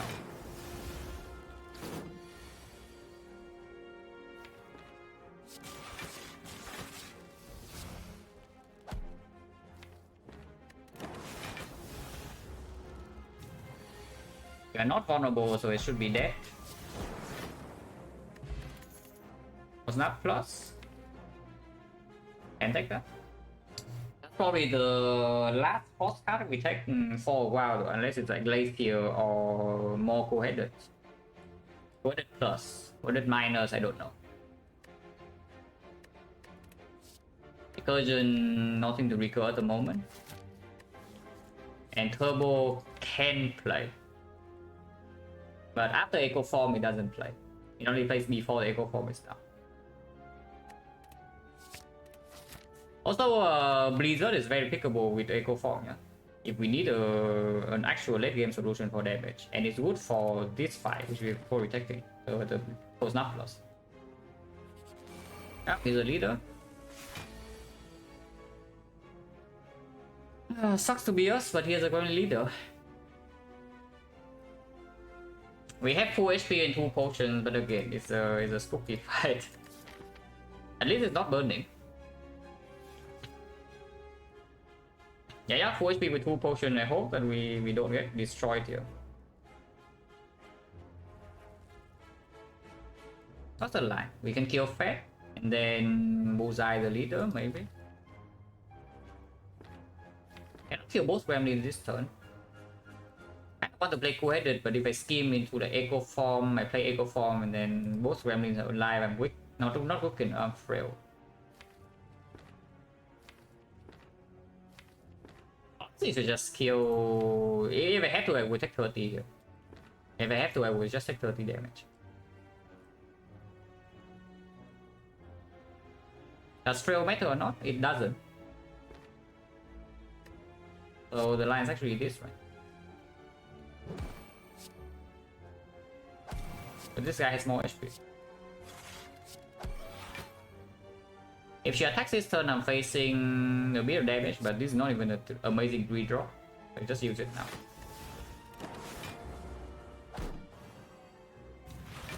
She attacks. If she attacks this turn, she buffs. If she attacks this turn, we're taking a lot. I can take 0 by doing buffer algorithm. Not 0, but close enough. I don't actually mind taking damage though. I mean, I guess I can do Streamline Buffer. I don't need to strike. Streamline Buffer, at most I take 8. 11. Otherwise I do have Buffer in play. Also, yeah, this can happen because we hit the Mad Gremlin last turn and not the Fat Gremlin. Yeah. If we kill the Fat Gremlin, we can never kill the Mad Gremlin this turn because it has too much HP.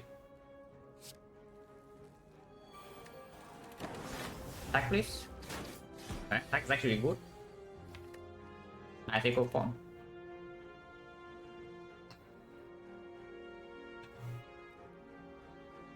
Also, with this draw, though, and if we fight a max HP leader, yeah, I think we actually can die here. So at least we're not fighting the Burning Elite. When I try, I'm mostly playing Defect, but I wonder about using draw pot for the Echo Form immediately. I think I keep my game as rule. I draw pot right now, 75% chance I get Echo Form. If I steal boss on the Echo Form, well, just attack here no. If I use this and steal boss on the Echo Form, well, I cry. But we also don't waste all the auto healing.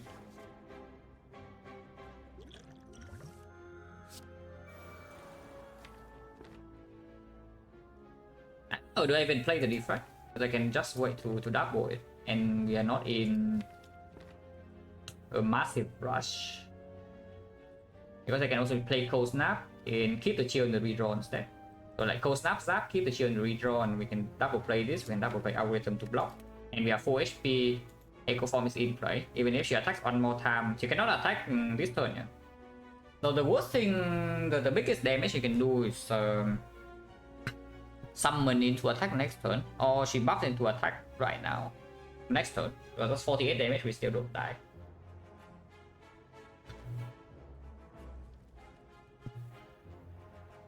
Because playing a single Defect in here, the fight is not even anywhere close to being over. I don't think I actually play it. I'm a double fed.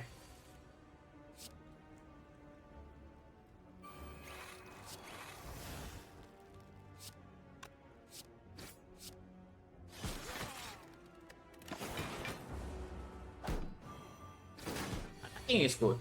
If she attacks there, we probably are in the clear. So we lose a bunch of HP, but we are probably in the clear now. Also, yeah, Giza of the Gods. Both times, the Giza played 2 times in a row. That's cool.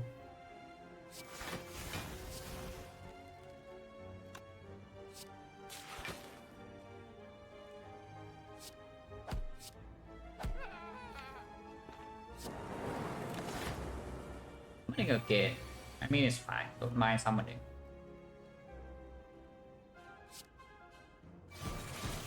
So the Cold Snap plus, yeah.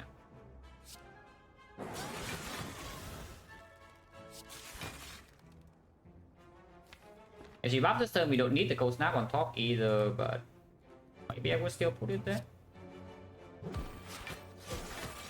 Just in case. Okay. She attacks and yeah, we are taking 0 from here.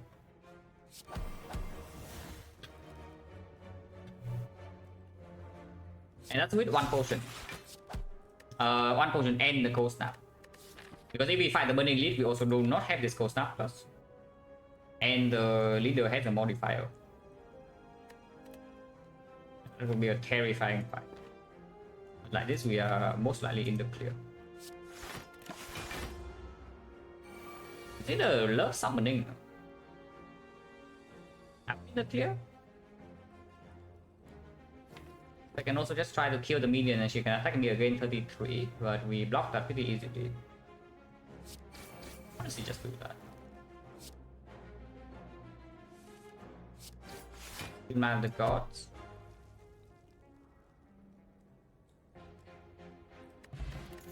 Pushing back, 0 for 1. Leap plus, yeah, not interested, but 0 for 1. Pull back Zap, boost sequence, streamline. XecnaR is a decent pick at the moment. We do have sustain, have front load block, have expensive cards, have 4 energy. Have the fan. Is it okay 0 for 1? And Leap plus we do not need. Tiny chest. Wow.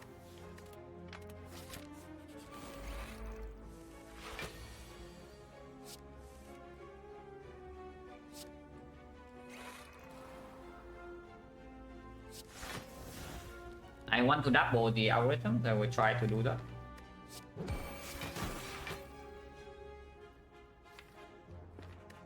Don't want to play this, otherwise it can die too fast.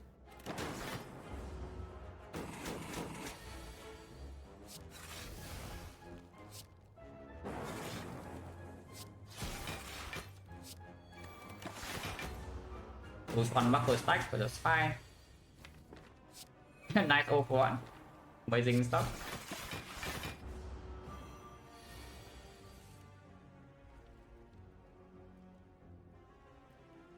Even if I double play this, we don't have the thing. Yeah.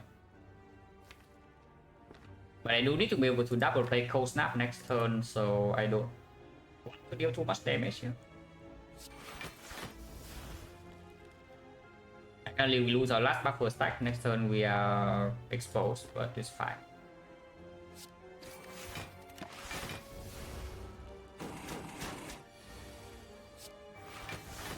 So now I can just kill it.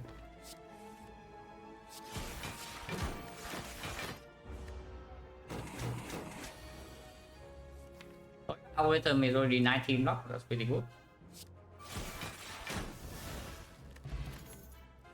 Yeah, not needed, but recycle. Infinite. Upgrade recycle, suddenly you have O for 1, and then you have Eco Form recycle, and then you have on energy source of turbo, and you actually are infinite.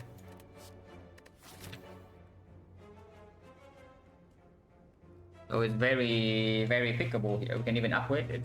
I go here, upgrade recycle, run here, run here, run here. Don't really mind it at all. Because I do think with the dome we need a little bit extra long term.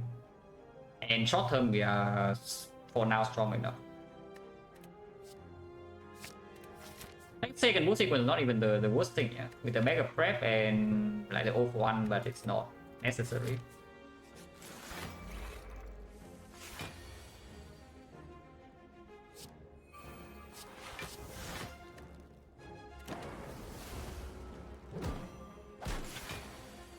It's just a backup plan. It can happen.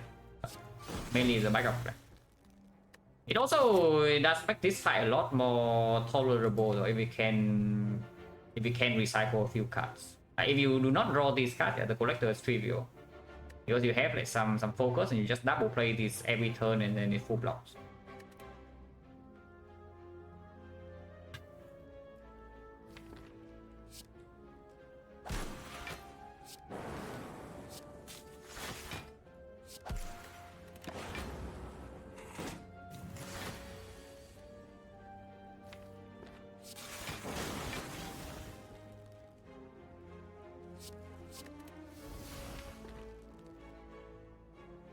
If it attacks me right now for the big hit, I will take 10. I think I attack 11 as well, so no point to not kill it. And there's no point playing this either. No, it really did it, yeah. That's too good. It's fine, we heal another 4. And we cannot actually take damage from here. We double play our item, double play a buffer to heal, and then move on.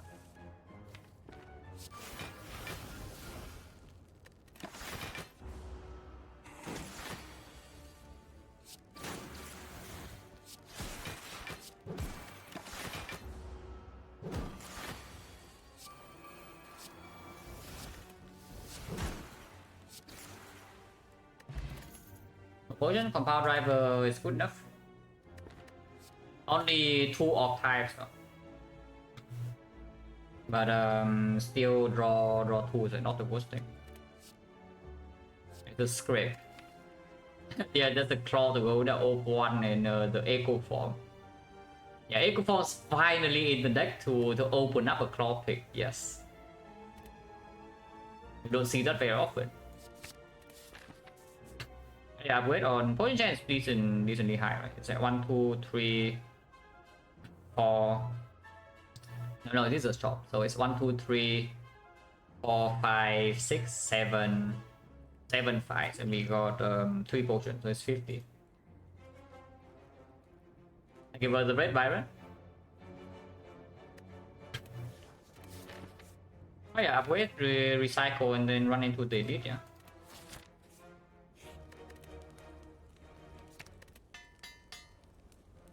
And window green head regen 20. The green had 3 energy back with potion belt white beast, and we brought 2 regen potions into Blackfall, so I have regen 20 with a lizard tail and such. But I for at least drop death rush with 2 after damage on turn 1, so That's pretty sad. It's like we were prepping like such a cool hard fight, and suddenly I have 2 after image with the death range in the hard fight. Stupid stick. But yeah, the hard die in like, I don't know, 6 turns or something. Maybe 7.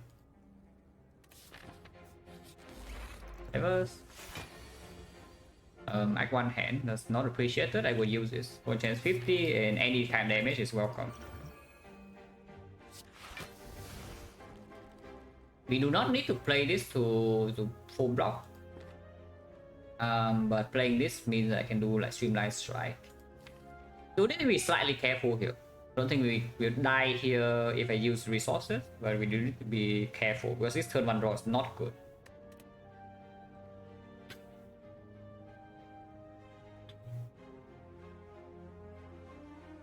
Okay, Act 1 to Dome. Yeah, Act 1 is strong.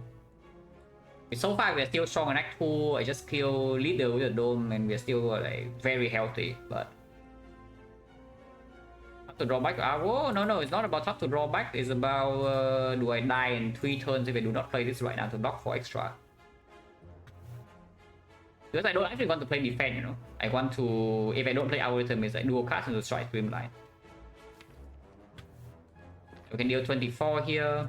It's still at 28. Echo Form is not in play.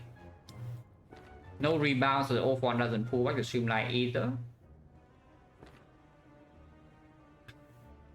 That's slightly scary. But we are not weakened, yeah. We know they have Ginger. So this guy cannot harm us. And we can also just rest here for the Dreamcatcher if we have to. Don't mind that so much.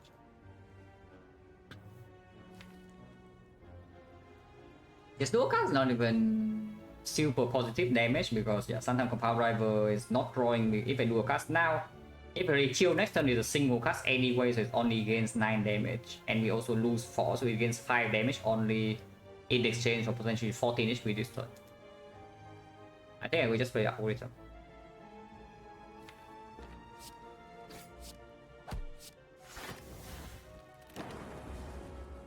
Ha, stupid.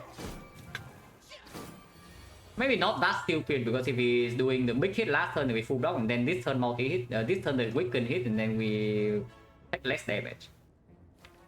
Maybe it's not that stupid. If I do rebound cold snap strike here, this guy is dead because of the taunts, but I will still take the damage. Oh, recycle the gods. So what, recycle here and then we can play O1 instead. So I can do O1 cold snap rebound and then we get back the recycle and recycle with strike. I can put the O1 on top, I can put the rebound on top, or I can put nothing on top. Don't want anything on top really. Yeah, this is enough, yeah. This 25 damage, so the taunt damage actually matters here. That's very good. Yeah, that's very good. The taunt damage actually matters. And the recycle plays, because otherwise I don't have energy to play the Overwatch. Yeah, that's pretty sick. I don't actually want to rebound this cold snap, right? I just want to draw into my things, my chill, my powers. And afterwards the fight is solved. If I'm not vulnerable, I will not have problem in this fight.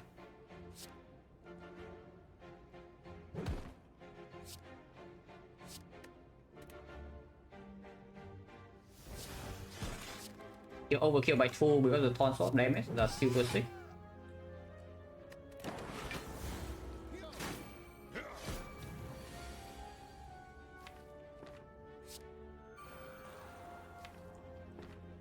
Getting a bit too much damage because Chill is bottom deck again, but what can you do?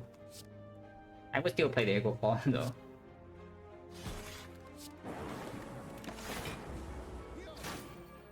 Maybe this guy is just smart. Because he only weakens on the turn 1 where we have full block regardless. And now he goes in with the bigger attacks here.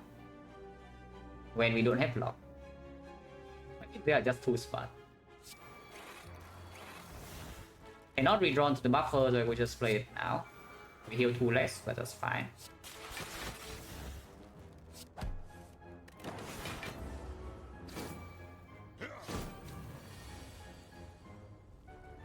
Cycle the gods.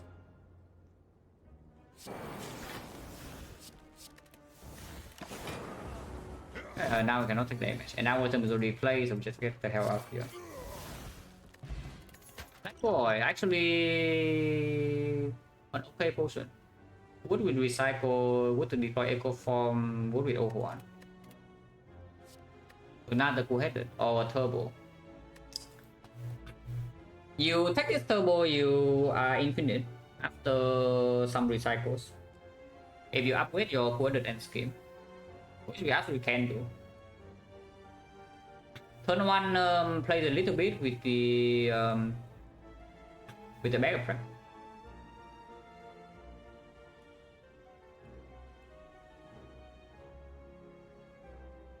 We do not need to be infinite though. Like we already have sufficient output if we just recycle down to a smaller deck.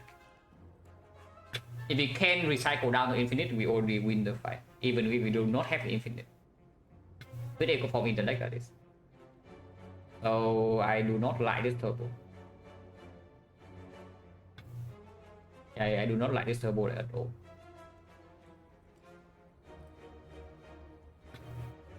What's the upgrade? Or we do it rest for Dreamcatcher?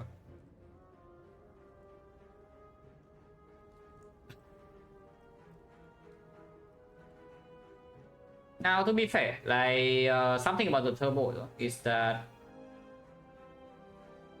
pretty rarely we will miss the echo form play. If we cannot play echo form in the boss fight, like do we need infinite to win or not? Because right now I still don't think that we do. Because 0 for 1 streamline is already some decent amount of damage, and our block is not so bad.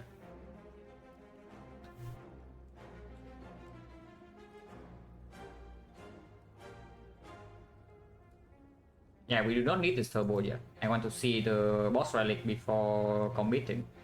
Because right now it's not even a good turbo, it's an okay turbo. But after we play echo form, the turbo energy will not play. And I do not want to shuffle in the voice when our deck is going to be like fairly small. I don't like this. Beam Cell, however. The Beam Cell actually solves damage for the rest of the run. If we take this Beam Cell, we no longer have damage issues. Even in deck 4. But it is a Beam Cell minus. Eventually it needs to be plus. And do we need the damage or not? For now, no. For now, absolutely not. And the Mac 3 maybe. There's just other things to upgrade, especially with Recycle Plus. Upgrading Draw is pretty strong. Upgrading Scheme Go-Headed. Upgrading Hologram if we see one. Yeah, probably not. But another Go-Headed. Cross Field, we have 1, 2, 3, 4. So recurring is 3.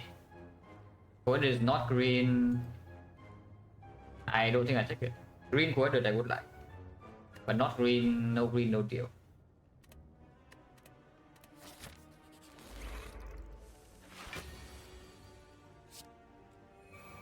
This fight is kind of annoying. How much do you believe in the defect? If you really believe in the defect, you do not play this here. Echo Form we play on turn 1, maybe you can believe, because it also cost me like 7 damage or 6 damage. And I don't mind using Snake Oil if I have to. I would prefer not to, but if I have to use Snake Oil, I will. And yes, this is the third chosen we fight in this act. It's okay. This redraw is not good. It's okay, but it's not great. And O1 is already drawn, so there's no need to do that. It's spooky if we don't draw Frost. Apparently, I should have added a coast the Cool-Headed because we have no Frost Orb. Apparently.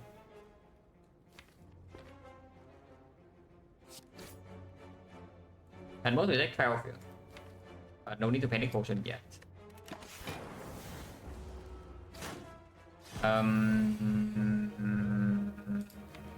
We can die here this turn. So that's not very nice. I mean, we don't die, but yeah, it's like 16 here to 31.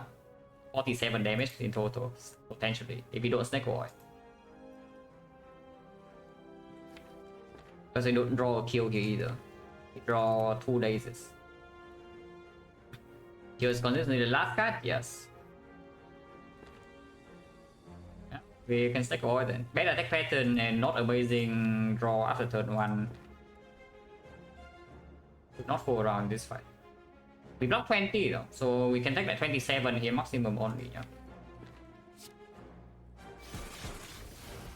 I mean, I guess you can play this. If you play this and it hits here, do not play Snake Oil. Okay. Maximum we are taking 11 damage here, and then we can rest for Dream Catcher. If he multi hits, then okay, whatever. Chosen's way too good.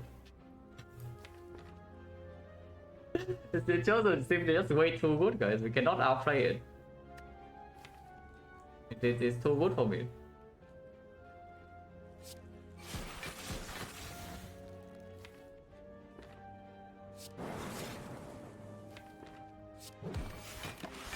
The double die algorithm. Maximum here is only 31, yeah, so we don't really take damage. Yeah, I want to double play buffer, double play algorithm, heal 4, and then of course get 2 stacks.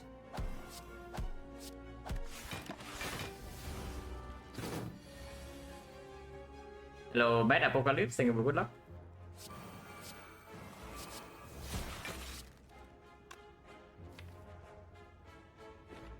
It doesn't have strength yet, so this one we cannot take damage.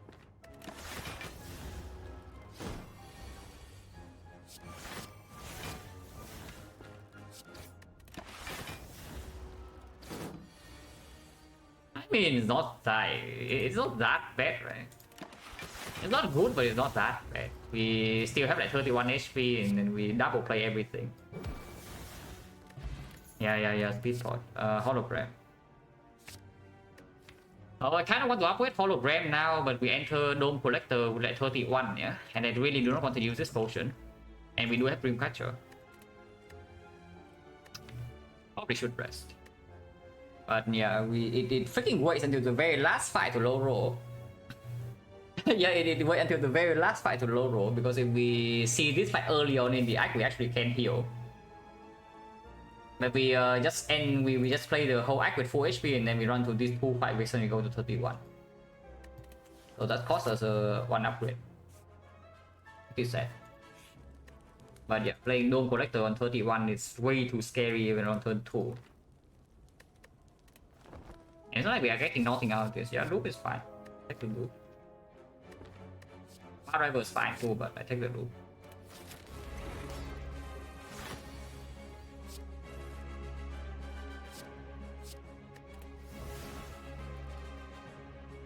If I hollow scheme, I can draw into Echo Form. I cannot play it, but then I can stack oil maybe.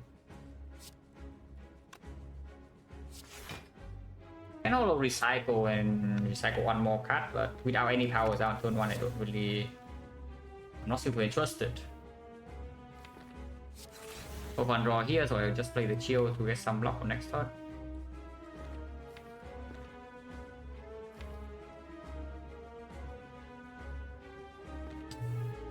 It's a bit weird because if I off one right now, I can recycle the strike and then all the wind defense and then play the bull-headed. Yeah. But afterwards, I cannot play any power. One cost. If I play the Gilded first, I don't recycle, but I can play Defect or Loop if I draw into it, or even the Cold Snap to get 3 Frost. Because Queen's turn 1 draw, yeah, yes. All things considered pretty Queen's turn 1 draws, but we did rest for this. If we miss Echo Form, so be it. If we miss Echo Form, so be it. This is not an amazing redraw either, so I guess it will just play the boost sequence. Psycho defend over strike. Okay, miss buffer. Fine.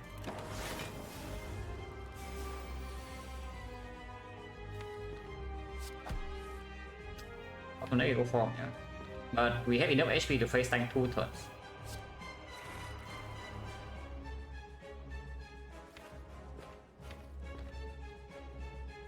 I kind of want to double play this loop after.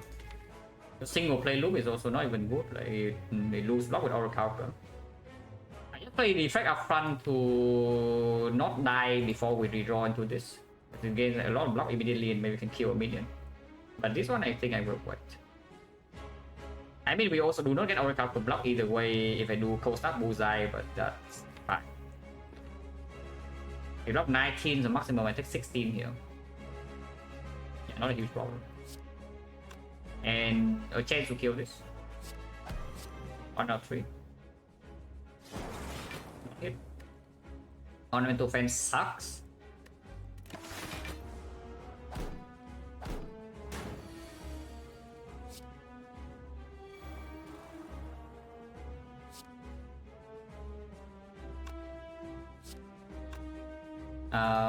Zap early, I guess it's fine.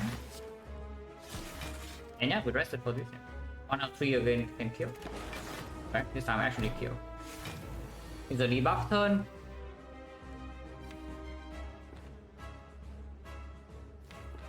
This might not let me double play loop or buffer, but probably okay.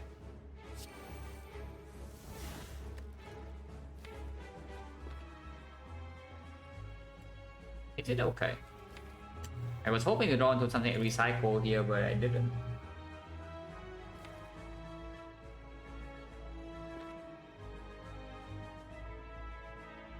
I really want to play the Streamline. Playing buffer keeps me safe for at least 2 turns.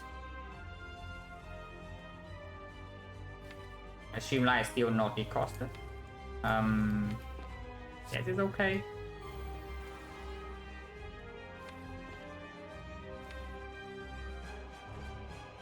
I'm blinding first. We still don't play this yet. I do rebound instead.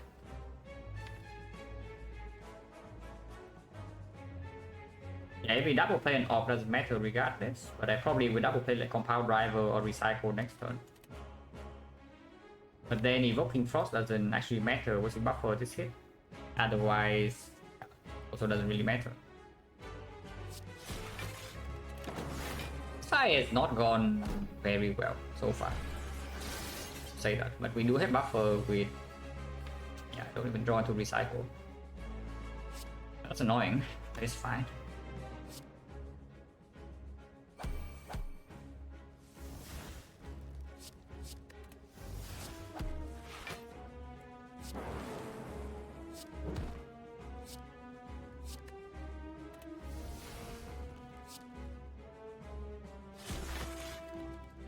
If she attacks this turn, there's no way I can protect this buffer. Yeah. Even if I do a cast, she attacks me for 39 damage. So might as well just play this.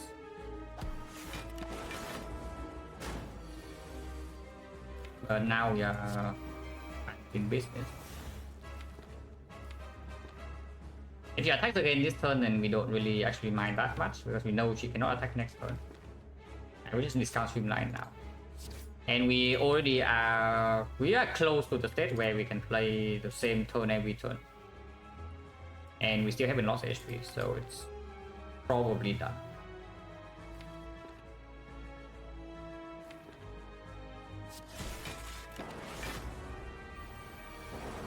Summon means that this turn is double rhythm then.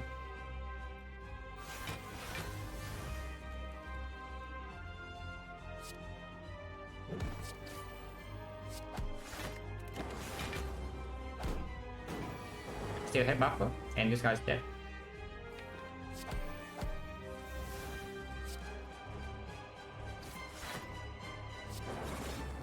Now I can play the same turn almost every turn.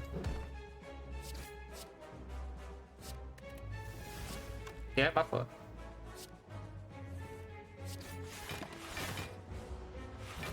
Is the value? I mean, I already said it, right? Is that in the collector, if we see one artifact, we can lock vulnerable. Did not happen, but it still plays fully here. Later on in the run, maybe Time Eater can also do something against Time Eater. And against the Slaver fight, also play fully.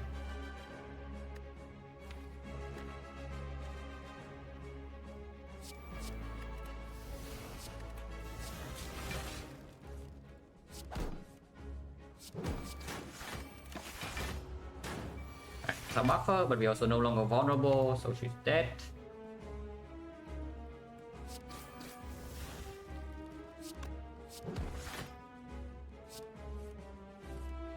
not strong, but doesn't really matter.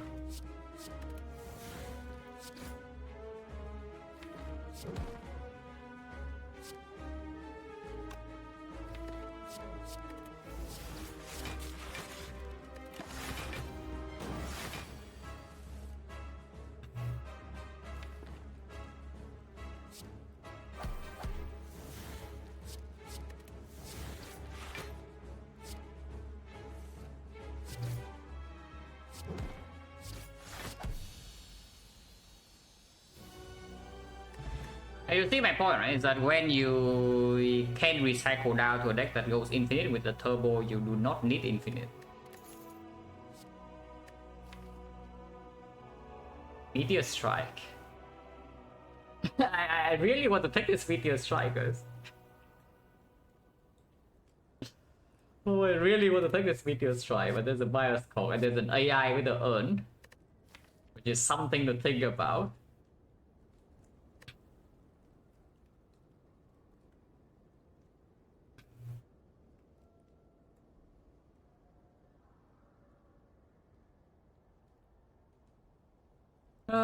Yeah, or actually good. The bioscope gives us fun load. We don't have artifact, so it gives us fun load. If we see souvenir palace in the shop, we can buy them, of course. But otherwise, is that good? Because with the dome, it's also a little bit weird to choose when to bioscope. Yeah, and bioscope at the moment is only giving us block. It doesn't give us damage. And if it just gives me block, then honestly, it's not that good. Because our front load block is already kind of through the roof. Yeah, next hour the largest. I mean, we already have an echo form in the deck though, but I can hear you.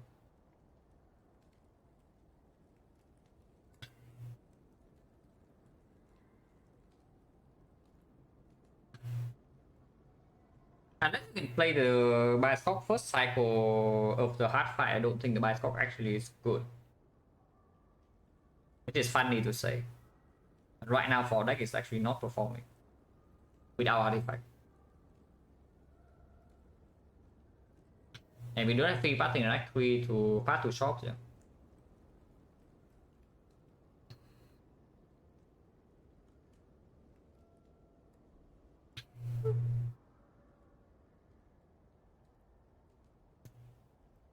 I mean, AI is kind of like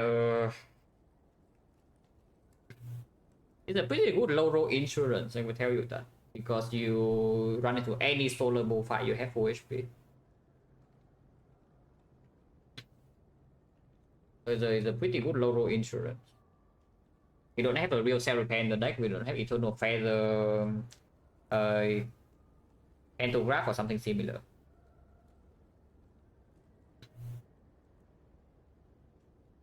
The Meteor Strike is stronger, but only after we draw well. Or we see Snecko, yes, if we see Snecko, suddenly Meteor Strike stomps at through the roof.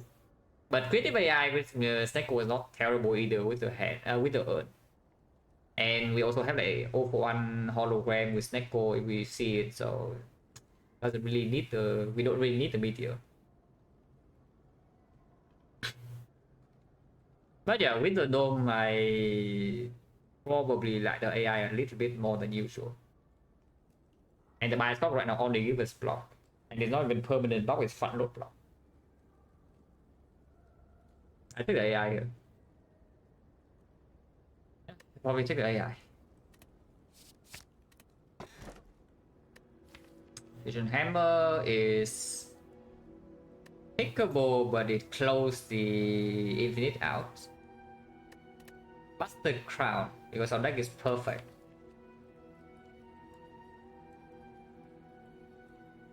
Or we P-box of 5. This deck is like 5 energy. Yeah, this deck lacks 5 energy, I can tell you that much. We do not have free pathing, and we do not have the key. So Fusion Hammer, I would assume is at -1 upgrade. I mean, of course, sometimes you are forced into a several fire path, but not very often. And we have Dreamcatcher, yeah. So it's also one upgrade versus one card choice. All are fine, all are fine, all are fine. Generally, all are fine. I'm just wondering how strong with this deck when it's upgraded. Because we also have a chance to just have apotheosis as well. Not a very big chance, but there is a chance. Pretty strong, right? 5 energy, and then we upgrade the hologram, and then the scheme co-handed. We have full heal with AI. But with the button crown, we don't really see more draw usually. So our hologram can be when we open up some menace infinite.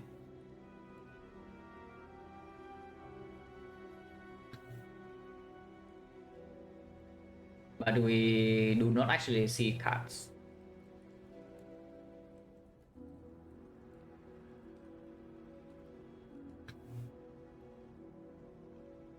Missing loop upgrade, how bad is it in this deck? Because I see two relevant upgrades for output, which is hologram and loop, and of course the draw upgrades with cool-headed and scheme. Nice, yeah. How important are they? Look upgrade. Let's say we can double play our Defect. Would be +6 block per turn. It's strong. And hologram upgrade makes the recycle thing way faster.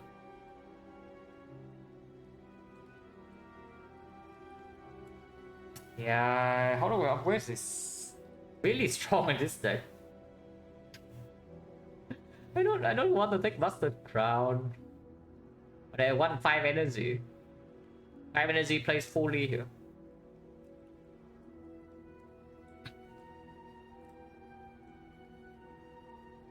These are very bad though, all of these, like all 5 cards. And maybe with P-Box you also get energy gen.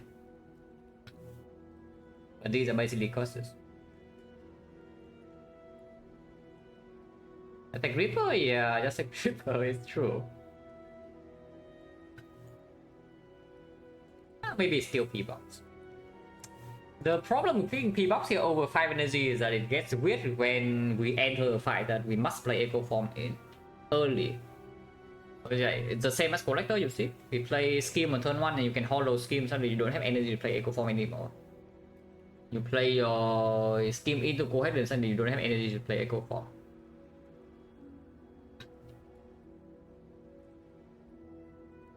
How much do you trust an Echo Form really? Because if you do trust an Echo Form, you click the crowd. You do not trust in Echo Form enough, you can take the hammer or the P-Box. I believe in Echo Form.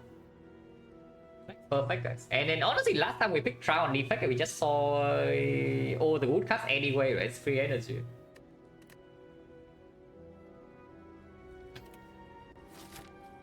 Yeah, Dome Time Eater, excellent. But we do have Creative AI.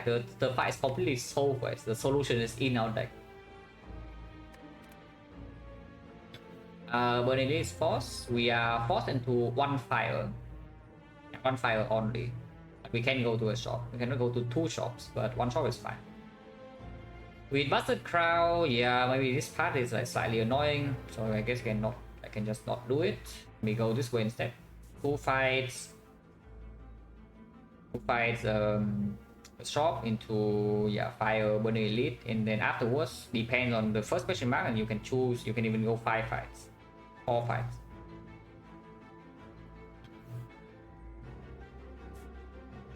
If you go there, funny, right? We right before this run, we were just spending time to talk about how broken P-Box Fusion Hammer are. And then he will click the Busted Crown, so it must mean the Busted Crown is the best boss relic. Surely.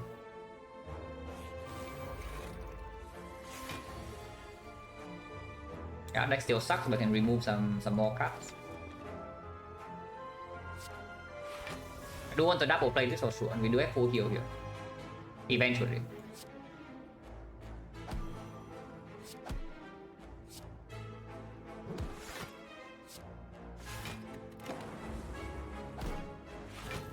Honka?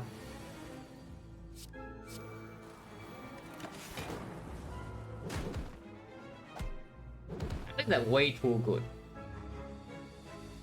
Yeah, but that is why we pick the creative AI, right? So that we, even if this happens, we don't care as long as we are alive. Yeah. That is exactly why we have a creative AI in today. But these guys are way too good. I can just play this, yeah.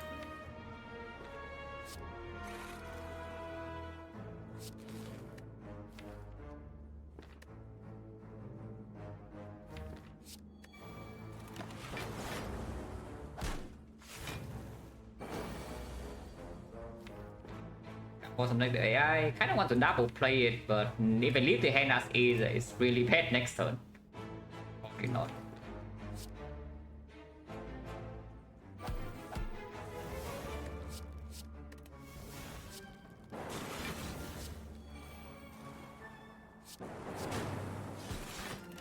Maybe we double play 2 powers every turn, it's not even slow. Yeah, you double play 1 power every turn. And now we can recycle some Garbo.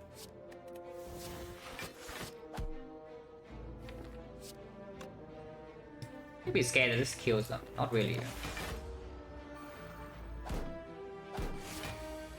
This chart I actually don't want to play, but I can play it.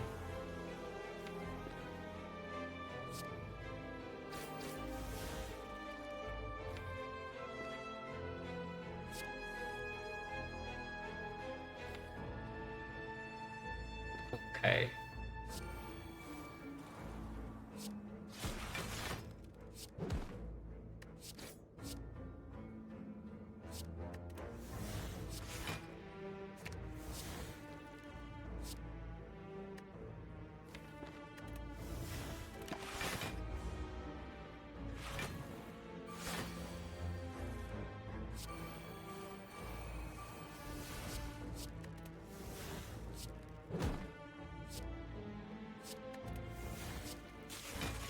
Rebounded it, I guess, but doesn't really matter too much.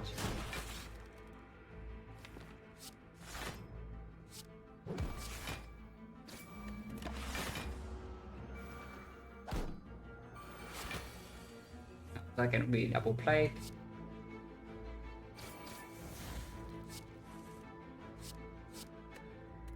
Mascot sucks.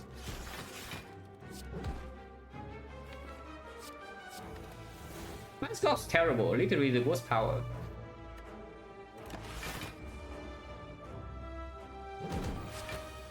Okay, maybe this one is worse.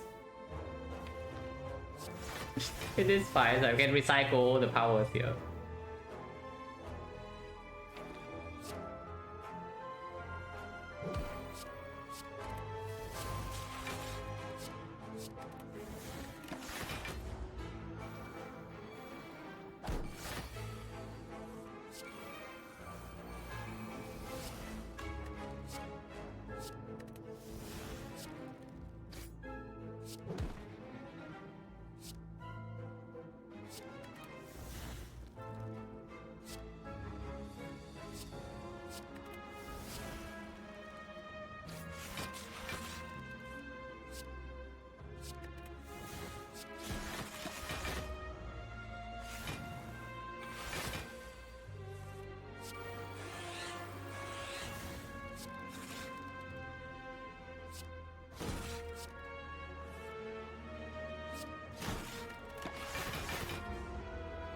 I guess it's my life now.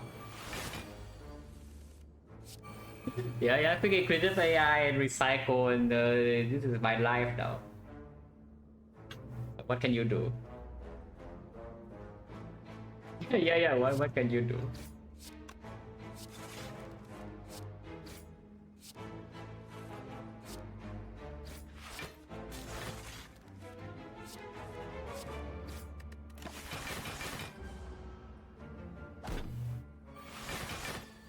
Defect, yeah, V2.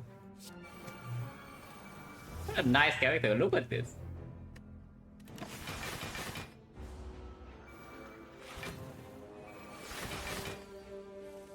I guess they can play Storm now. Nothing to set up.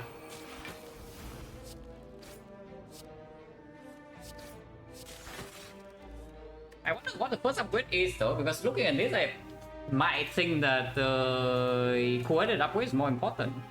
So that we can actually play Streamline like 5 times per turn. Once we recycle down to this, we can play Streamline 5 times per turn while blocking.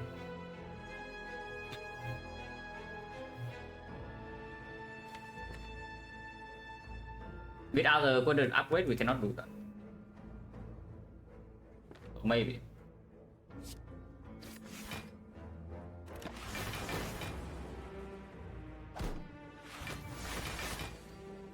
Hello world.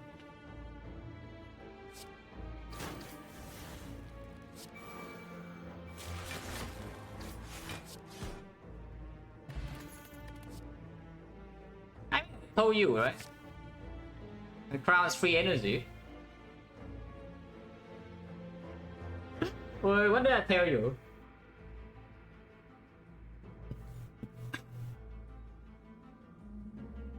Bây giờ Power Potion a bit weird to take. It's okay, it's output. And it's output that we don't need, right? Like, consistency is more important. This potion we absolutely do not toss. And I do think this potion is stronger than power.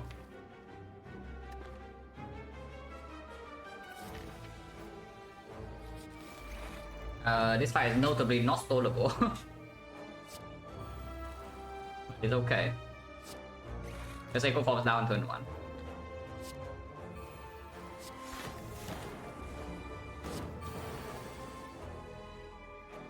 I want to double play this, but maybe that's stupid. We don't have Caliper, so it's like 39, 41, but we do... We might not get full heal though, because yeah, next side is only an elite.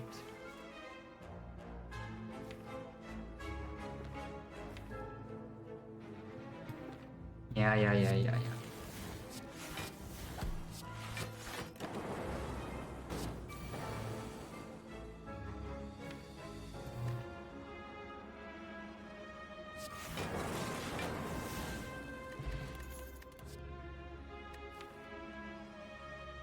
Pickable, but we don't need it.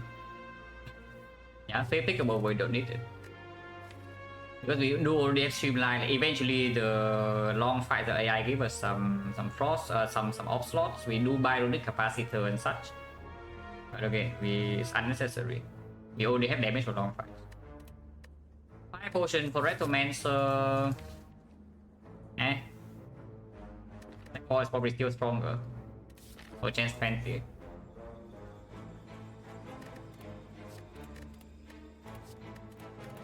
No, I tell you, it's just free energy. I mean, it's not apotheosis, but it's better than my normal sensory stone, yeah? I tell you that much. I don't think I take panic button, but finesse I don't. Yeah, I think I take the panic button, but not the finesse. 3 hits? Nah, finesse we don't take. Finesse we don't take. But this one is good.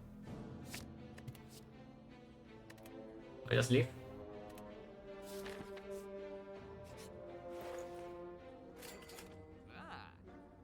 Hit sinks. Remove for sure, yeah. Remove for sure. Anasia for bias cock that we did not take. Interesting.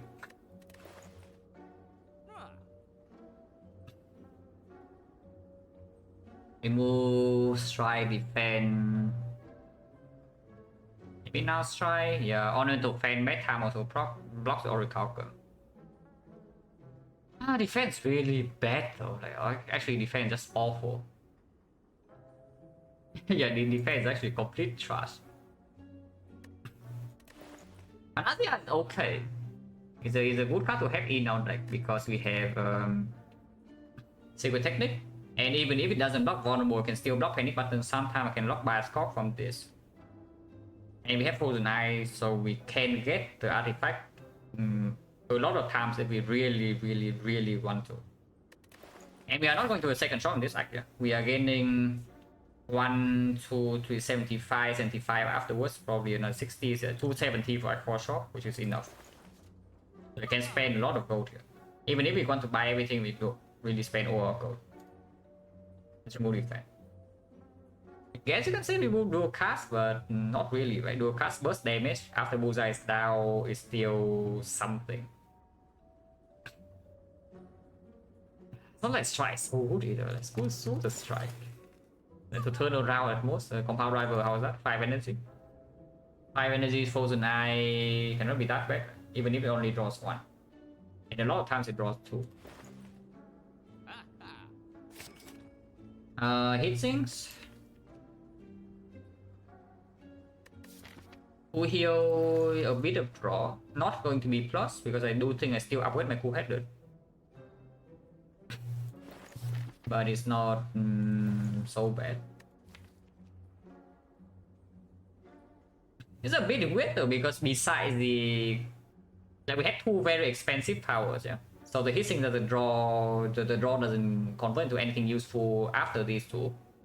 So it's only the loop and the defect. After the creative value, of course, the hissing is good, but if we successfully play this with the Frozen Eye and the Echo Form, we probably do not need the hissing. Yeah, we just take the Panacea and then leave.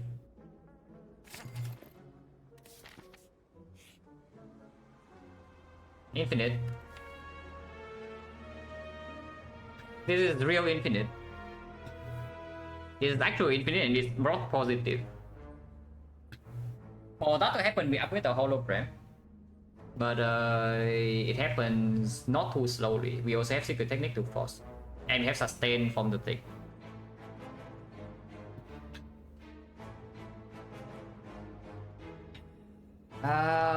Breaking early turn is not a big of a problem with the Frozen Eye, and we have sustain, infinite sustain.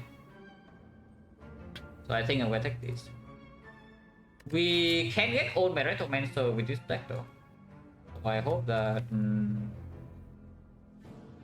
we do something about that. We do have something that can full block Retromancer here. And we have the Frozen Eye.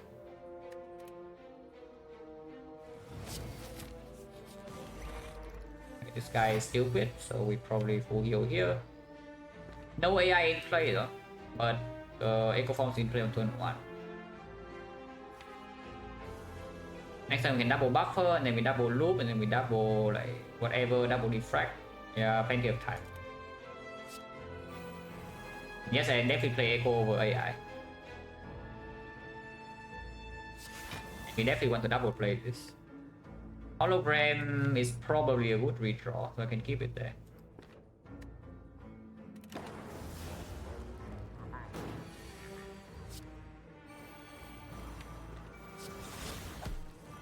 It's fine, we do not need any of these, or can recycle Streamline, can also recycle Slap. Leaving the Streamline to recycle later is probably better. I do not want to redraw into this. Oh, unlucky. -1 thing, but it's fine. I don't know, should I even double the loop? I guess I can still double defect next turn, even with double loop.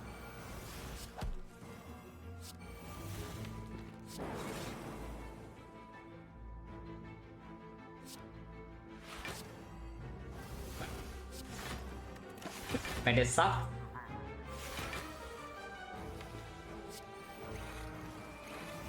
Fine, we have three buffer stacks still. No, whether we're taking damage this turn. We are not. Yeah, we are not taking damage this turn even. We block 41.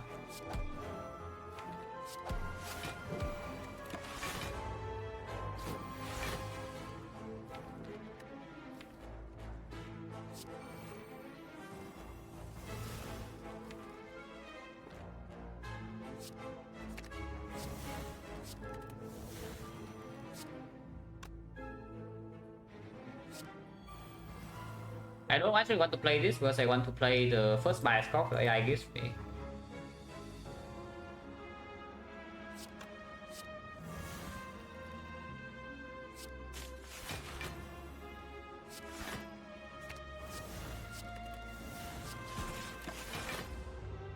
And we have plenty of time. Plenty of time.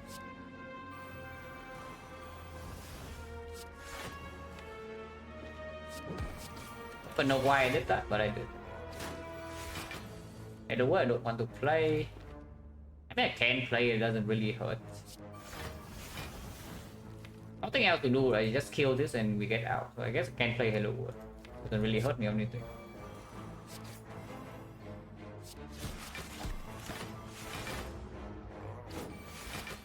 Here's the buy spot.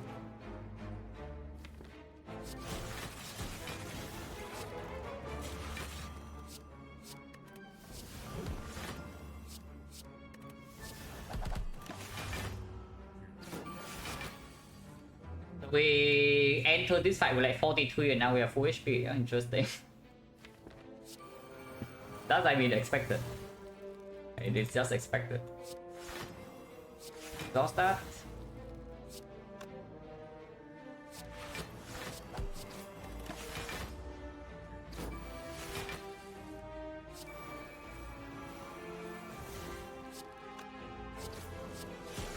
You can play random cards. If you block every turn, can never take damage and it eventually dies. Oh, the floor. Finally.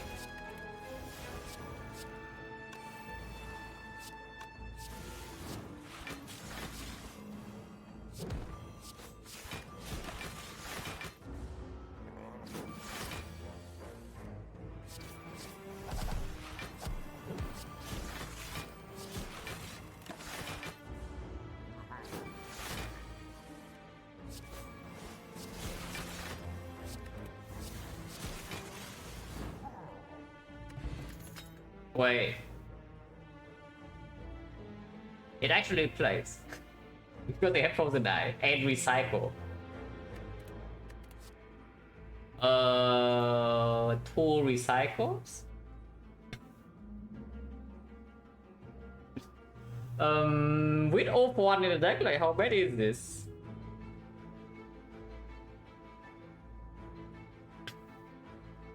It's really, yeah, it's freaking baiting me because there's a unceasing talk. And we only pick like madness. It's the energy, 5 energy. And then my turn 1 is like down the drain but I can proc the unceasing talk. And I do have this.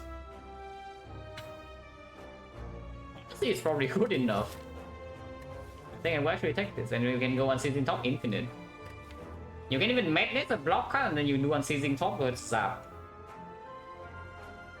You have a 0 cost full headed or 0 cost cold snap and you do like zap cold snap, zap cold snap, zap cold snap. You have to you cannot get rid of all the recycles though, so you need to stick in one recycle in between, but we have the fan so that works. Is there everything will take a double recycle? Yeah, me too. But I think I will take it here.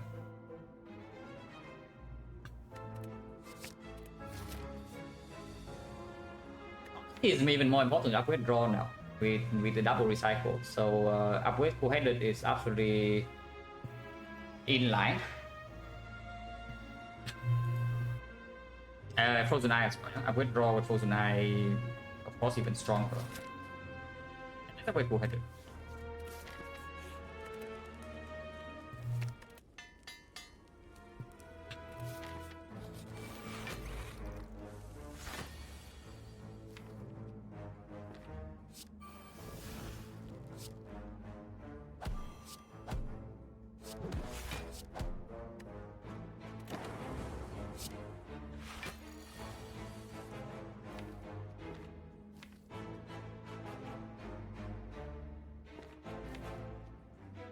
I don't want to double play algorithm, and I think we can do it.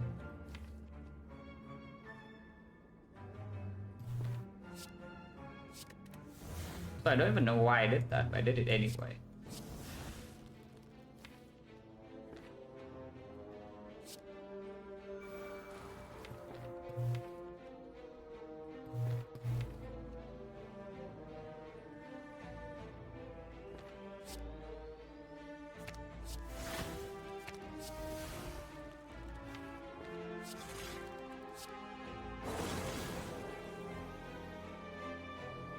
Sometimes this guy attacks though. But we also do not need the bias proc to full block this guy. So I can play penny button.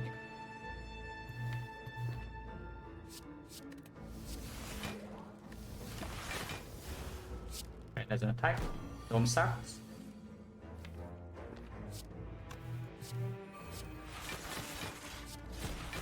Full block easily.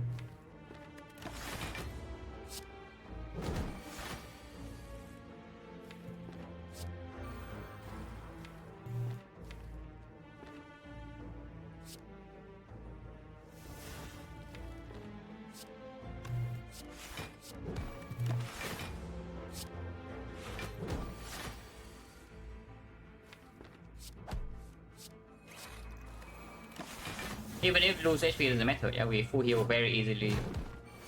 But I don't think we are even losing HP.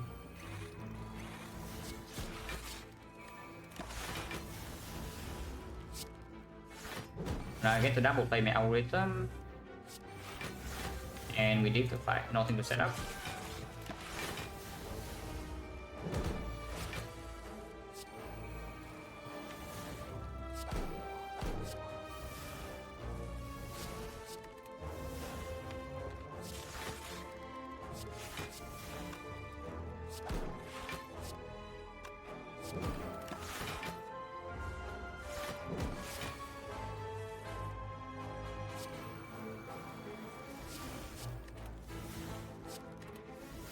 Infinite.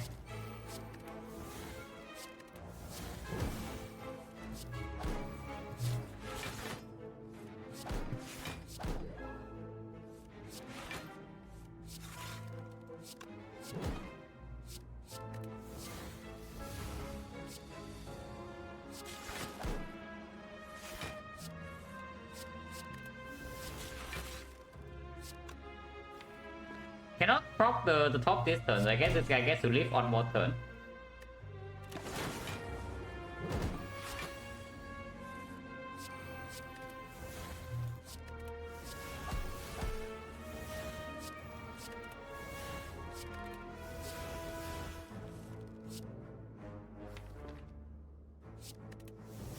Okay, what if I just kill? This one we don't take.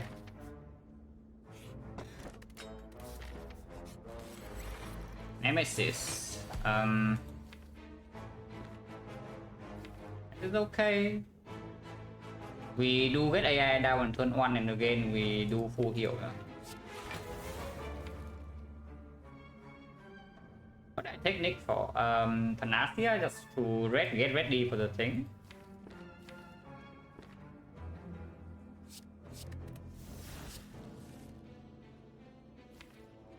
Or I can technically second recycle to force madness on this, but the off one is not going to be drawn until way later.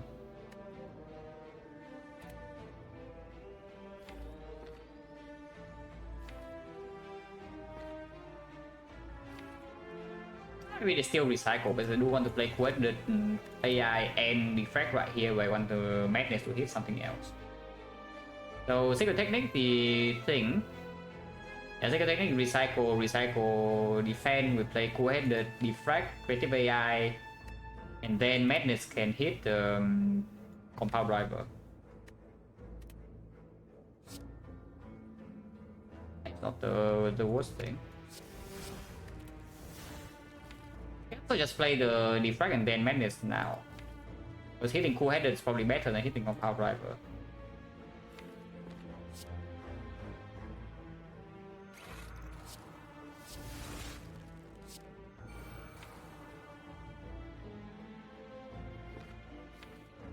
Next turn, just full snap panic button. Turn 3 maybe take some damage, but we do have some frost. Turn 4 algorithm full block. Turn 5 echo 4 buffer. Then 5 stun. If I draw right now, next turn we have panic button loop. Turn 3 algorithm bricks because of the panic button. But we don't want to play algorithm anyway. Maybe I do it either way. Draw 2. I draw 2 until here. Next turn on 3, 4, 5. We can even unseizing top. To draw into madness, and then on turn 3 we get to glacier. Actually, that's quite good.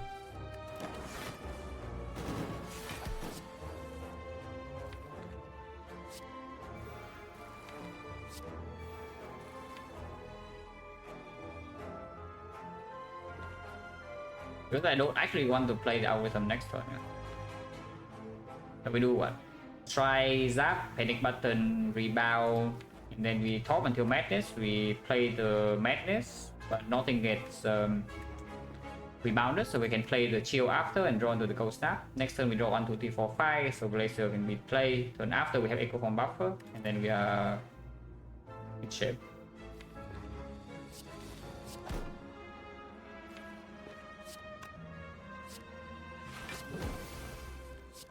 Nice madness. Okay, ổn. But it's fine, we have double loop.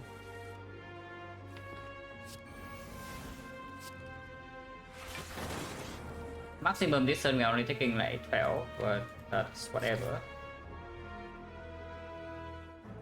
This guy also never dies to hourglass, yeah, so we don't need to worry about his life while we are stalling for double algorithm later. Don't actually want to play this because what? Doesn't really matter if we play this.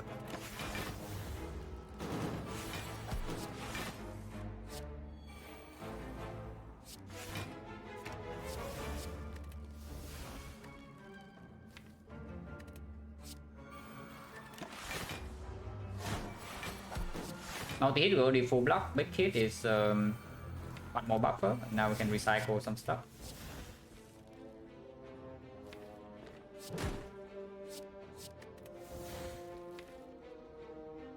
Let's play this now to deal some damage. Eventually we need to deal damage.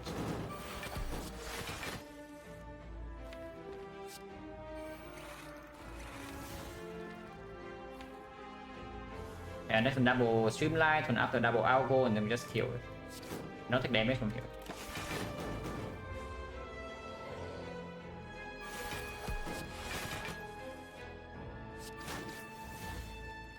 Do not play the quad.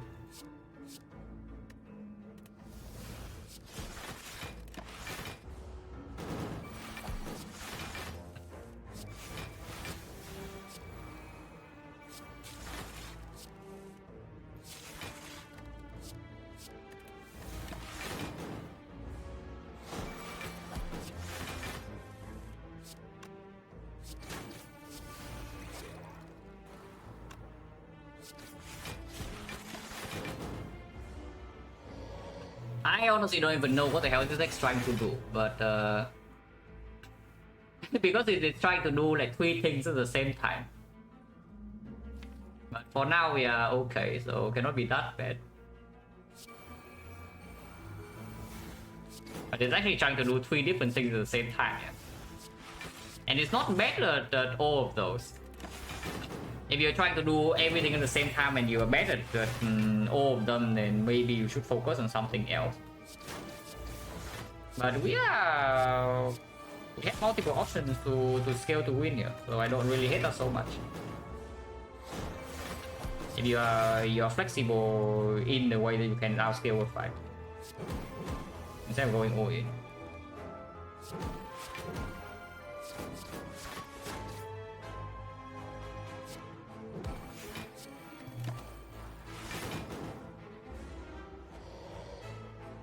Red Mage is good now. Red Mage is good. I don't see a Red Mage is bad. Wait. We don't need this. This is the real bait. This is the real bait, guys. No, this is an actual bait. Like, holy crap. It's shiny and it's strong.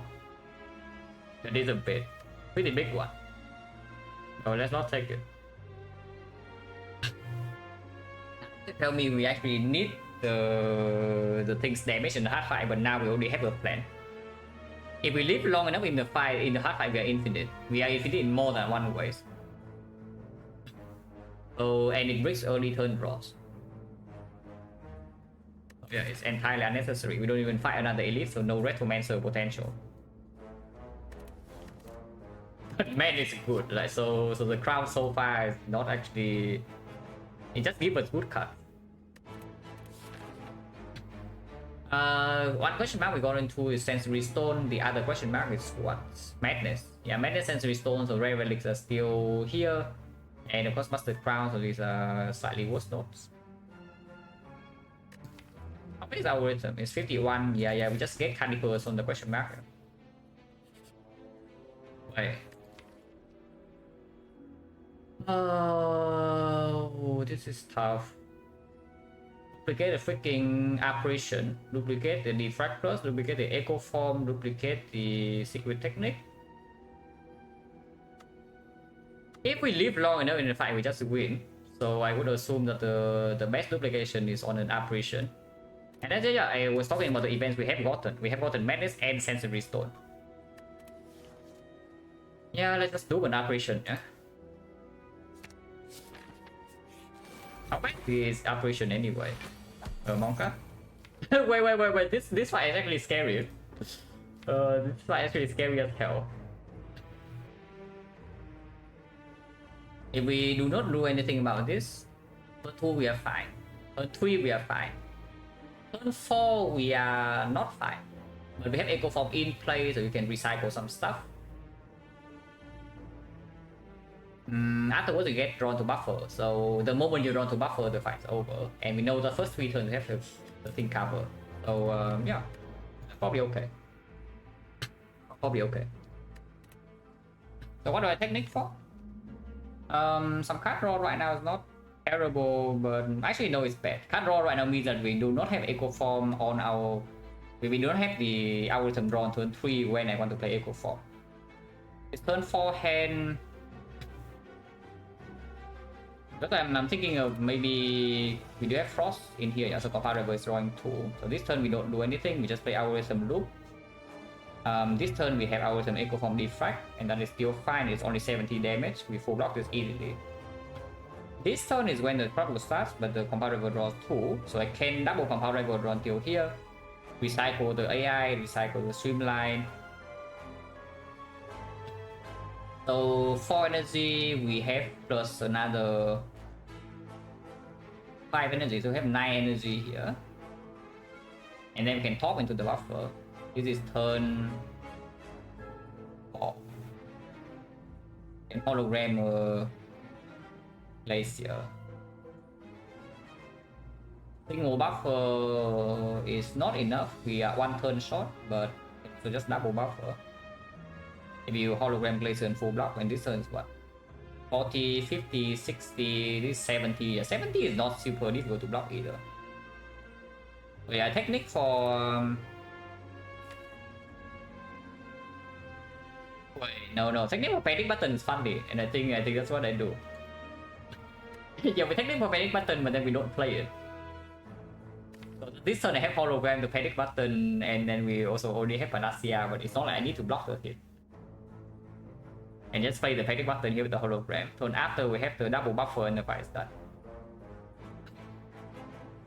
That's a funny line. Does that full block this turn? I'm pretty sure it does.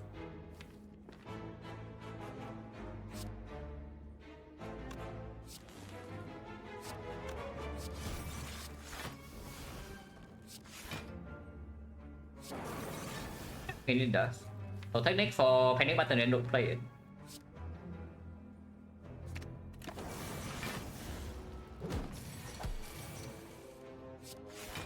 Do not draw.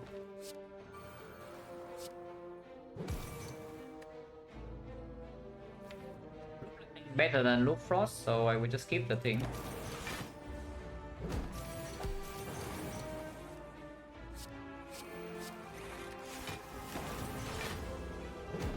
And this is a fun turn. Yeah, this is the fun turn.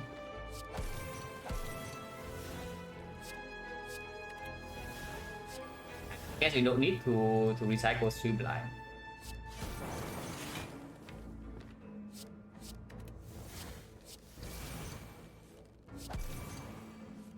I also don't even need to get back the panic button, but I will do it anyway because we play around it.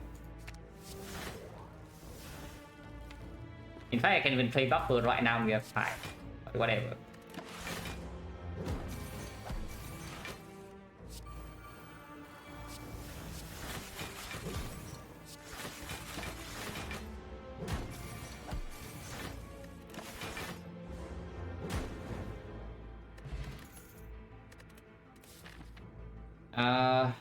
And this will be a shop? No. So it's always a fight. So it doesn't matter where we go.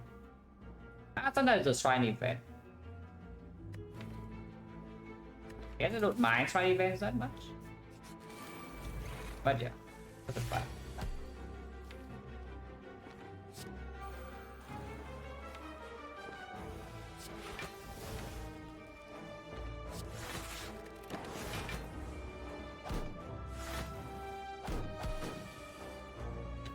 Can it be shop is the only shop after shrine is after the first question mark. It's like if you see a fight here, for example, yeah, then this is a shrine and this can be a shop. If you do not see a fight here and this is a shrine and this cannot be a shop. First question mark in here is a shrine, this can be a shop, 20%. Of course, not in this map, but no one of it. Which Libe, thank you very much for the sub in the 20 months. Appreciate a lot. Double algorithm and then single buffer or not? Or double buffer and then redraw to the algorithm later. Double loop and then here draw 2 and then this turns pretty ugly, but we can still double compound. I guess it's fine. You can do the accelerator draw a little bit with the recycle, which I will do.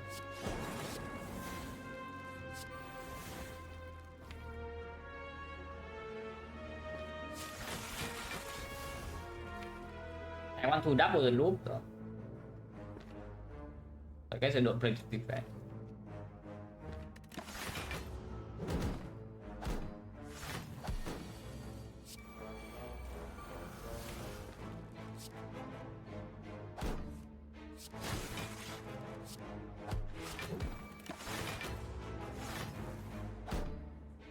High is pretty trivial.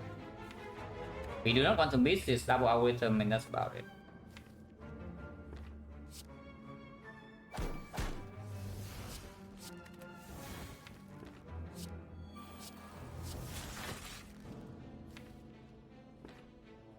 Defect's fine.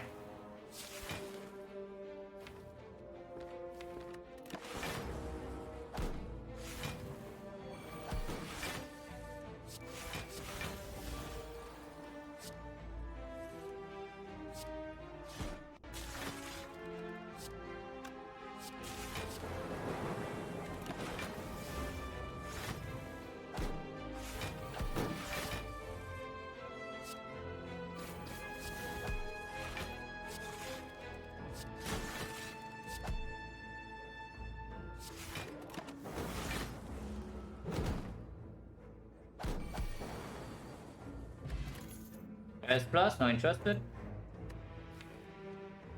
Now, I expect the compound driver slightly better, but again, it's not. We have taken enough things that don't draw in early turns. So let's not take ball. And we do not need this to do anything. Draw scaling, we have enough already. We don't need to scale our compound driver. It's green, yeah, it's green. The crowd is trying. So it's not that they're trying, it's started.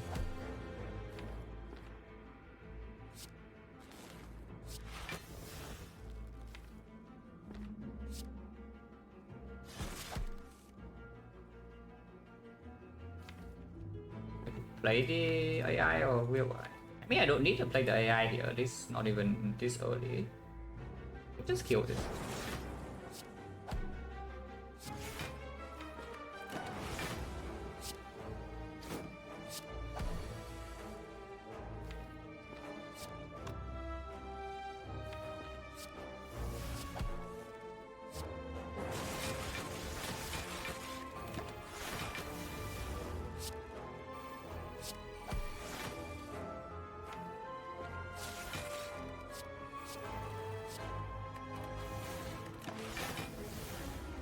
Can I do take damage? Oh, really? Ah, I see the plan. But we do still heal a lot. It's okay, but I see that plan.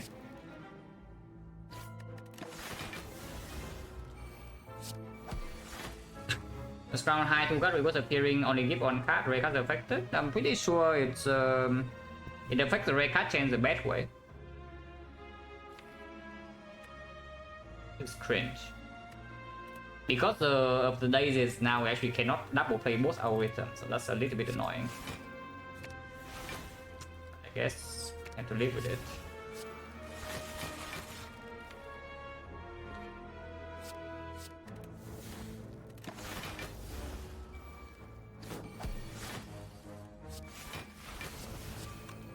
Maybe we can redraw into this 7 turns. I say 7 turns maybe is not so difficult.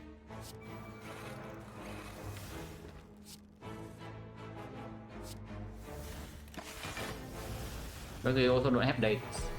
Yeah, I should be able to. Yeah, next turn already, when we have full heal.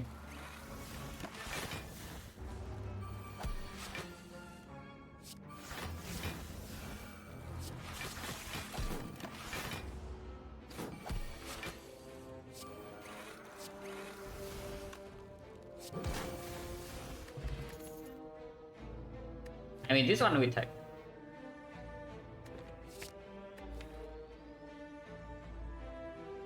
It's from really free energy.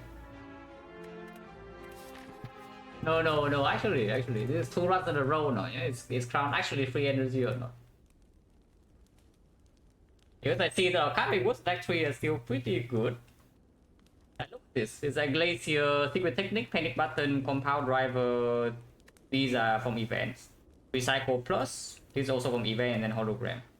So we pick what? 1, 2, 3, 4 cards from normal fights, and then 2 cards from Sensory Stone. Good, no? Okay, this fight is annoying as hell if we are slow with our thing, but looks like we are not that slow. That's good.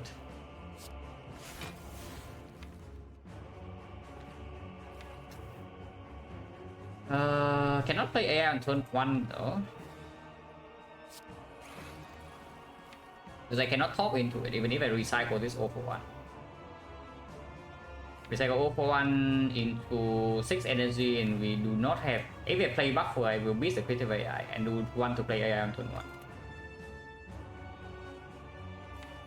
Can play this in case it's doing debuff, I guess. And then play this.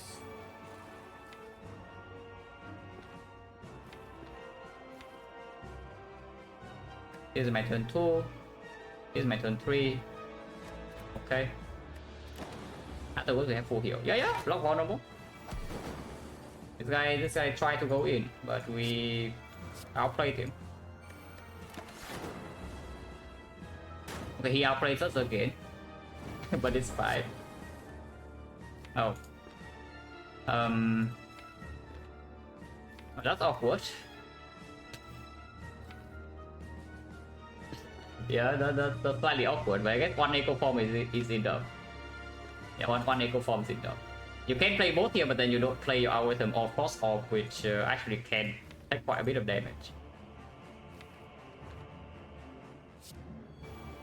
There you can do something like this.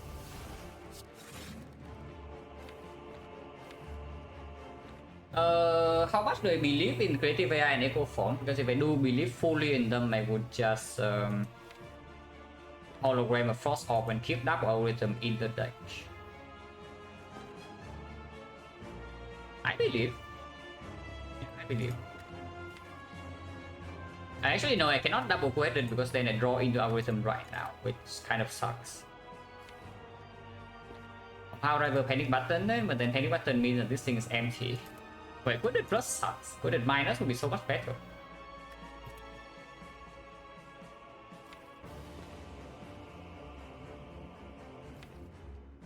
Or I can also just do nothing in here, leave this thing at 10, block 11, maybe take some damage, and next time double rhythm 2 cards. But then I don't play the power from the AI. Which is not the best. How scary is this damage? Maximum we can take this turn is 34. 34 block. 11 because I can do compound driver madness. So we take 23. Next turn I take 0, but I can debuff. But then turn after double glacier still full block. This turn is a bad turn though. This is a terrible turn, especially if we get drawn down. Like we do heal 4 per turn, and we have 3 frosts with single loop. And we can technique for the chill, I guess. Double defense technique for chill. I believe. Oh, never mind, I'm stupid. Anyone else being stupid or just me? I guess I am stupid, but it's fine. Okay, so what does this change? Next turn double cold snap, yeah, okay, still block, and then next turn after double glacier still block, and now we shuffle double chill, yeah, not the best, not the worst. Yeah, that is okay, it's okay. Can panic button here, guys, because next turn we don't have block.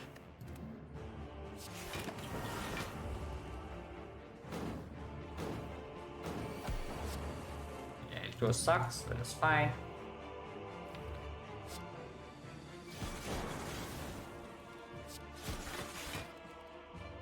D2, don't care about streamline play.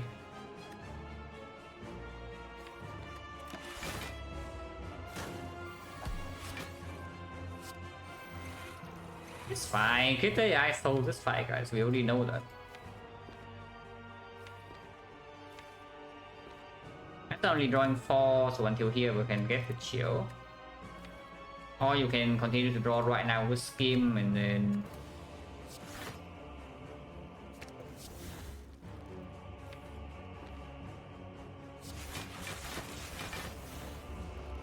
Yeah, attack pattern doesn't matter here, we outscale this pretty easily from this spot.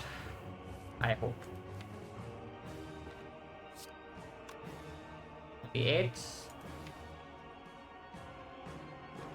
Damage is fine.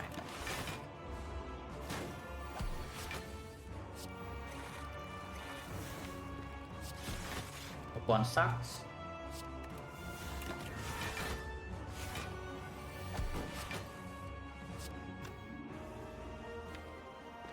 We should double play loop and a single play algorithm. We double play this next time we draw it.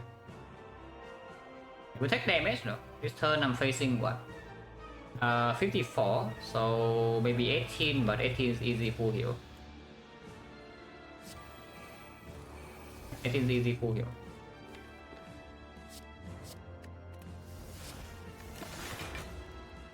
Hit me.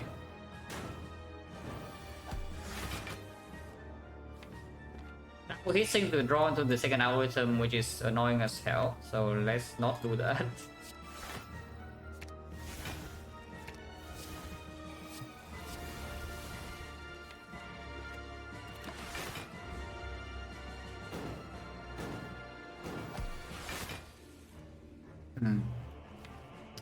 No, single echo form's fine.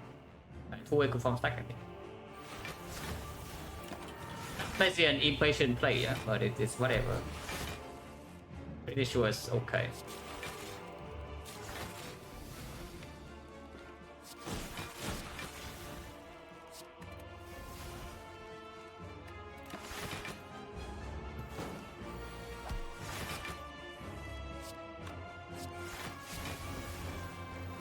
Yeah, fight already over. We just heal to full and we kill him. There's no red sap relic. We double play both algorithm and the 65 block.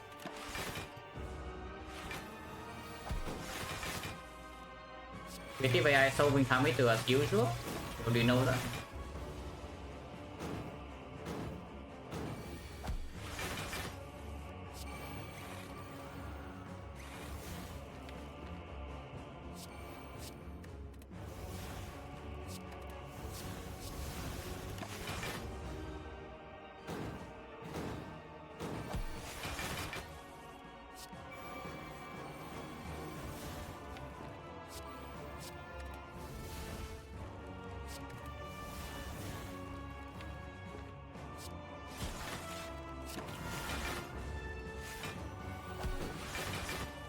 The time with hourglass? No.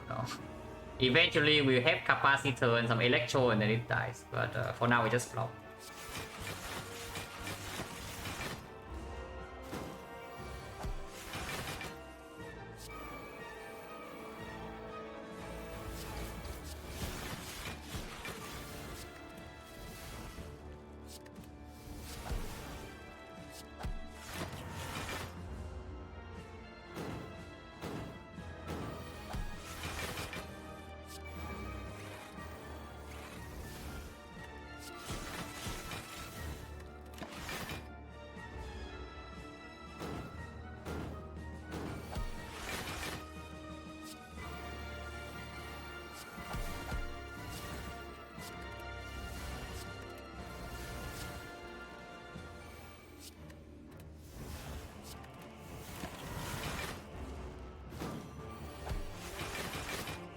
Eventually we get the capacitor, guys, don't worry.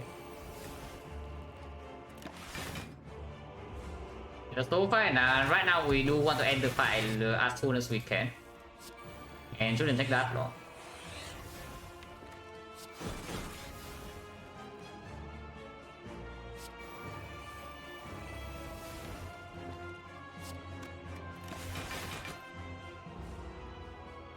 There's nothing to set up now.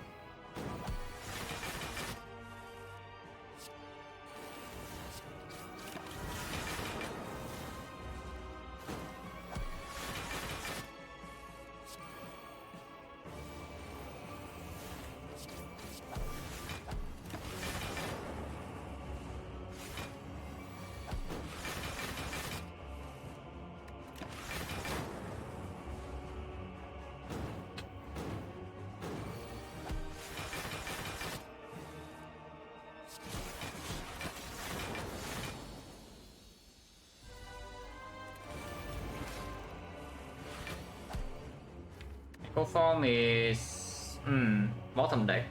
Bottom decking both Eco form and AI, so this fight is slightly more annoying, I would assume. We do buy ourselves a lot of time with these opening hands though, but these are very far down. Weekend one, yeah, weekend one is whatever. Like we recycle a few times, we don't play the AI, or you keep the AI around then play it the second phase in full heal. Revive opener is like okay. But next turn is just slow. But we can Panacea Panic Button, I guess, and Unseating Top until here. Buffer buys one turn, this buys one turn, then we can play Echo Form. A bit slow, but I think we're okay.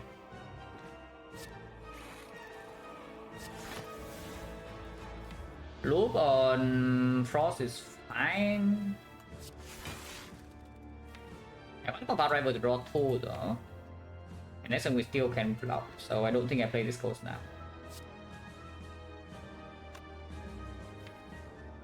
I can play this.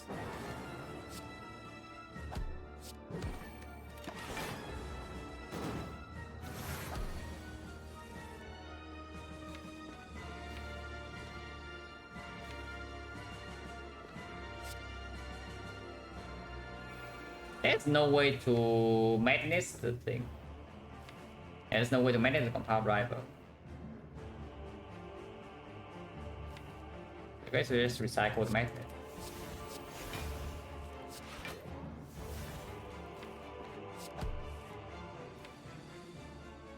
Yeah, next an algorithm buffer. Maybe compound driver until here. Or go under and then we can force a madness target sometimes.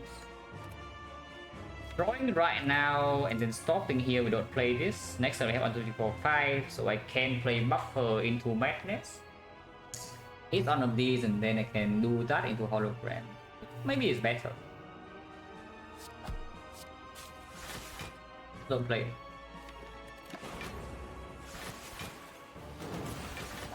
I got attacks. Okay. 1-0 cost.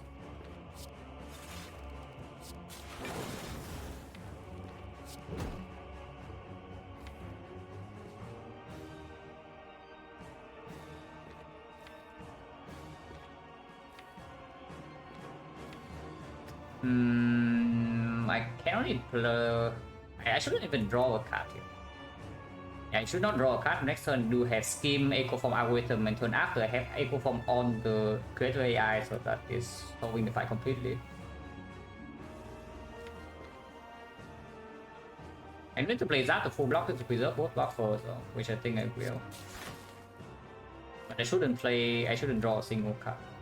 I cannot recycle, or I can recycle, but I cannot play the compound, so recycle bullseye.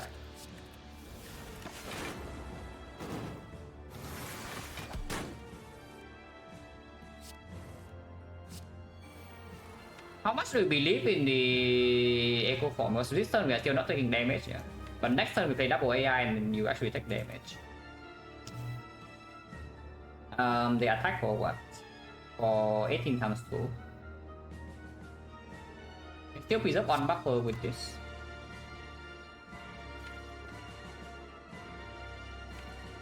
I can preserve both actually. No, don't think so. I cannot hollow glacier. I can only protect one buffer stack.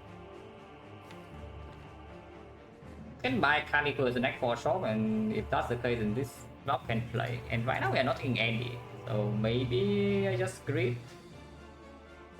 Yeah, maybe I just greed because I can also just technique for glacier next turn to block.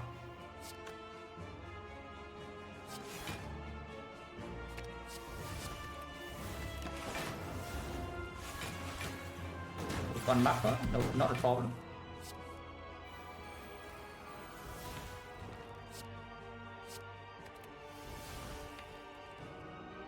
We don't let the double play out with them yet, but I don't care if I top this turn. You don't need to top, this is only full block, and next turn I can double power, double the algorithm. And then the fight is over, probably.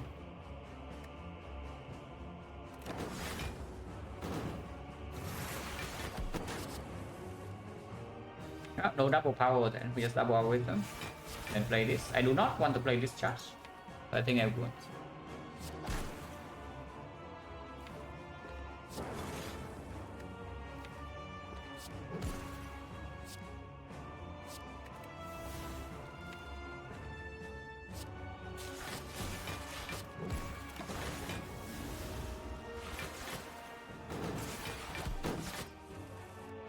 No more artifact. That's my bet.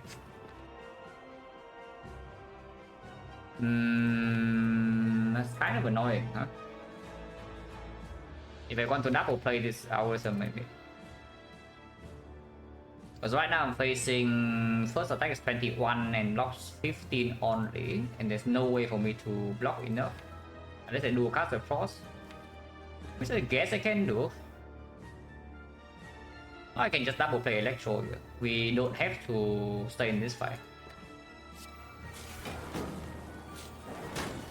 21 is a perfect block.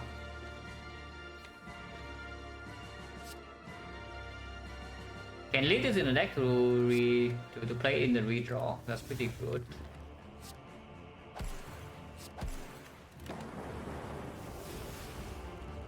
It's buffer.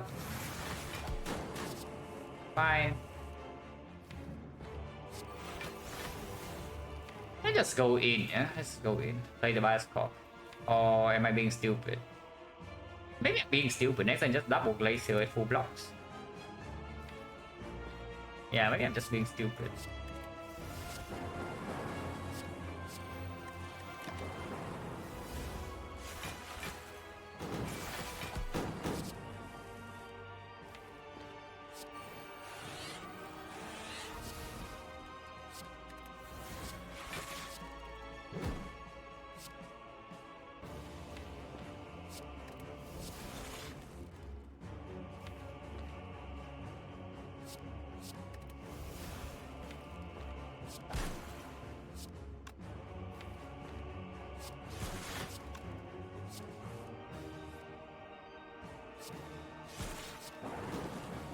Actually, taking damage this turn, but irrelevant, yeah.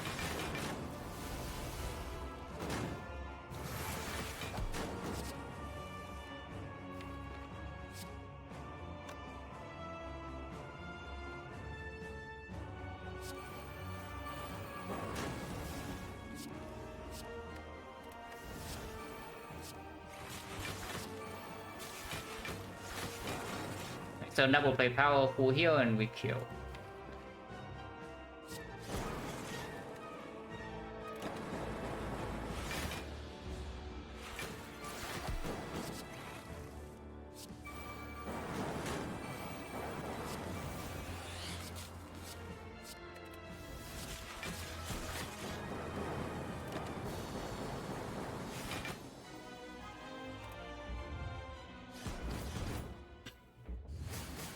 Okay, big shot coming up.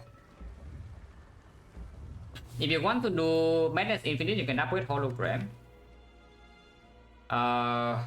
Otherwise, I don't actually know. Like, what else do we upgrade? Like, Creative AI or what?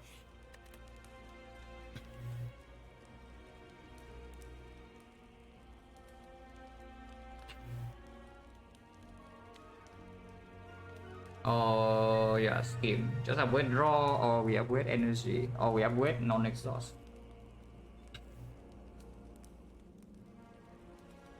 Need to do infinite, right? When we have double, when we have algorithm blocking 69 each, yeah. It just full block first cycle of the heart for us both hits. Or most we take one hit because we do have Frozen Eye with draw manipulation potion.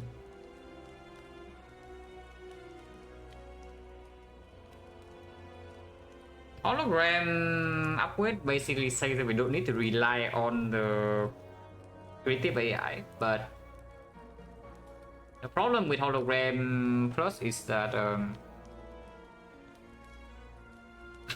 it is.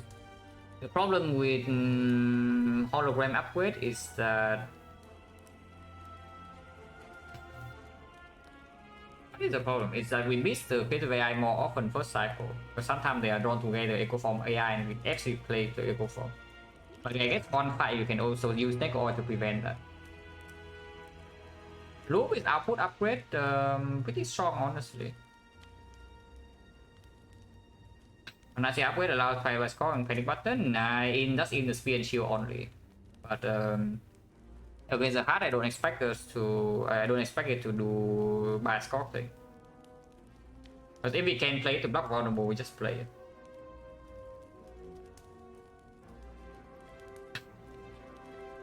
But honestly, I'm really wondering what's just the upgrading the loop. Because if the fight gets to the point where we can replay this one hologram we upgrade like many times, like 2 or 4 times, yeah.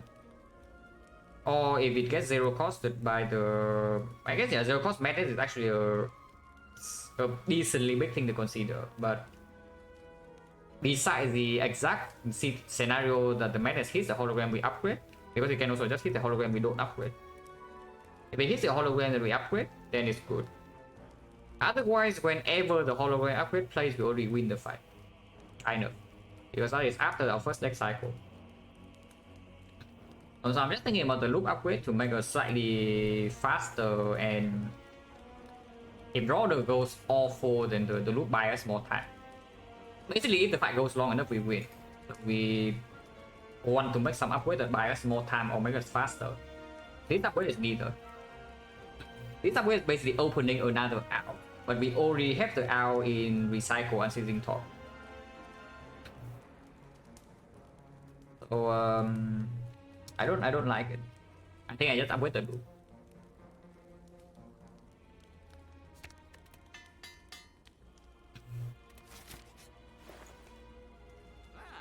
Nintendo puzzle. It's clear. The uppercut is like funny but not needed.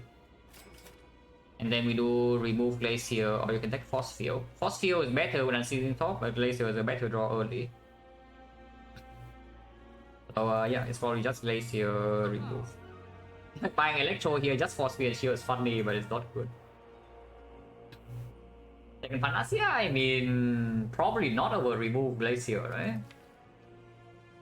Because I don't even like Panacea in the Spear and Shield that much, yeah. And in the heart, it only you either need to buy the AI to give you some bioscope pretty fast. Because if the bioscope is generated maybe third cycle attack, you can already play it normally and you win the fight from here. Or it's drawn turn 1. As of now, we do not actually need to block vulnerable to survive first cycle because we have double algorithm blocking 70 each. Yeah, we just take the Glacier and then remove a card. And I assume with the buffer is a little bit weird though, because we do have a buffer plus, yeah? Button, yeah, the thing about button is that we don't need to block the button debuff though. What dexterity based block do we even have in the deck? Okay, fine, we're buying a Glacier right now, but it's like -7 block. Otherwise, what do we actually have? Only the algorithm, really. But we have Frozen Eye to prevent this bad case from happening.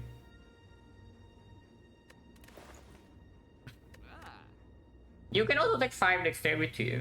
Here's plus 5 dexterity for you over the XecnaR.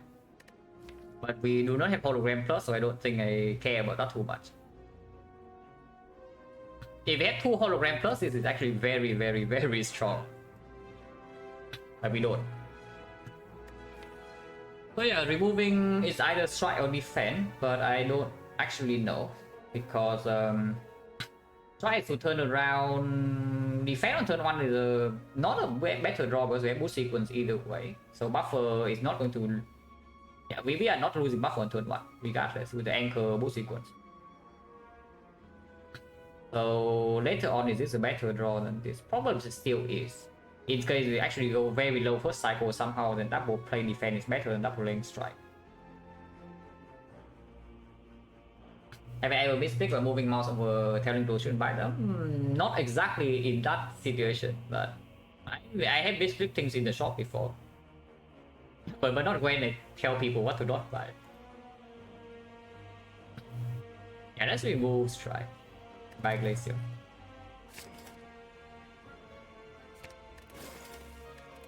Buy a bow lightning. Don't see why we should.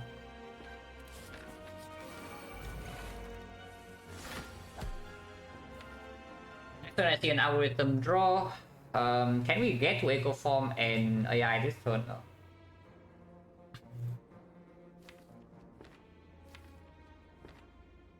No buffer. Yeah, buffer is bottom deck. So turn 3 we can take a pretty big hit.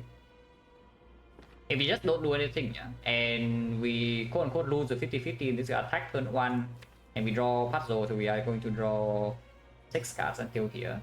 Turn 2 we have our scheme, recycle, and then go ahead and draw until here and here, and this is exactly the situation we don't want. Is that we draw Echo Form and AI together.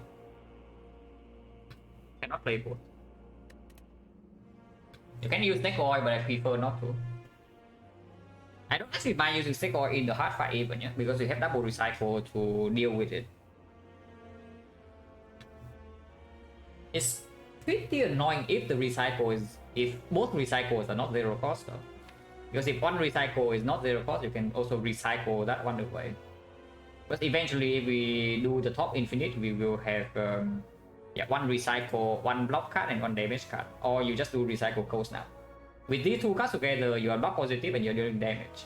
One sitting top will kill the heart for you. If these are the only two cards. But if both recycles are not zero cost, then we are losing energy.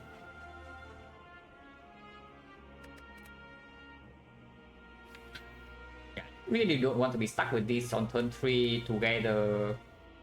And we cannot play both. But, not playing creative AI, I guess we can play AI later, it's just that it do still a bit slow and our damage is not that high. Yeah. So I'm a little bit scared that if we just play the Echo Form and then we single or double play loop into double play Defect using these to front load block, we do not have enough output to wait for the AI to be redrawn, but maybe that's wrong. Yeah, just boost sequence. Let's say boost sequence, chill, compound rival draw 2 even. We can do compound rival draw 2. If we are not having, if we are not proccing puzzle, like we are being not being attacked by this guy. So next time we draw 1, 2, 3. That's pretty bad because there's no line to use on sitting top. Because they cannot recycle both turns. So you scheme until here and your turn ends, and then on turn 3 you draw this hand, you are destroyed. You're actually getting completely destroyed on turn 3 with this hand. So that's not very nice.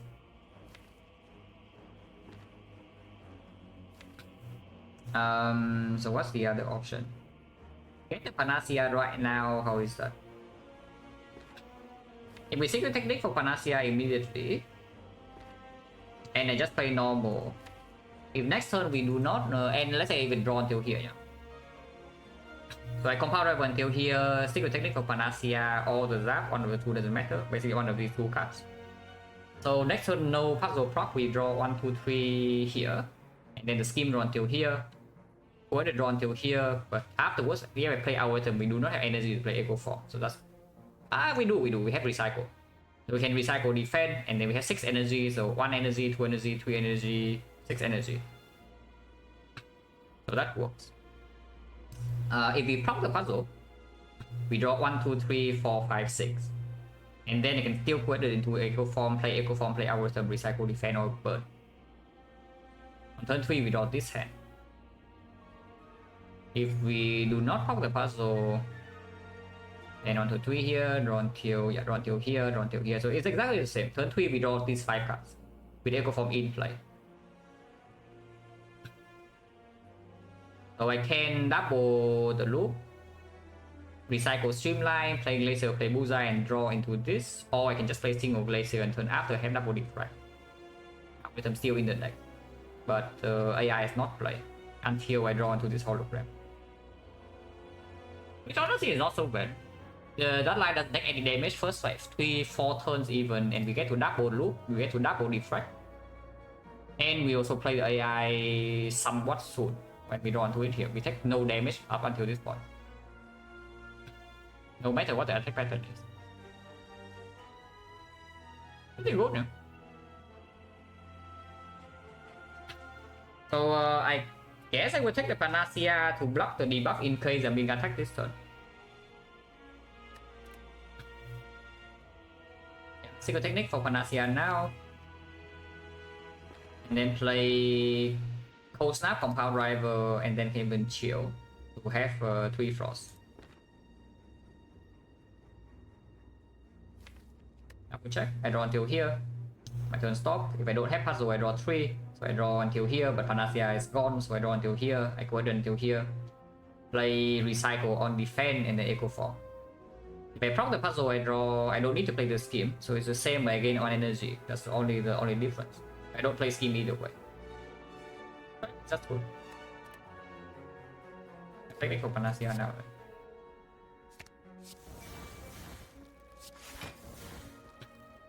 Yeah, chill Compound Driver. I think I cannot even take damage. If I choose not to take damage, I will not take damage. So saving puzzle for later is also good. Because I can pop the fan here with rebound last. And we block in total 33. So I take 0. No matter what the pattern is. And yes, I would like to take 0.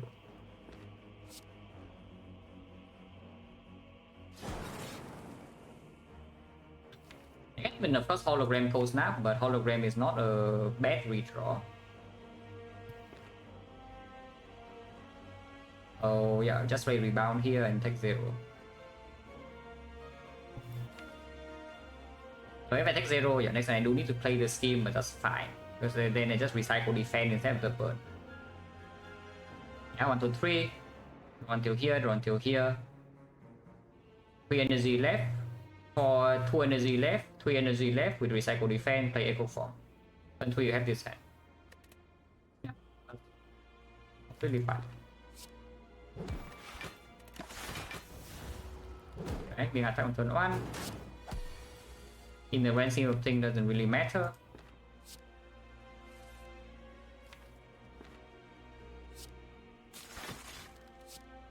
You can recycle the AI here, but I do think we might need AI to win this fight cleanly. Or at the very least, guarantee that we leave the fight with full HP, so I don't think I want to recycle it.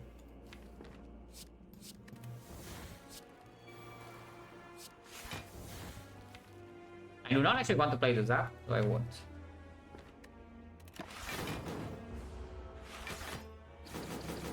Double loop. I can draw to algorithm right now if I would like to. We currently blocking for 28, so yeah, maybe algorithm now is not so bad. And you actually don't need to turn around if you want to draw to algorithm now.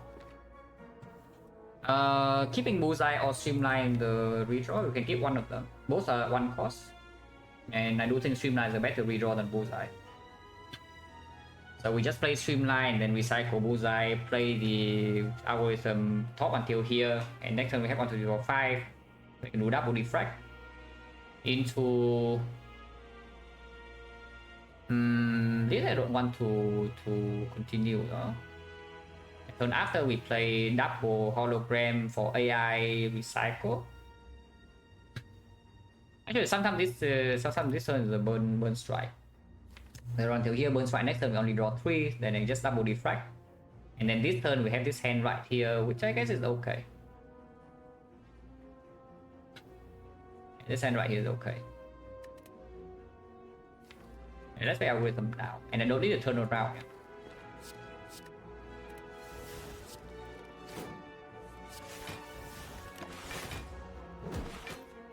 Burn strike, so this one's a burn strike.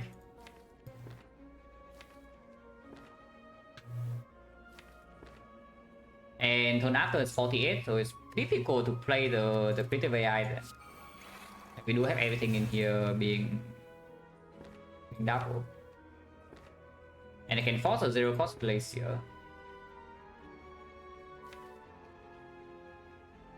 I guess I will.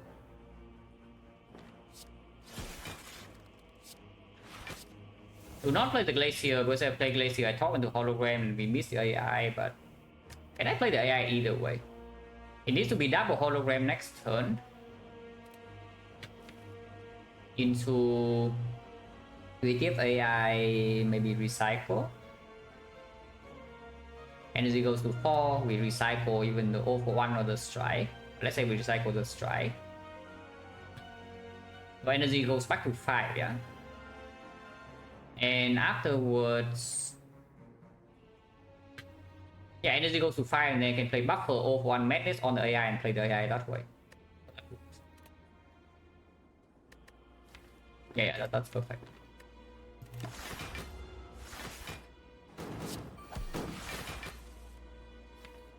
Oh wait, it's burn strike now. Ah, yeah, doesn't really matter. We are fighting quite a bit of damage though, but we do get a full heal eventually. Like this guy are taking 48 and this guy are taking me for 24. I'm facing 76 damage at the moment. Still, still. Forget about the burn strike, so I don't draw to 0 for 1. Which is a shame because the 0 for 1 line is like so it's so nice, you know, but then these guys have to like ruin the fun.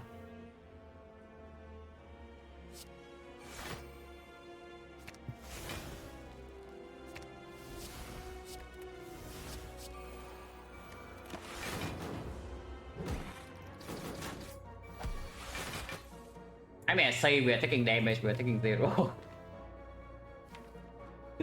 No, we're actually taking 0, so how bad is it really?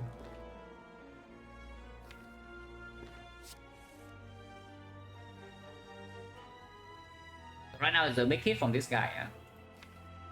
Next turn we're okay, but only block, but we do have the AI in play now, can double play power every turn. This turn is slightly ugly where you can compound rival into some cold snap. Actually, what I'm wondering is that should I hollow scheme now or not? Yeah, if it hits there, then probably yes.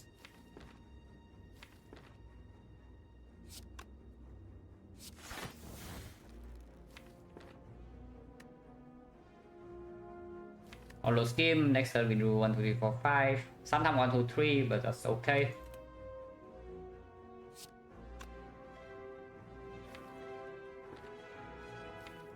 So I guess I should panic button this turn. And I will.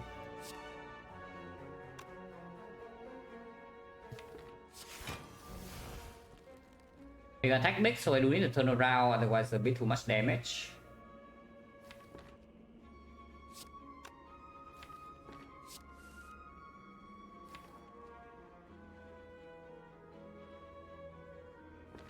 Things that doesn't really matter. Because next time we double Glacier either way, so yeah, just full block, yeah.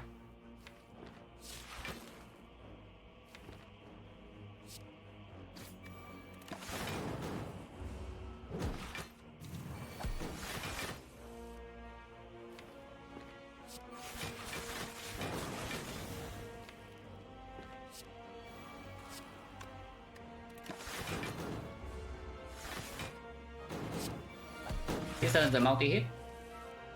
So that's slightly spooky, but it's fine.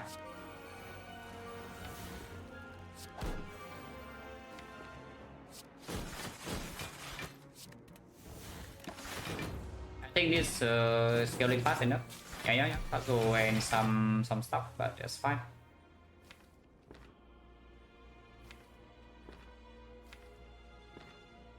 Honestly, I would just play this.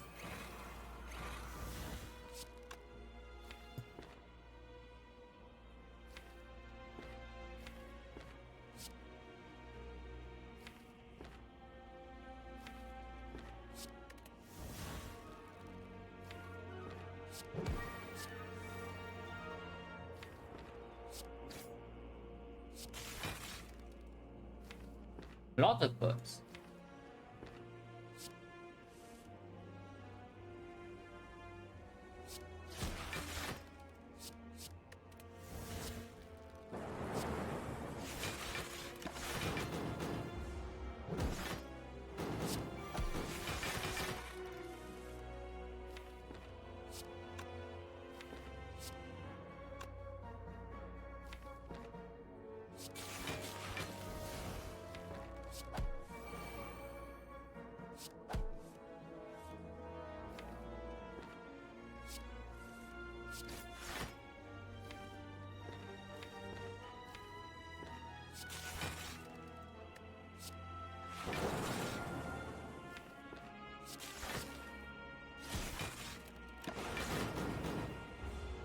Yeah, they don't live long enough for the bioscope thing to matter. Like they are dead this turn.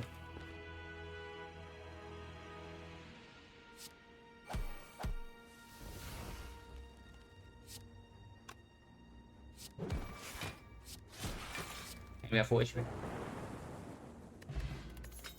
Just in time. But no, it does block second cycle, so it's not that bad.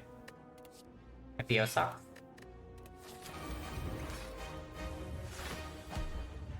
Okay, with our powers, slightly far down. Panacea's bottom deck, Secret Technics bottom deck. So that's fun. I don't know about you, but this seems as Snake Oil hand to me.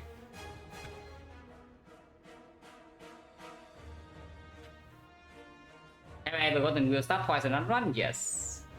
I don't think I have ever gotten Will Stop 3 times in a run, or even have even seen the event 3 times in a run.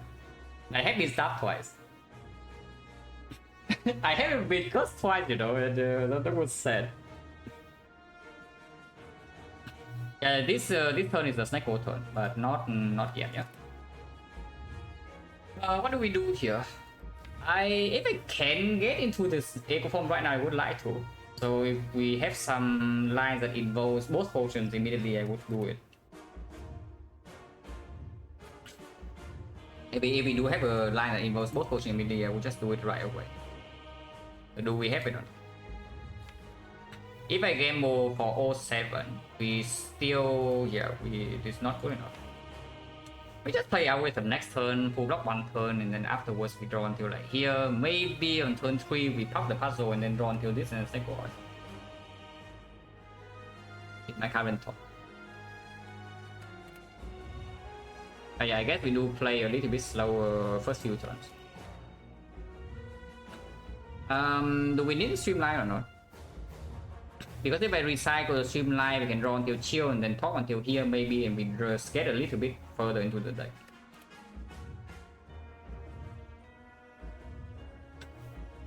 Yeah, I think I just recycle streamline, yeah? And we do zap, loop, cold snap, glacier, boost sequence. And this time we have 7 energies, so we have 3 more. So I can draw until here and then stop on the dual cast. I stop with the dual cast, next time we draw 1, 2, 3, 4, 5, some status is in. But we can do Defect into algorithm. Defect first, can even draw 3 from the thing into the algorithm, and then here we can recycle some stuff, and then Snake Oil 1, 2, 3, 4, 5 sometimes. And on turn 3 onwards, we do have the Echo Form in play, algorithm in. Creative AI in play, and the Gambler's Rule still intact. So if we see the buffer is not full blocking turn 3, we can Gambler's Rule into like Panic Button or like an algorithm sometimes. Otherwise, even if we take 6 and 7 to our face, we don't really die on turn 3. It's just to see which win console will be. Yeah, we have multiple ways to win. But I think with this draw, I am choosing Creative AI line with Echo Form. So yeah, we recycle Streamline. Hopefully this is not stupid, yeah, because recycling Streamline can mean that I am short on damage eventually.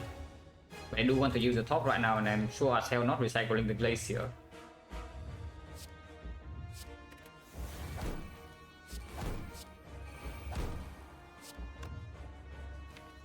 There's no way to pop the puzzle this turn funnily enough, because these are blocking.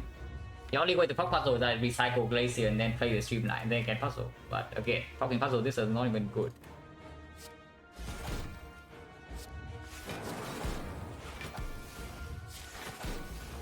play the defense and then stop because I need to draw algorithm next turn. I mean, I actually don't need to draw algorithm next turn. I would like to though, because it means I can safely play buffer and we win the 50-50 and it's multi-hit first, then this thing full block me turn 3. Every cycle goes now, I guess, could have. Ah yeah, could have. We are floating 2 energy, so it's true. The difference is 2 energy. And we stop here.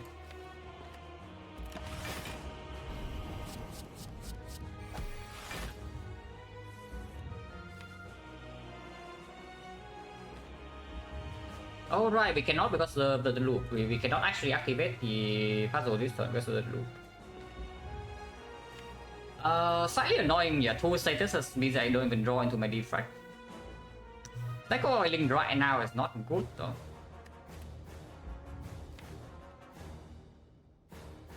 But if we buffer doesn't full block next turn, it means I'm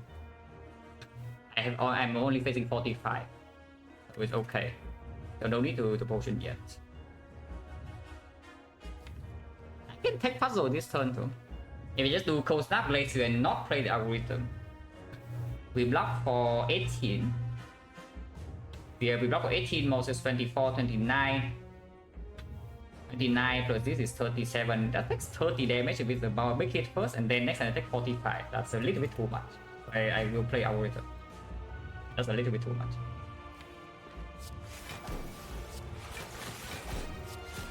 These are be good in this turn. Okay, multi-hit first, that's great. Because it means that this buffer is full blocking. What do I do then? I can just do be slow, or I can be fast. I want to be fast.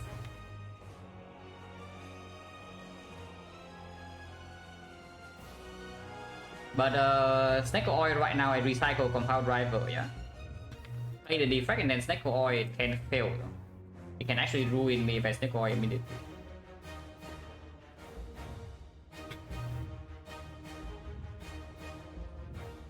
Take 0 next turn if we proc puzzle, draw hollow GA, it's true. But the problem with proccing puzzle is that you also draw into these immediately and I don't know whether we want that to happen or not. Because it also means I miss a defect sometime. Also, I kill my hologram. That's another thing.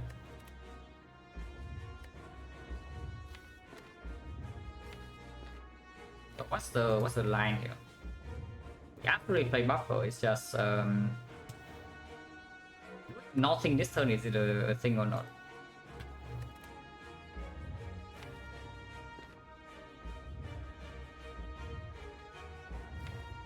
Because if we do nothing this turn, then the line is just the other line is doing maybe gameless rule for 3 into buffer echo form,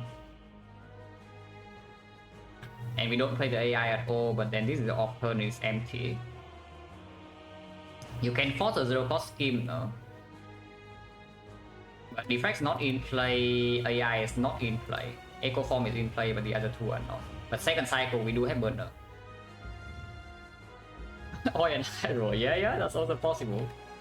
This voiding here is really annoying. I will say that, but we must play buffer this turn. So if we select oil and we cannot play buffer plus echo form, we are going to miss one. And we are going to miss echo form basically. So you want to save echo form, you need to game the blue as well, and that is awful. We do have 5 energy with the thing now. And we can hologram the recycle 0 cost. Can most likely create 3 energy if these things are expensive. Madness is cheap. Madness is expensive, can be recycled. Madness being cheap, it can be used to discount this. So it is possible to XecnaR oil immediately, like recycle compound driver into XecnaR oil. 3018 is an amazing wood record. Yeah, wait until you know like what came before this. This table started 20 and 5, you know. Just telling you. yeah. So it started 20 and 5, and now we are like not even 70. Yeah, that's a pretty sad. Also, the 40 games before that was also around 80%. So the say around my skill level right now, average roll is around 75. Maybe slightly lower, maybe slightly higher, but it should be around there. I don't think I am 80, but I also don't think I'm below 70. Oh, that's pretty sad.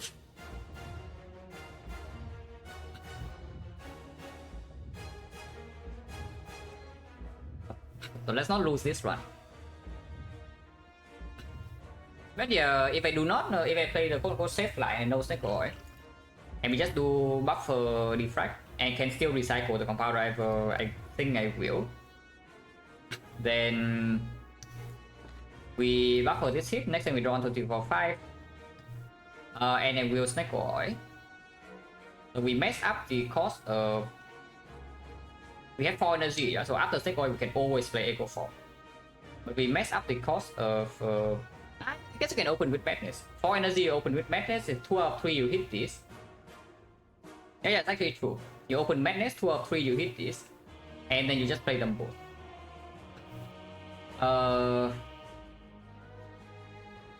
If the Madness hits the hologram, you actually can steal hologram for the recycle and recycle this Madness.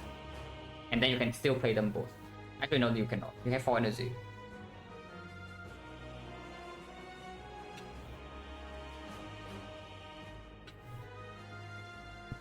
Have I considered doing a 21 cap runs 1 or 2 hours? No difference.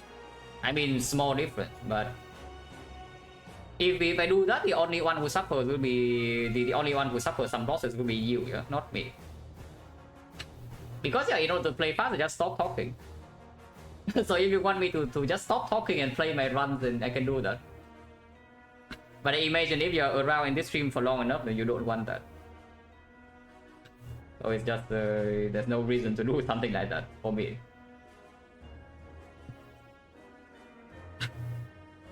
Because I can think in my head.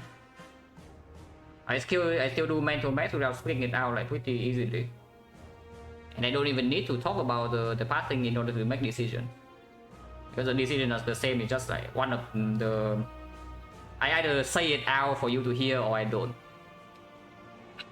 And if I don't say it out loud, it takes a lot shorter. I can play a lot faster. Mike was muted last one. What you're saying, yeah.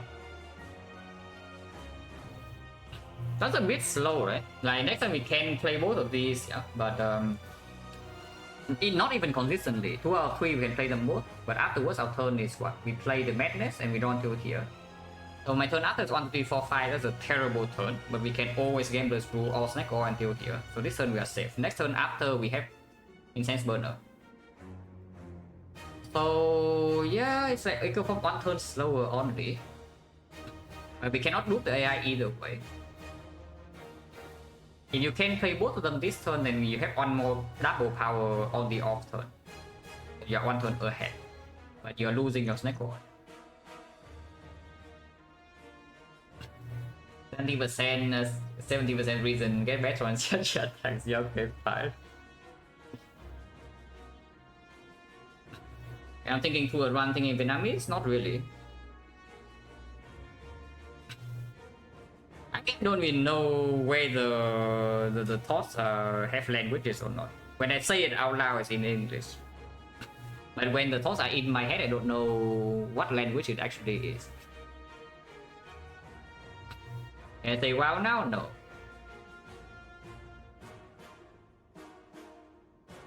You hear when I say wow? Yeah, I say wow when bad things happen. Most of the time it's sarcastic. When something terrible happens, I say wow.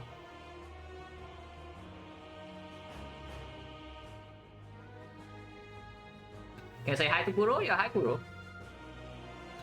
But no, it's like 1 turn slower, but so what's the worst case that can happen? If I XecnaR immediately, we recycle this and then XecnaR. Buffer still must be played, yeah? So we have 6 energy, 5 energy. And then draw these cards. So the worst case scenario is that this costs 3 and the Echo Form costs also 3. On our 16, And then also cannot play Defect AI. The best case of course is that you can play all these three, Echo Form AI and the buffer. But then Defects unplay. Nah, seems simply terrible, right?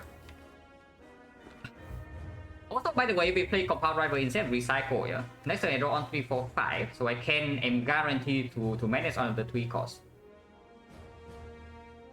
So I do not need to recycle, but recycling Compound Rival is not even good. Let's actually do that then. Like, why am I thinking this? We just do Compound Rival Defect Buffer. And then next turn I draw on the 3, 4, 5 here. I can make this guarantee on none of these powers. I pass the 1, 2 here, yeah, so that's pretty... Actually, no, I don't pass the, I have the loop. Yeah, I still have the loop, so I don't even pass the 1 2 here. And I can play both of these. And my next turn is on to 3, 4, 5, buffer intact. Burner is on 5. This is not quite a burner turn yet, but maximum damage I'm facing 60, so I never die. And Echo Form AI is in play. Yeah. Really, this is just better. So we play Defect Buffer, go to 0 block, and don't recycle anything.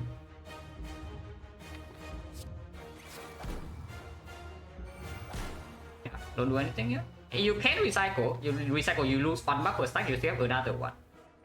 But recycling Compound Rival is not even super important, really. What is my lowest value non-curse card? The card is the least valuable even situationally. Yeah. I think you probably know. If you watch the stream long enough, you probably know. But I mean, for each character it's different. But for Silent, definitely Heal Hook. For Defect, it's Claw. And for Ironclad, I haven't thought about it yet, but maybe... I don't know, what is the worst Ironclad card? Because Searing Blow saves you sometimes, right? Even if you don't want to ever play Searing Blow run, Searing Blow actually saves you sometimes. And Wild Strike is actually a desperation pick in next one. No, Thunderclap actually has the application.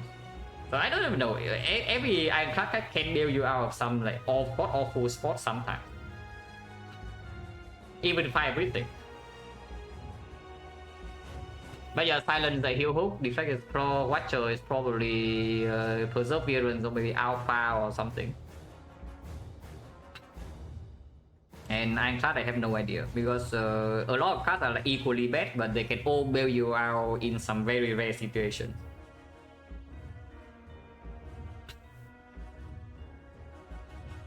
Killing on buffer strike, is that good or a good or a bad thing? Probably not that good, because we can actually full block next big hit with the buffer sometimes. I can't just end turn here.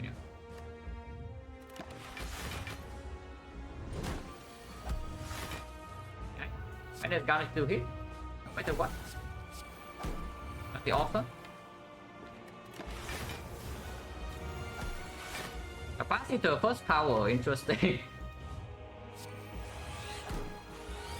Well, I guess we have a first 4 off slots. Well, that's cool.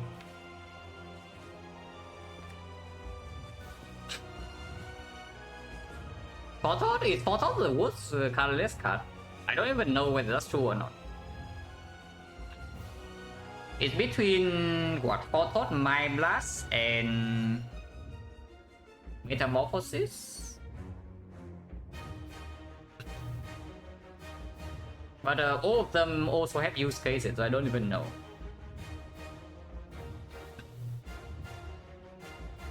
Metamorphosis, when you run a desperate with Defect, you can go infinite. So the Metamorphosis can bail you out. And as you know, I haven't forgotten, which is why I say that it's bad, but it has applications sometimes. Also, what are we playing here? I see maybe Scheme Hollow Glacier. Kinda want to play Off-1 to recycle, so. Maybe Scheme Off-1, do some recycle, and you can play Panic Button this turn.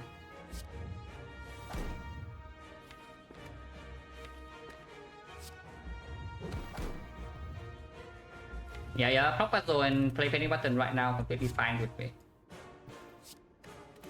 I don't care if the big hit and buffer is blocking. Irrelevant.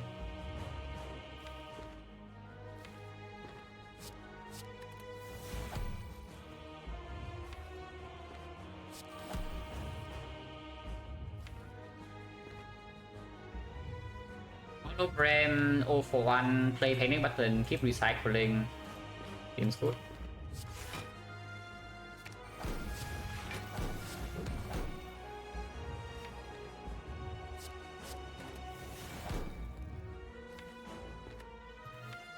Recycle bullseye, yeah, that's fine. It's force or zero cost full-headed. Algorithm zero blocks, so don't play that. Maximum this turn we are taking like what? We block 35, so we are taking 25 maximum. Next time we take 0. Fine with it. 27. Okay. Yeah, double loop. Wait, how are we going to win this run? It's like we are almost infinite already, and we are also outscaling it pretty fast. We are already almost infinite. Yeah, we are very close, or to the top infinite. But we also are just outscaling it at a pretty rapid speed. I don't really know.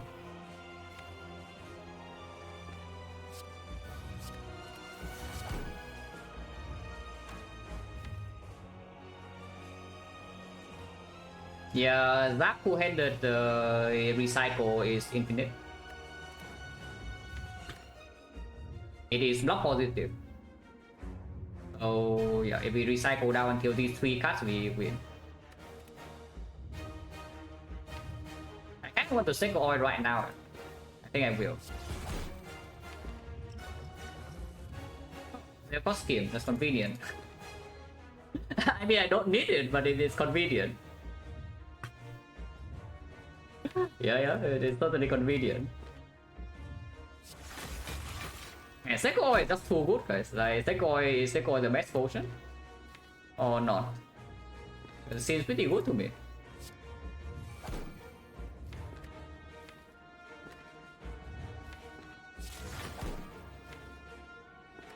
With the zero cost scheme and zero cost glacier, I guess we can do, instead of full-headed, we do glacier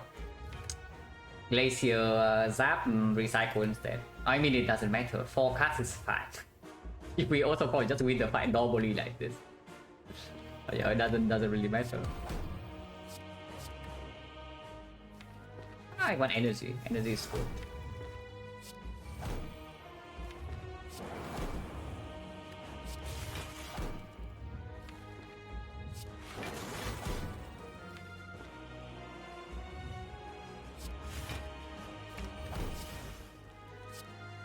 It just sucks. Glacier need to was unburn. Burn sucks now. Oh yeah, we are infinite. Maybe this turn.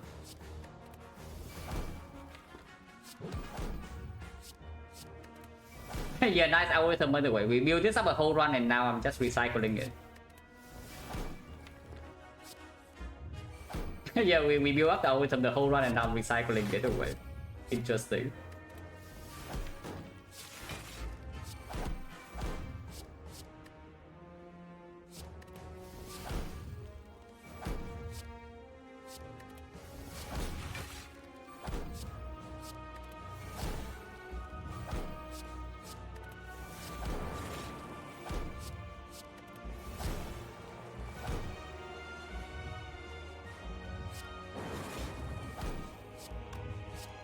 Do not recycle zap. If I recycle zap, I die. Yeah, if I recycle zap, I die. So let's not do that. But we can recycle basically everything else. I mean, it's not true that I die. The critical AI can actually give me damage. So it's not even true.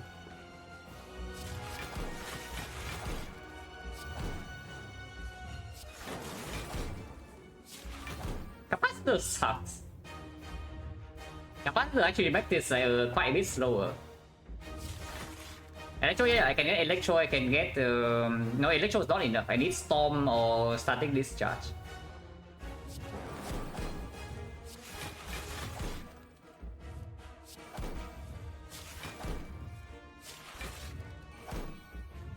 I can recycle the Glacier, but just be safe. It takes a while because the Capacitor is really bad.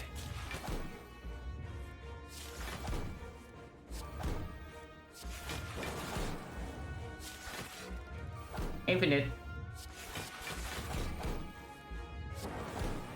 Is that going to make it faster? It's still block positive. 3 cards. This is second cycle already though, so middle rate is 3 soon, yeah. Is it block positive or not? Because I see that I gain only 8 block for every 3 cards. Yeah, that's throwing. That is throwing, so let's not.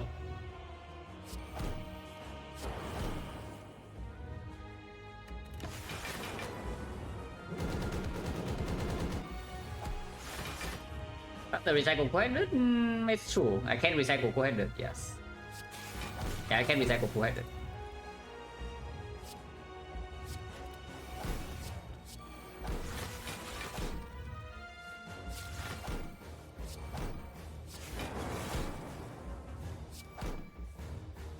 Infinite.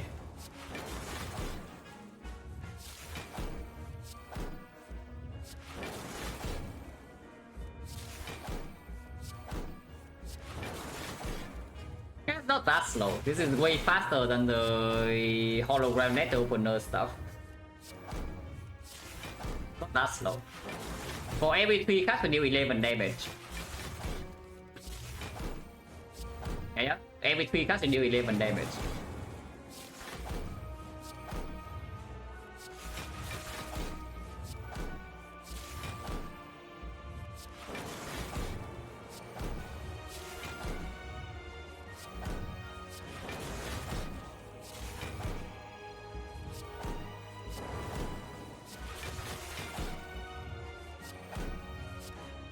This is why you upgrade that one next one, guys. Yeah, this is exactly why you upgrade that one next one apparently.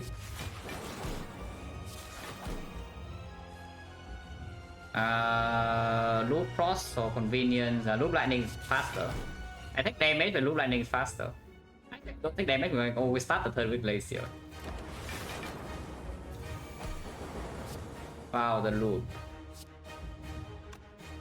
No, I can just do this, yeah. Double zap for damage. I will not finish the fight for full HP, but yeah, who cares?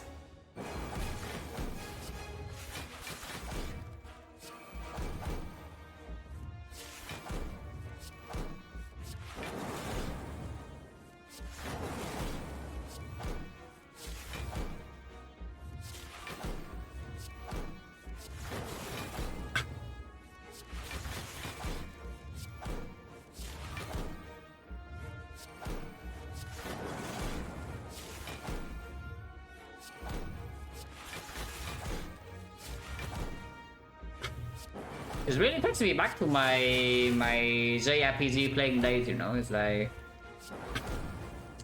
you just sit there, you look at the screen, you do some grinding over and over and over and over and over for like 10-15 hours, and then you win, but at what cost?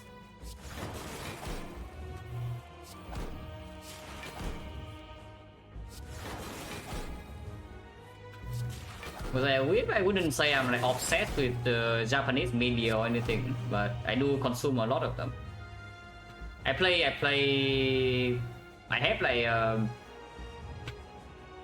the original NES console from when I was very young, and that was basically all I played for several years.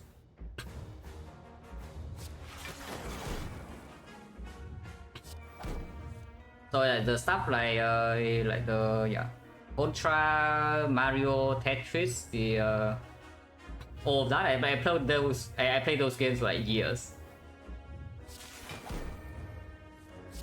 And then when I grow up, it just sticks, you know.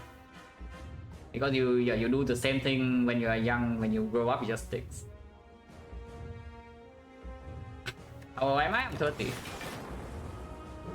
Yeah, I'm 30 this year. Turning 31.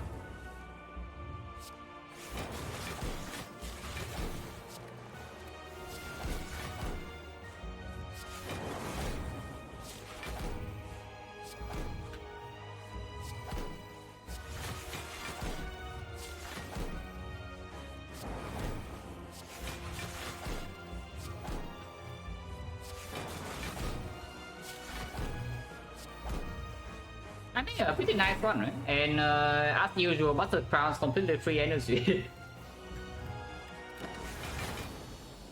Yeah, Buster Crown being completely free energy as always. So maybe I should pick this more often. If everything else is trash, then what if Crown is what gets me? No, really, right? Every single run you see energy like, oh my god, it's so bad, it's so bad, it's so bad. Final Stone complete unpickable. Sozu complete garbage. Saber Scholar kills you in Act 2. Fusion Hammer, maybe you don't scale enough. Corbin Reaper, you cannot rest, you die. And then the Buster Crown just get lucky and then it's free. Yeah, easy. But no, for real though, this is one of the better crown. Because our deck end of Act 2 was already looking honestly good enough output wise. And we are pretty ahead on removes with Recycle Plus already in the deck, so there are a lot of ways we could play that one if we don't see anything in deck 3. But we end up seeing a lot of things. With Buster Crown is until like here. So we see Glacier, we see this from Sensory Stone, and then we see Compound Driver, this is from the shop. The Menace Event, Recycle Plus is card reward, and Duplication Event, Hologram is card reward, and Glacier Report. So honestly, card rewards in Act 3 will feel quite good.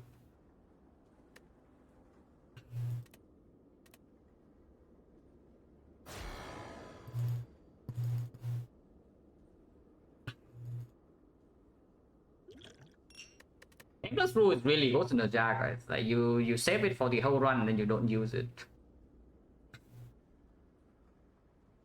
I mean, it's true.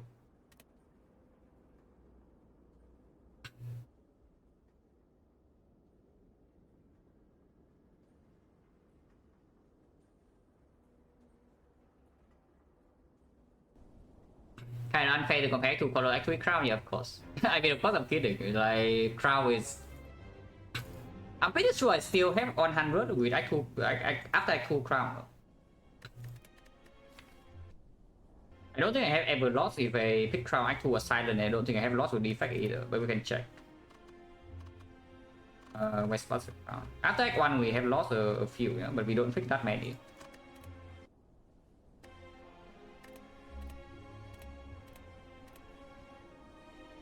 Okay, fine, just Crown Squad.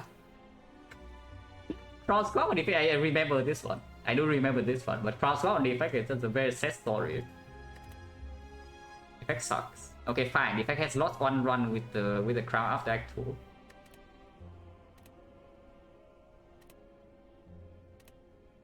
But yeah, Silent Crown after Act 2 is just unstoppable.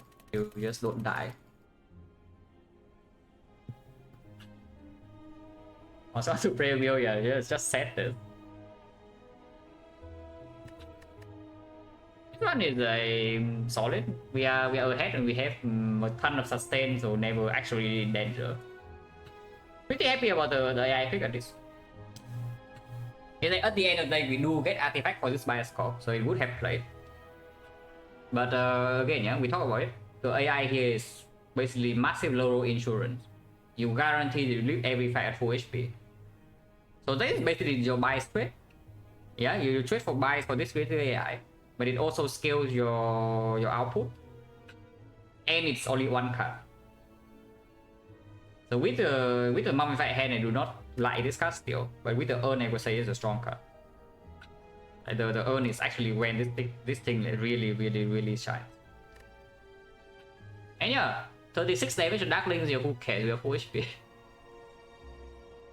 And then afterwards, how much damage do we take? Yeah, 48 HP here. Suddenly after Giant Head, we have full. And then okay, afterwards I guess we are OP because we do have the Frozen Eye. Yeah. Because after the die shop, you just see 0, 0, 0, 0, 0, 17, but whatever, we full heal. And yeah, I call fairly trivial. Like we are very strong. Okay, this one's ridiculously strong in multiple directions. You can go infinite, you can kill with force focus, you can kill with streamline 041. You can go magnet infinite. And all of them will work. No matter which line you choose, it will work if you want to commit. The build time not that long. This one is not weak. So yeah, only 28 minutes.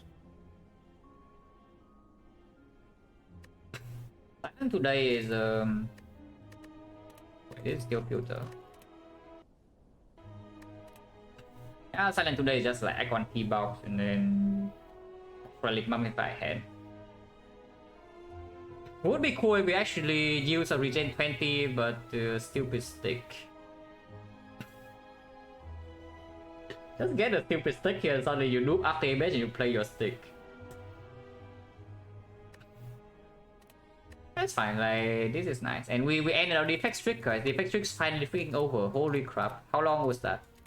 Okay, 4. That's not okay. 4 is not that bad.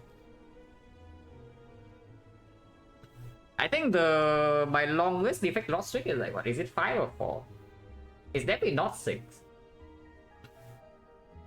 But pretty sad considering that my longest silent loss streak is probably 3. And I have at this point probably like 3,000 hours on silent. So that's pretty sad for Defect. Ironclad lost streak I don't actually know, but I haven't played that much Ironclad. And the win rate is also fairly high, so I don't expect it to be more than 3 or 4. It was 4 yeah, on Defect. Yeah, 4. Is Med ever gonna be as good as offline? Impossible. I play okay. I can show you my offline off stream run. I can show you my off stream run. Offline just way too good.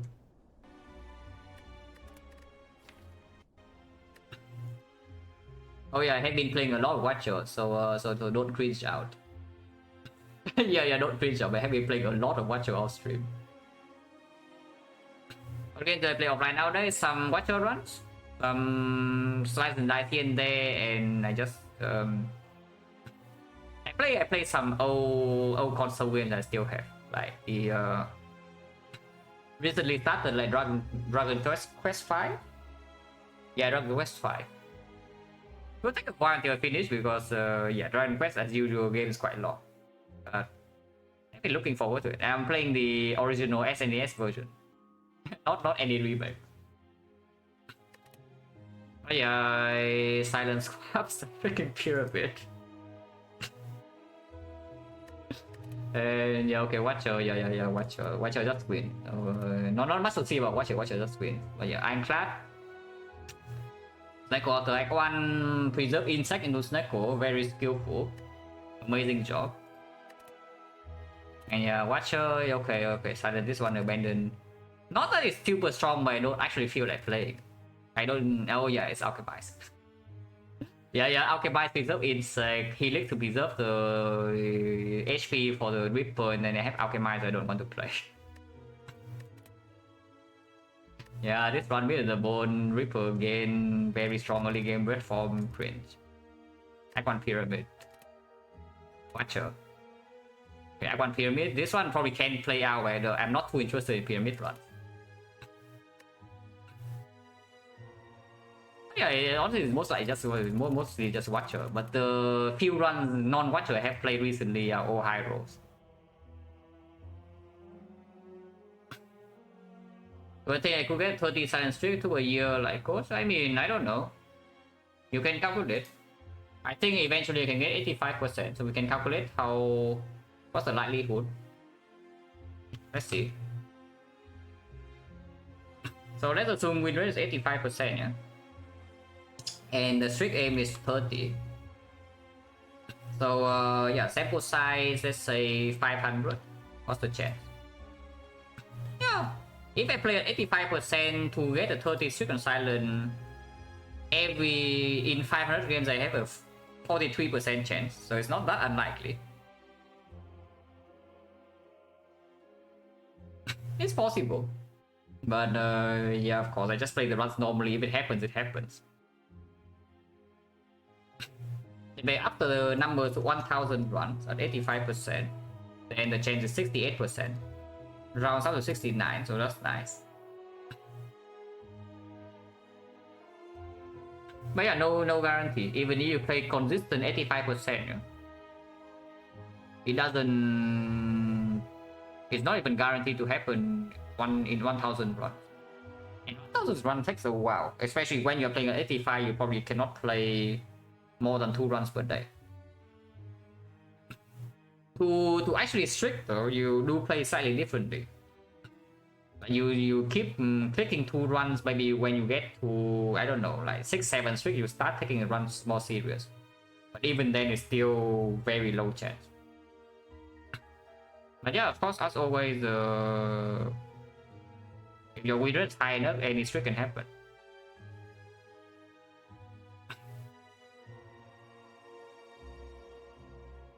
But I'm more interested in I'm more interested in how do I say this? Like fixing my mistakes at the moment. Even if I get, for example, right now, even if right now I go on a 20-0 streak on Silent, I'm not actually that excited because I know I'm still in the middle of working on things. So yeah, if right now I win 20 in a row, it just means that I haven't run into a scenario where I fail in these 20 runs yet. But actually, I do not play. I do not fine-tune like what I have right now nearly as much as I do compared to before. It will take some time for me to play how I want to play properly with the different macro.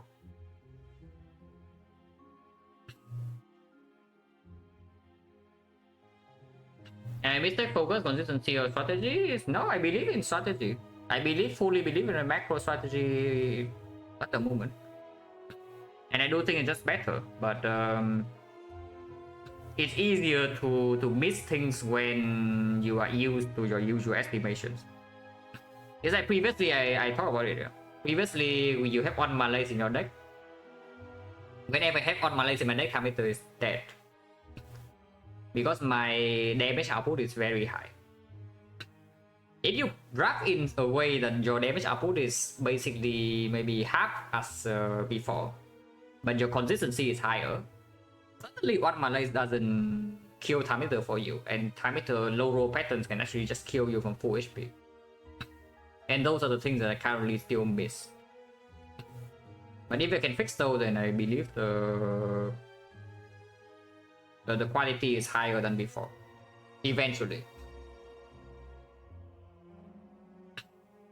So right now I would say the mistake is not... It's not even macro or micro. The mistake is with the... with how I read the fights. I don't know if you classify that as macro or micro plays.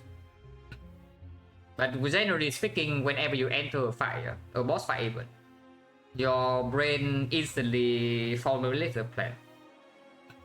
And then you execute the plan when you see what happens in the turn. But your general idea of how to tackle a boss fight is in your brain. Right now that idea is slightly off for me in some of the most important fights of the run. And that will cost the runs. But eventually they can be fixed. Also, your Joker, I mean, yeah, it's fine though. It's like... I like Joker Swap, I look at this.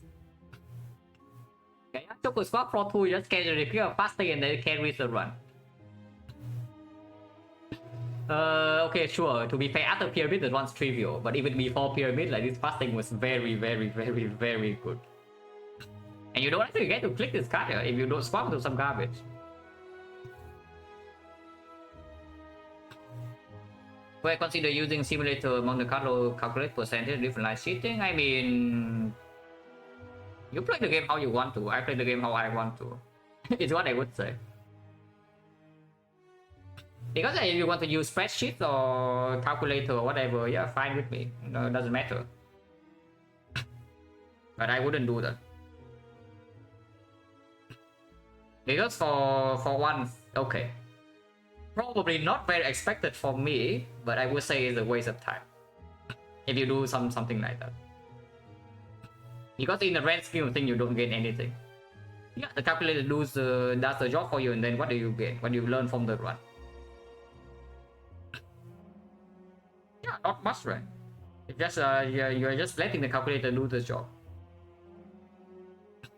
The complicated calculator, I'm not talking about like multiplication and whatnot, addition, multiplication, it just saves time.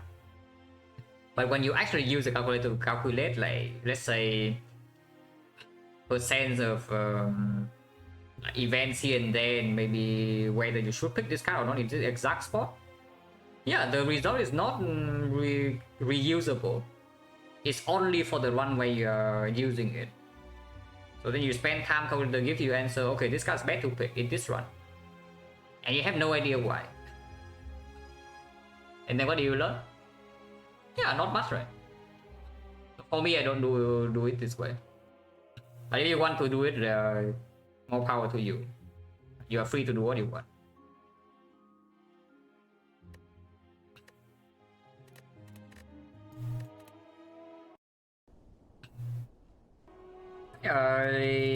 Okay, run today, pretty chill.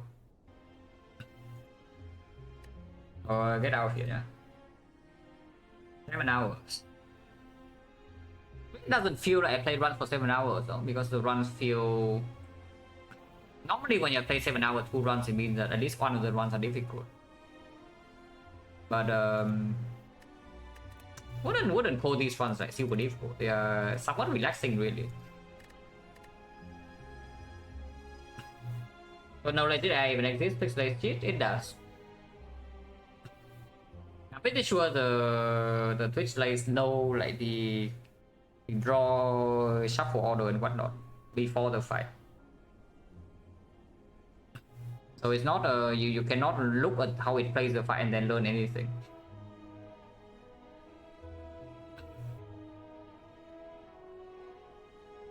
I've been reading read a lot, so maybe we go to creator.